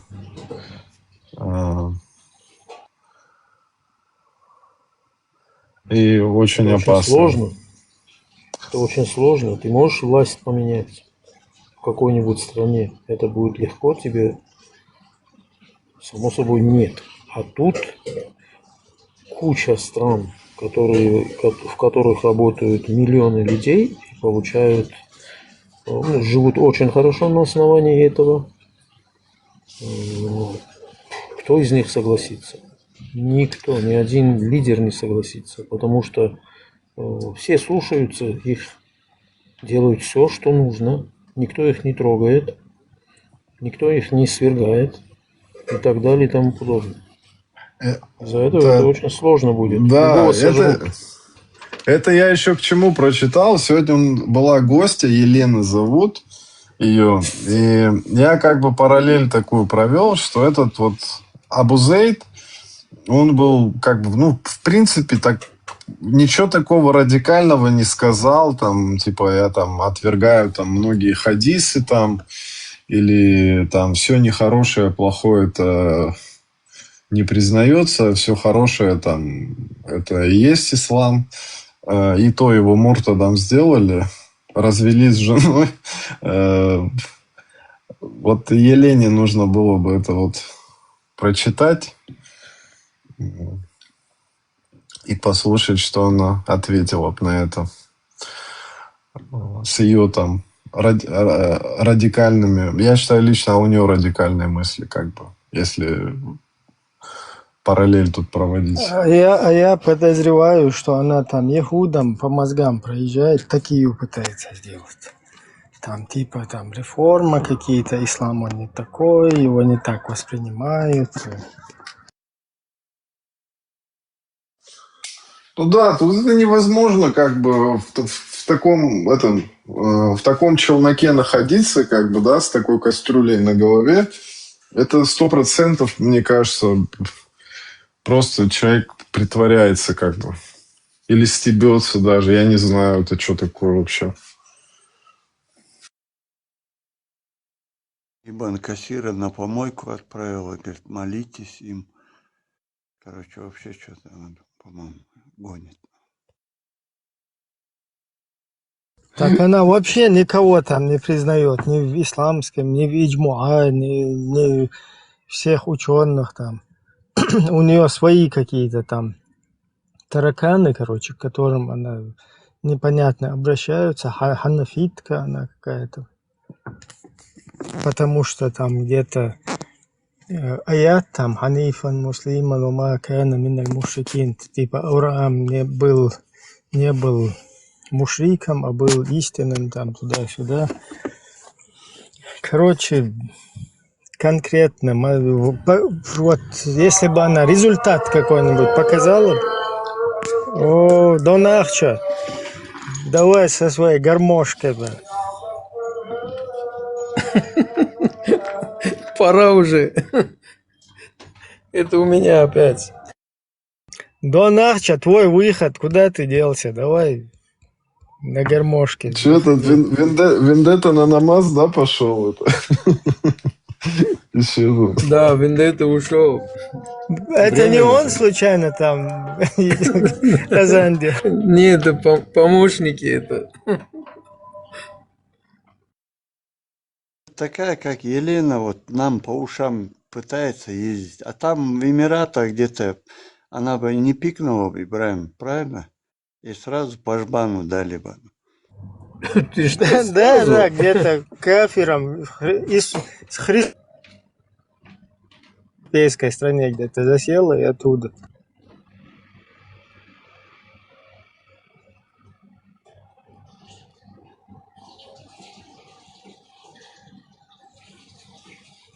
Кстати, в Эмиратах, в Кувейте приняли новый закон, на родственниках нельзя жениться.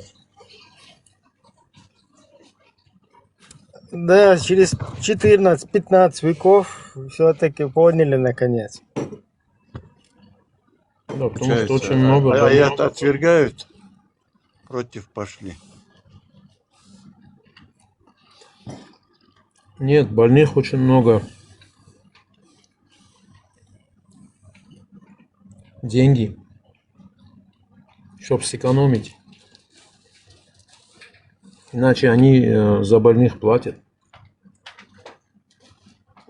Получается, противоречат тоже идут против.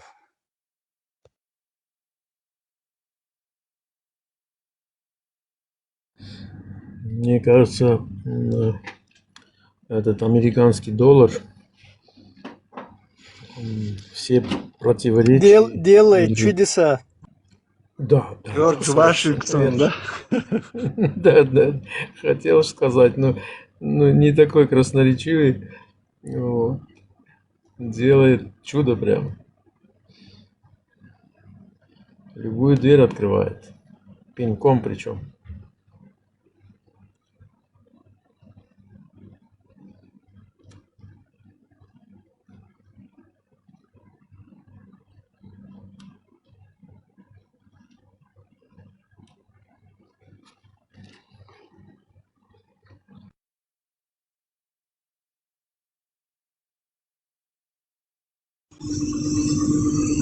Всем добрый вечер. Добрый вечер. Да, приветствую. Да, Машол, приветствую. У меня такой вопрос. Вот в интернете ролик попадался, где чеченцы, в основном мужчины, да, мужчины были, старики, взрослые мужчины, встают в круг, бегают и хлопают. Это вообще к чему относится? Это ислам или какая-то другая религия? Вот интересно. Это чисто наша такая, наши примочки, традиционное наследие. Это то, что мы практиковали до середины 90-х, пока нам вот не притащили тоннами. Кстати, печатали в Москве, в Санкт-Петербурге, издательство «Бадр» было такое. И оттуда нам тоннами завозили вот эту вот идеологию истинного ислама, ваххабида, которая полностью критиковала вот эти вот танцы, вот это движение. Это как бы боевой, по-моему, да, Ибраим у нас был? Как бы боевой танец. Да, это... Ну да, в свое время. Я, знаешь, когда вот меня на этот ваххабит там подсаживали, я тоже как бы с таких хитрых позиций это объясняли. Представьте, вот весь мир там будет смеяться с этого, это что такое? Оказывается, в этом нет ничего, чтобы там мир смеялся. Пожалуйста, там какие-то люди, если свои традиционные, у них есть там, я не знаю, историческое что-то такое, да, там культурное, где-то там, у кого даже нету, пытаются из пальца высосать себе какое-то это, на каких-то мероприятиях показать там, ну, свои исторические там танцы или еще какие-то там религиозные обряды. В этом, по сути, в этом ничего абсолютно зазорного не было. Зазорно оказалось то, что вот быть дебилом на весь мир, короче, полностью там свой весь народ подставлять, потом идти еще там людей безвинно гнобить там всякими 4.24 изнасилованием, замужних женщин, вот этим. Оказывается, вот это вот было не то, что смешно, а вообще, короче, вот так вот как-то. А так Да. эти, да, вот эти танцы, это дело, оно как историческое какое-то наследие, оно абсолютно безобидное дело, никому не мешало. Можно свое мнение Понятно, добавить? но я вот удивлен был, когда 80-летние старики вот так активно, прям честно удивлен. Там они по полчаса, по 15 минут. Спасибо за ответ. Насколько я знаю. Там вообще, Насколько я знаю. вообще часами там даже, я просто объясню, я сам тоже как бы участвовал в этом еще до того, как этот ваххабит там начал полностью как бы распространяться. Я тоже нет в этих каких-то традиционных мероприятиях. Ну, оно действительно там, короче, некоторые старики там газу давали. То есть это как зарядка тоже крутое такое дело было. Это очень крутая зарядка и правильная. Не бегают, скажем, там, ну, зикр идет 1 час, грубо скажем, да, не бегают 1 час, как сумасшедшие, а там какой-то там, скажем, минута, 2 минуты остановились спокойно, ну, танцуют или стоят, или хлопают.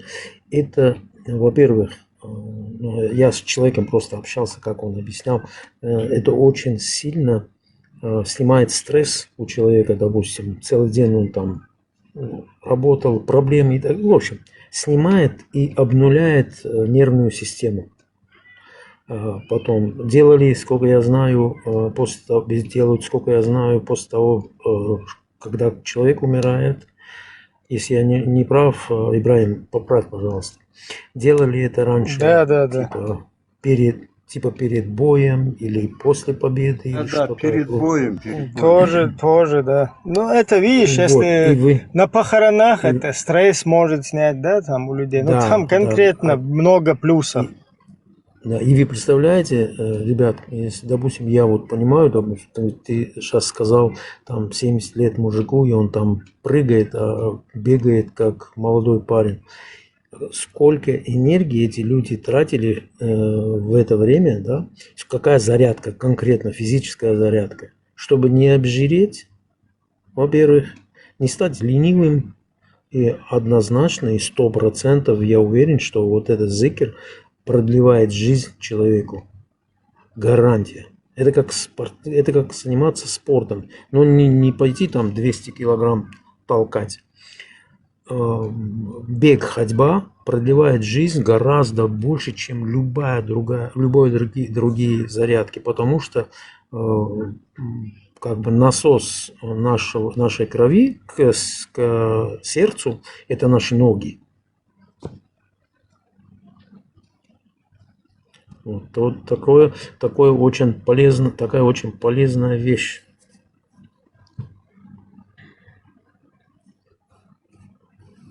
Просто очень хитро это подкидывали. Там, человек потеет, потом от него пахнет туда. Да пускай от него воняет, потеет. Вон спортсмены тоже потеют. Это пошел, искупался, там, постирал и все. Да.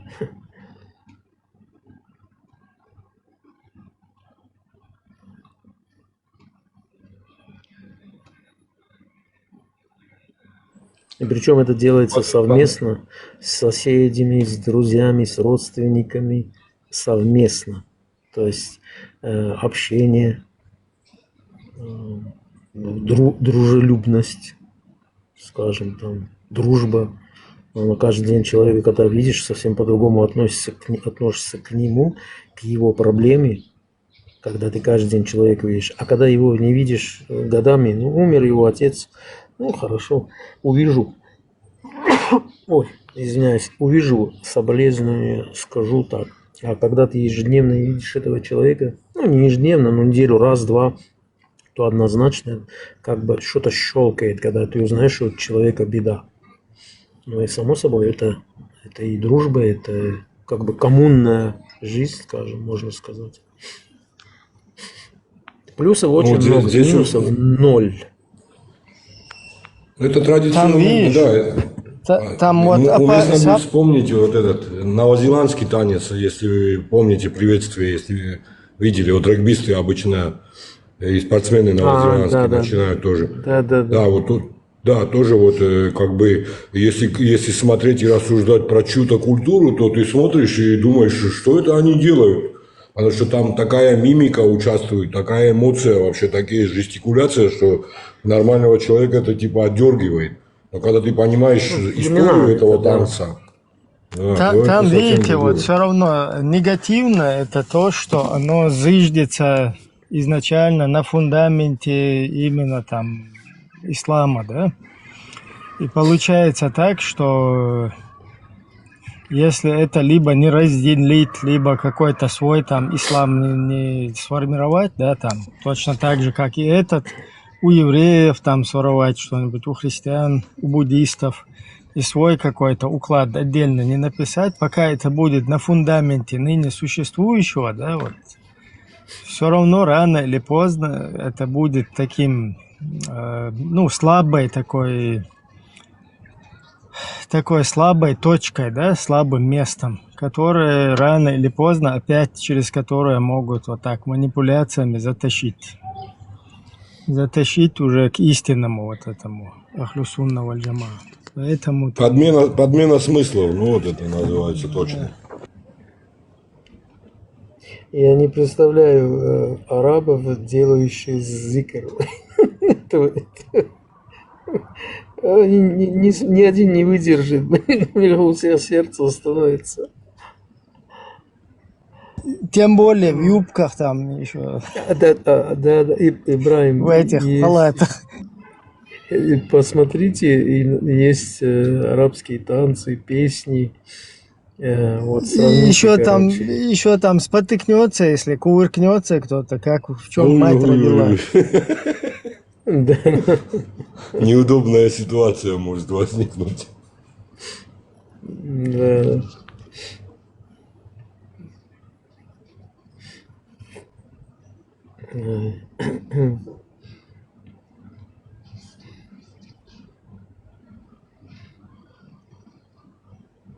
Интересно, просто они,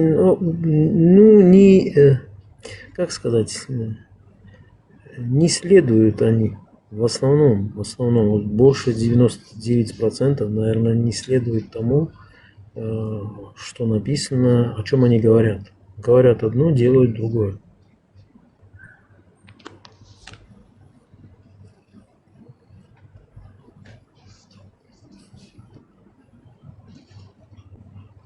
Попробуй в Египте, например, сходи на базар.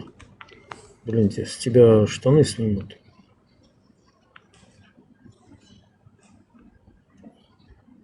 Если, скажем, дашь слабину, штаны снимут тебя, обманут так, что, не знаю.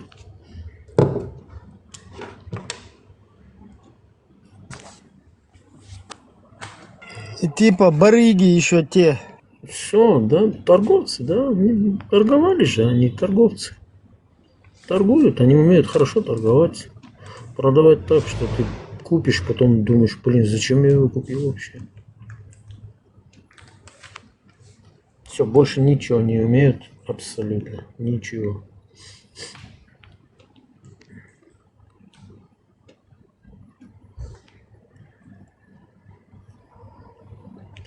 Выращивать ничего не выращивают. Если что-то выращивают, например, я знаю компанию, которая выращивает зелень в Арабских Эмиратах с каких-то там, по-моему, с 80-х годов. Это армяне, крупная компания в Абу-Даби. Они выращивают зелень. В других Эмиратах, я знаю, выращивают зелень, это индусы. Потом есть иранцы, но однозначно не местные. Бангладеш, я не знаю, еще кто-то, но не местные. Они, не знаю, наверное, верблюдов они пасли и все. Пили верблюжью, молоко верблюжье, ловили рыбу, ели и все. Вот этим заканчивался у них день. А чтобы строить что-то, там, придумать что-то, то, что говорят, и ничего такого не придумали. Все, что придумали, что сказано, что они придумали, это иранцы. Или же те же, допустим, египтяне, которые автоматом превратились в мусульман. После там каких-то нескольких веков. Сирию, посмотрите сирийцев, на сирийцев посмотрите, они все с такими усами, что каждый кавказец позавидует, такие усы у них у всех.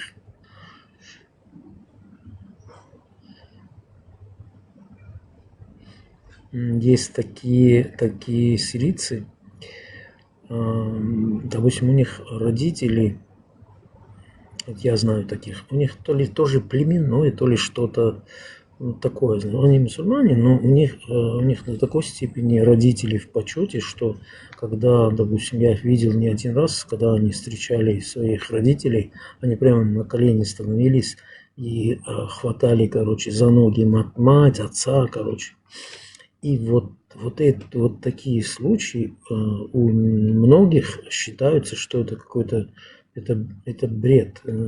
Как по-арабски называется? Беда.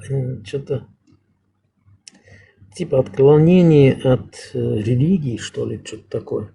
Ни перед кем нельзя уклонить свою голову, как только перед Богом. Типа того.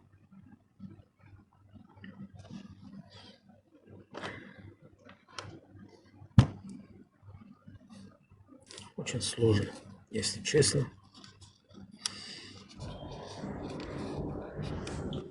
Ребята, всем доброго вечера. Будьте здоровы, берегите себя. Спасибо. Вечер добрый, Взаимно, взаимно, всего хорошего.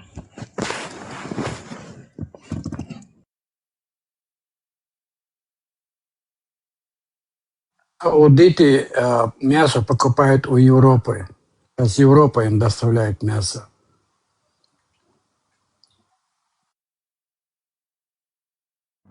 Да, ну везде написано, что это халал.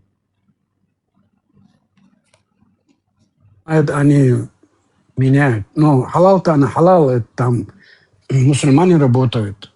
Я это с ними разговаривал, видел и знаю их. Они говорят, да, мы произносим бисмилля по-арабски, режем их и доставляют в Саудовскую Аравию. Да, ну, со всего мира везут сюда. Очень много Бразилия, Новая Зеландия, Австралия. Очень много. Вот основные поставщики, мне кажется, вот это вот. Ну, курицу здесь выращивают, не везут курицу.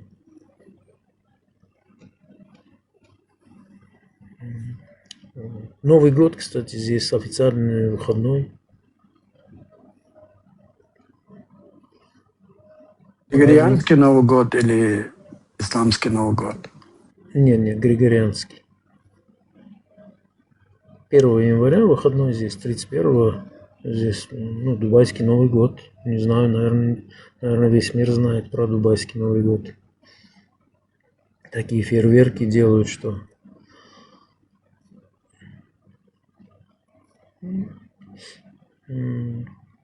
Я имею в виду Объединенные Арабские Эмираты. Кувейт то же самое. Кувейт, между прочим, очень такое цивилизованное, цивильное государство. Кстати, у них парламент есть. В Эмиратах нет, в Саудии нет парламента, а в Кувейте есть.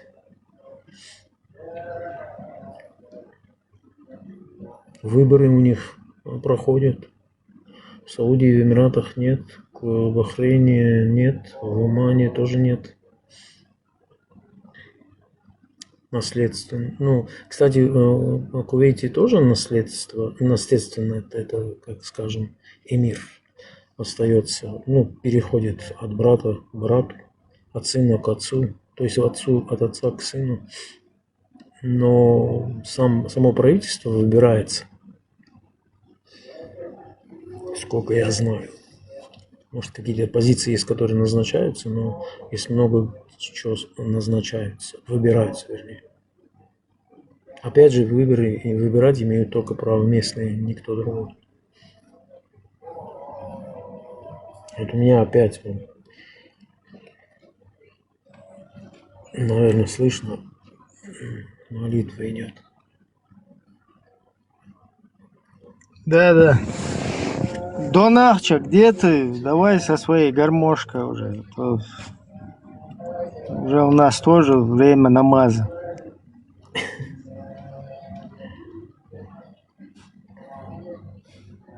Я закрою микрофон.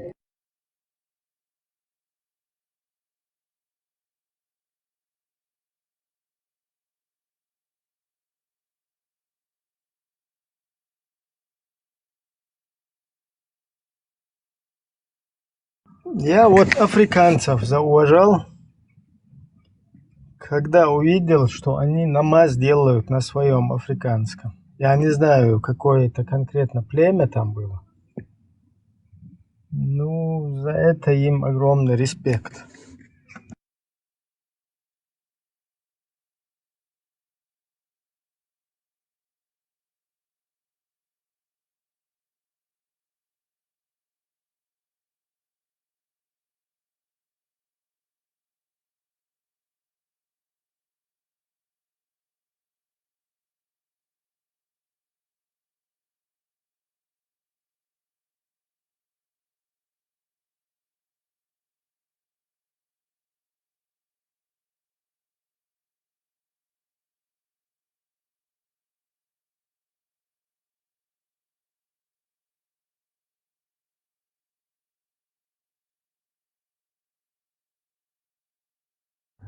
Все, друзья, было очень приятно с вами, Ибраим. Дай Бог. Взаимно, еще взаимно. встретимся. Тоже интересно. Я Очень подпишусь. интересно. Верта, Ханнибал, всем удачи. Всего доброго. Оставайтесь свободными. Доброго. Тебе тоже полностью взаимно, тоже приятно с тобой было пообщаться. Не пропадай как бы. Нет, я теперь буду появляться часто. Я подписался, так что уведомление поставил. Будет время, буду заходить обязательно. Всего хорошего, всего доброго. Удачи всем вам.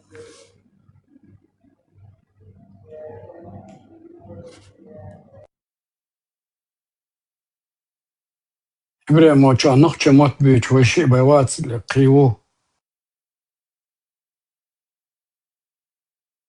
Ну, у нас весь день на русском у нас как бы шел эфир, просто чтобы публика такая обширная была. Ну, иногда мы там где-то перескакивали, да, там на чеченский. Короче, такая тема. Так, если если тебе сложно, на русском можешь какую-то тему на чеченском тоже проговорить. Практиковать взрослые ласками,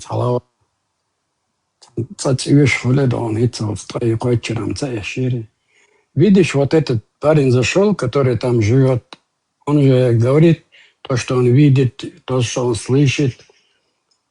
Да, про усы он говорил, что там они усы носят, а не сбривают и бороды носят. Мы делаем все наоборот, потому что мусульмане это покорные. Они покорились арабскому идеологию. Но они прикрываются Аллахом, которого никто не видел, никто не слышал и не услышит. Закон природы, так сказать.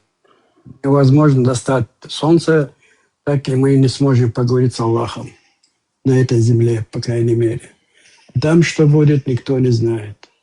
И поэтому эти избранные, как они себя считают, как они сами себя избрали, как это Лукашенко и Путин и Обама на лодке голосовали за Лукашенко. 4 проголосовало, чтобы он не сгребал эту лодку. Вот такое случай с нами тоже происходит. Поэтому мы покорились арабам. Но они нам говорят, хотят деньги приносят арабам, власть приносит арабам, кичатся арабы насчет population, вот это населением, у нас столько-то миллионов, столько-то миллионов. Все государства любят. И даже когда они всего лишь 80 миллионов, они иногда обманывают людей, что у них 150 миллионов, уже когда они сократились от этого числа. Но они хотят, чтобы вот эта цифра, китайцы 1,5, хотя их тоже, если по чесноку посчитать, не будет столько, Индия тоже. Но это психология человека вот такое. И арабы тоже, им нужны эти цифры, плюс доходы, плюс в этой их игре человеческий ресурс. Это их жизнь, они и пользуются с ними как шахматными игрушками, вот этими церхуалара, шахматные фигурки, как фигурками пользуются нами. А мы не осознаем это. У нас ум затуманен, да и ничего не видим. Только слышим их речи, они прикрываются Аллахом, что Аллах говорит так, что Он сказал так, некоторые пророк говорил так. Вот они прикрываются, а все позитивные, все денежные эквиваленты получают арабы. А мы получаем горе, страдания, разрыв родственных отношений, споры, вражда. Все плохое нам достается, им достается все хорошее. Вот так они, торговцы, умело они сделали это, переписали, не переписали. Конечно, переписали. Все-таки они это сделали. Самое обидное, мы не хотим поменять у них там что-то. Пускай это будет, как они хотят, но то, что у нас, это совсем другое. Даже до того большое расстояние, язык, культура, все другое. И все поменять на их удобство, чтобы им удобно было перед всеми окружающими государствами, чтобы их превозвысить. И я не знаю, как это еще выразить. Если по чесноку сказать, нам это просто по нашему менталитету не подобает быть такими рабами. Мы хотим, мы не хотим. Я говорю по правде, мы становимся рабами арабов. Никакого ни Аллаха, ничего. Смотри, даже вот эта молитва, все говорят, Аллах везде, Он все слышит везде, а мы должны поворачиваться в ту сторону, где находятся арабы, на что они указали. Они говорят, что этот камень там из рая. Хотя это не факт, это неправда. Это было доказано одним человеком, который хранил его 22 года и разбил, и потом продал им. Потому что за это 22 года человек тоже возрастел, постарел, и он подумал, лучше я продам это, чем так умереть он. Своим потомствам оставлю деньги какие-то. Они большие деньги заплатили. И они бессовестно поставили обратно и говорят, все это из рая туда-сюда. Вот так обманывают людей. И люди иногда некоторые хотят быть обманутыми этими людьми. Почему? Потому что раньше, если они уповаются на 7 век при жизни пророка, такого потока не было. Вообще не было. И никогда не было, что там человек вот так в давке умирает, потому что таких давки не было. Было все свободно. Сейчас эти арабы, современные арабы, придумали, что если человек там умирает, они придумали это, что они в рай попадут. Раньше этого не было, они из себя взяли и придумали, рай попадут. Вот это, они говорят на вещь, что беда, вот эту беда они придумали. И еще они придумали, если кто-то за твоего умершего или за больного приедет в хадж, опять же, это почему они делают? Потому что им несут деньги. Они говорят, да, это очень хорошее дело, одобряемое, можешь приехать. Эти современники зарабатывают на этом деньги. И еще они дальше идут. Они печатают Кораны, эти Кораны продаются. Они могут дать бесплатно тем, кто приехал к ним, привозя им деньги. Начнем с $5000. Когда они будут уезжать, они им дают какие-то большие Кораны бесплатно. Но они входили в эти деньги, которые они принесли за 2 недели. Вот это тоже называется нововведение, новещество, беда. Но за то, что им приносят деньги, они закрыли на это глаза и сказали, это халал. Хотя иногда, когда их давишь на этом, они говорят, да, это как это они говорят, мы не одобряем это туда-сюда, но это неправильно. Но на этом это все, разговор заканчивается, опять печатают и продают. Потом тот, кто у них берет эти Кораны, ложит туда обратно в мечети. Их 2 святыни, хранимые у них в Медине или Мекке. И за задней дверью они выносят и обратно продают. Некоторые скажут, там же печать стоит. Печать ставит тот, кто продает. У него есть такое устройство, что эта печать он снимает. Если мы все будем ложить туда Кораны, хода не будет людям туда. Человек не сможет войти, потому что это миллионы люди делают. Невозможно. Там есть работники свои. Там, все предусмотрели и делают это, и не стесняются. И плюс еще, раньше не было такого, что вокруг там было столько много магазинов, всех брендов. Все бренды там находятся именно в этой пятачке. Люди далеко не уходили, и не смотрели по кругу, как, что, где, чтобы они не рассказывали про это. Они только видят этот пятачок. Тоже беда. Ну, они этим не стесняются и продолжают, чтобы так и работало. И потом, даже если человек хочет уйти, там немножко посмотреть по сторонам, как, что, где, они не разрешают. И еще, когда человек видит, что происходит не сказанное исламе, неодобряемым исламом, который он знает, вокруг этой Каабы, они не дают снимать. Это все делается тайком. Они не хотят, чтобы знали, что происходит там. Потому что вот этот человек, который там, все эти люди, которые находятся там у них ограниченное время, где-то 2 недели, максимум, может быть, 3. Но большинство стандартно 2 недели и чуть меньше. 10 дней и 2 недели, 14 дней. Вот он уехал, все, проблемы нет дальше. Поэтому, чтобы они не увезли плохой информацию, то, что происходит там, то, что они видят, то, что они не порицают, то, что они не останавливают этих людей, и на каких ни шариатских, ни светских законов там не действует, на этого уголовника, который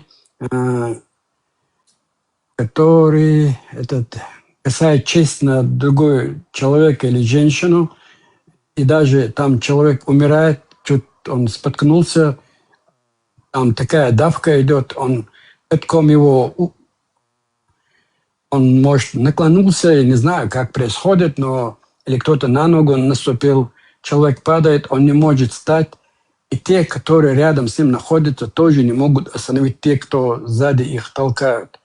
И проходят катком через этого человека, и не знаю, каким чудесным образом они потом этот труп оттуда вытаскивают, может, хором кричат, человек умер туда-сюда. И был такой случай, я своими глазами это видел, там 2. Там, где такой радугообразный такой круг, они туда его положили и сразу увезли. Там, потому что, во-первых, там жарко, во-вторых, они не хотят, чтобы люди глазели на этих трупов, и они раз увели это. Это тоже новшество, но они это одобряют и не останавливают. Они никакого порядка там тоже не делают. Это, например, этот порядок был одобряемым, потому что они спасли бы честь людей и от смертей, чтобы человек не умер там. Им достаточно было 1-2 случая, но это до сих пор происходит. То, что я рассказываю, было больше, чем 20 лет тому назад. Вот это все беда, вот это все вот перечислить, если вот по номерам записать 1, 2, 3, 4, 5. То, что им приносят деньги, они это одобряют. А если человек из другого региона приезжает, он называет имя Аллаха тоже там, но они, кто хлопает, не хлопает, круг стоят и свой зикр делают, они говорят: о, это не делайте, это беда, это нельзя так делать. А то, что человек там ругает честь другого женщину, это допускается у них. И никто это не останавливает. 20 лет тому назад это было, и сейчас это продолжается. Видишь, это все бизнес, потому что приходят деньги. Все новейшество одобряемо, если это приносит им деньги. Если зукар тебе не приносит деньги, они останавливают: нельзя так, не делай туда-сюда, вот так. Потому что там работает та программа, которую придумал Вахаб. Его именем эта идеология и называется ваххабизм. Потому что от имени этого человека он создал свое духовенство, он установил так, чтобы после его смерти его род продолжал вот так духовно, потому что это духовенство им приносит деньги. И по ходу там вот эти правительства, которые там находятся, они тоже постоянно остаются дома при власти. Их сыновья или внуки, или братья, там, я не знаю, по крайней мере, их семья остается. Он тоже доволен, это тоже доволен. как говорится, волки сытые, овцы целые. Вот так они и продолжают. А для нас, простолюд, что мы приобретаем, нам говорят, когда вы умрете, нас как лохов, как детей обманывают. У вас там будет райские горы, если вы будете сражаться за нас, за нашу идеологию, где мы скажем, вот здесь джихад, приезжайте, и вы будете умирать, вам вот такое будет. Мы уши развесили и слушаем их, и повинуемся их исламу, который придумал этот Вахаб. Он это придумал больше 300 лет тому назад.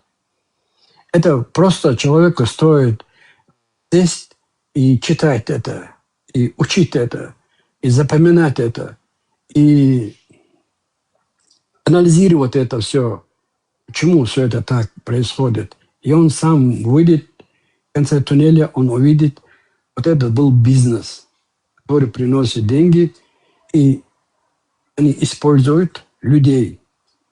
Ну, мы для них не такие полноценные люди, как они сами. Ну, там цыгане, там, подумаешь, там несколько тысяч чеченцев убило. Ничего такого нету. Еще одна женщина там кричит, давайте будем покупать их женщин. Это тоже нас не задевает, потому что мы находимся, как я вначале сказал, в этом тумане. Мы ничего не видим, абсолютно, только слышим голос арабов, их речи через интернет или через наши дома, которые покорились им, мусульмане. Там же ясно сказано, покорные кому? Арабам. Они трактуют нам, что делать, как в туалет ходить, как спать, на каком боку спать, как вставать, с какой ноги вставать. Хотя у них все этого не было, но это новейшество они нам навязали. Они не сидятся, кто это записал, кто не записал, лишь бы им деньги текло. Там пусть будет перс или узбек, разницы нету. Мы, как обалованные люди, следуем за ними и между собой ругаемся. Эти люди себе зарабатывают деньги и живут, становятся королями, принцами. Вот так у них все это идет. Вот этот человек, я имею в виду, из Греции, увидел все это там. Это любому человеку можно увидеть там, если он раскроет свои глаза, если он хочет узнать правду, он сам это может увидеть это. А вот так вот, чтобы там хотел, чтобы быть обманутым, и плюс того, кто не хочет быть обманутым этими арабами, он их ругает, своих родственников, иноверцев, не знаю, кого угодно он ругает, да? Даже брат брата ругает за то, что тот не хочет покориться этим арабам и не следовать за их пропагандой, за их идеологией, которую они придумали себе во благо. Для нас это вред. Это уже история доказана, что нам это принесло вред во всей сфере отношениях, везде, где мы не были. И в Сирии мы умираем, и в Украине мы умираем за эту идеологию. Перед нами ставится эта идеология, какой-то джихад, который мы даже не знали, как называется это слово. Нам привезли его, мы взяли его, положили на самую высокую полку и сказали, это правда, то, что арабы сказали, все. Они увидели Аллаха, Аллаха, когда они говорят, это какое-то имя, они, которые дали имя, как мы называем деле, и мы это приняли за чистую правду, как говорится, за чистую монету, хотя у монеты есть две стороны. Мы видим только одну сторону, другую не хотим смотреть и не узнать, что там. И идем за ними. Вот такая странная логика у нас получается. Wallah, иной раз, да, думаю, люди же вроде разумные, как это не могут понять сегодня хотя бы, хотя у них есть информация, хотя раньше этого не было, сегодня же доступно это. Просто человек же сам себя должен уважать, чтобы он не был обманут каким-то иноверцем, которого он не знает, даже и не видел, некоторые вообще их не видели. Вот слушать их речи, а твой родственник тебе говорит, смотри, они не такие люди, которые мы думали. Они оказались бизнесменами на этом деле, они хорошие торговцы, они торгуют с нами, они нам преподнесли то, что чего нету, обещают то, что они не видели и не знают, но тем не менее на этом они деньги зарабатывают. Он все равно это принял за какую-то чистую правду, их рассказы. Ему даже иногда бывает известно от людей, что они у других это взяли, у одного это взяли, потом у другого религии взяли, там, пусть будет там Тора, Инджил, еще чего-то, где-то, я не знаю, у Шумера, у кого угодно они взяли, ну, и нам преподнесли, как будто это у них есть такой-то человек, который связался с Богом, и Бога это все. Такой же человек, как ты, тебя так обманывают. И вот что с нами происходит. Извиняюсь за мою долгую эту спич. Спасибо всем, кто слушал.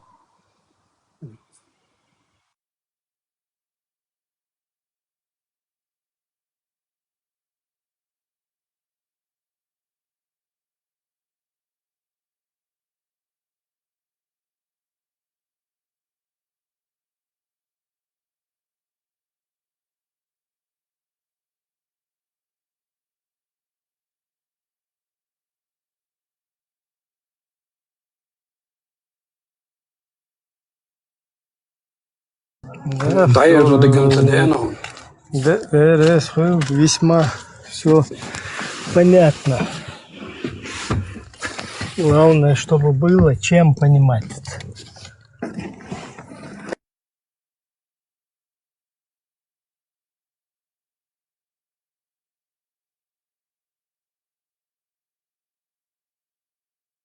В двух словах использовать модель это арбошка. И там использовать так Бог сын глупцар. Использовать дает, зудрит архабигр humadaat arbosh использовать дает, бьехом хой майориал.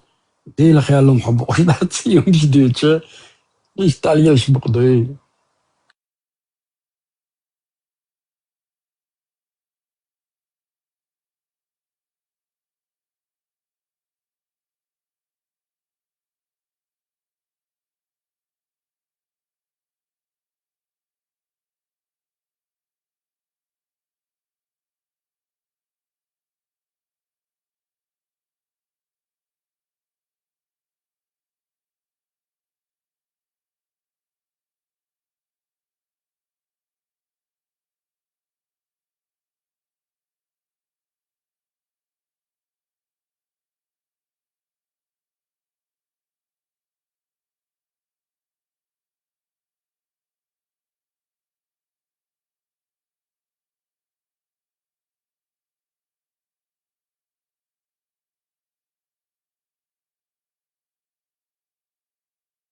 Так, Виндетта, Махыла Кюк Эйден. Что-то у нас тут забуксовали. Все модераторы там туда-сюда. Никто не хочет. Там случайно параллельно не открыли кто-то чат, что все утекать начали.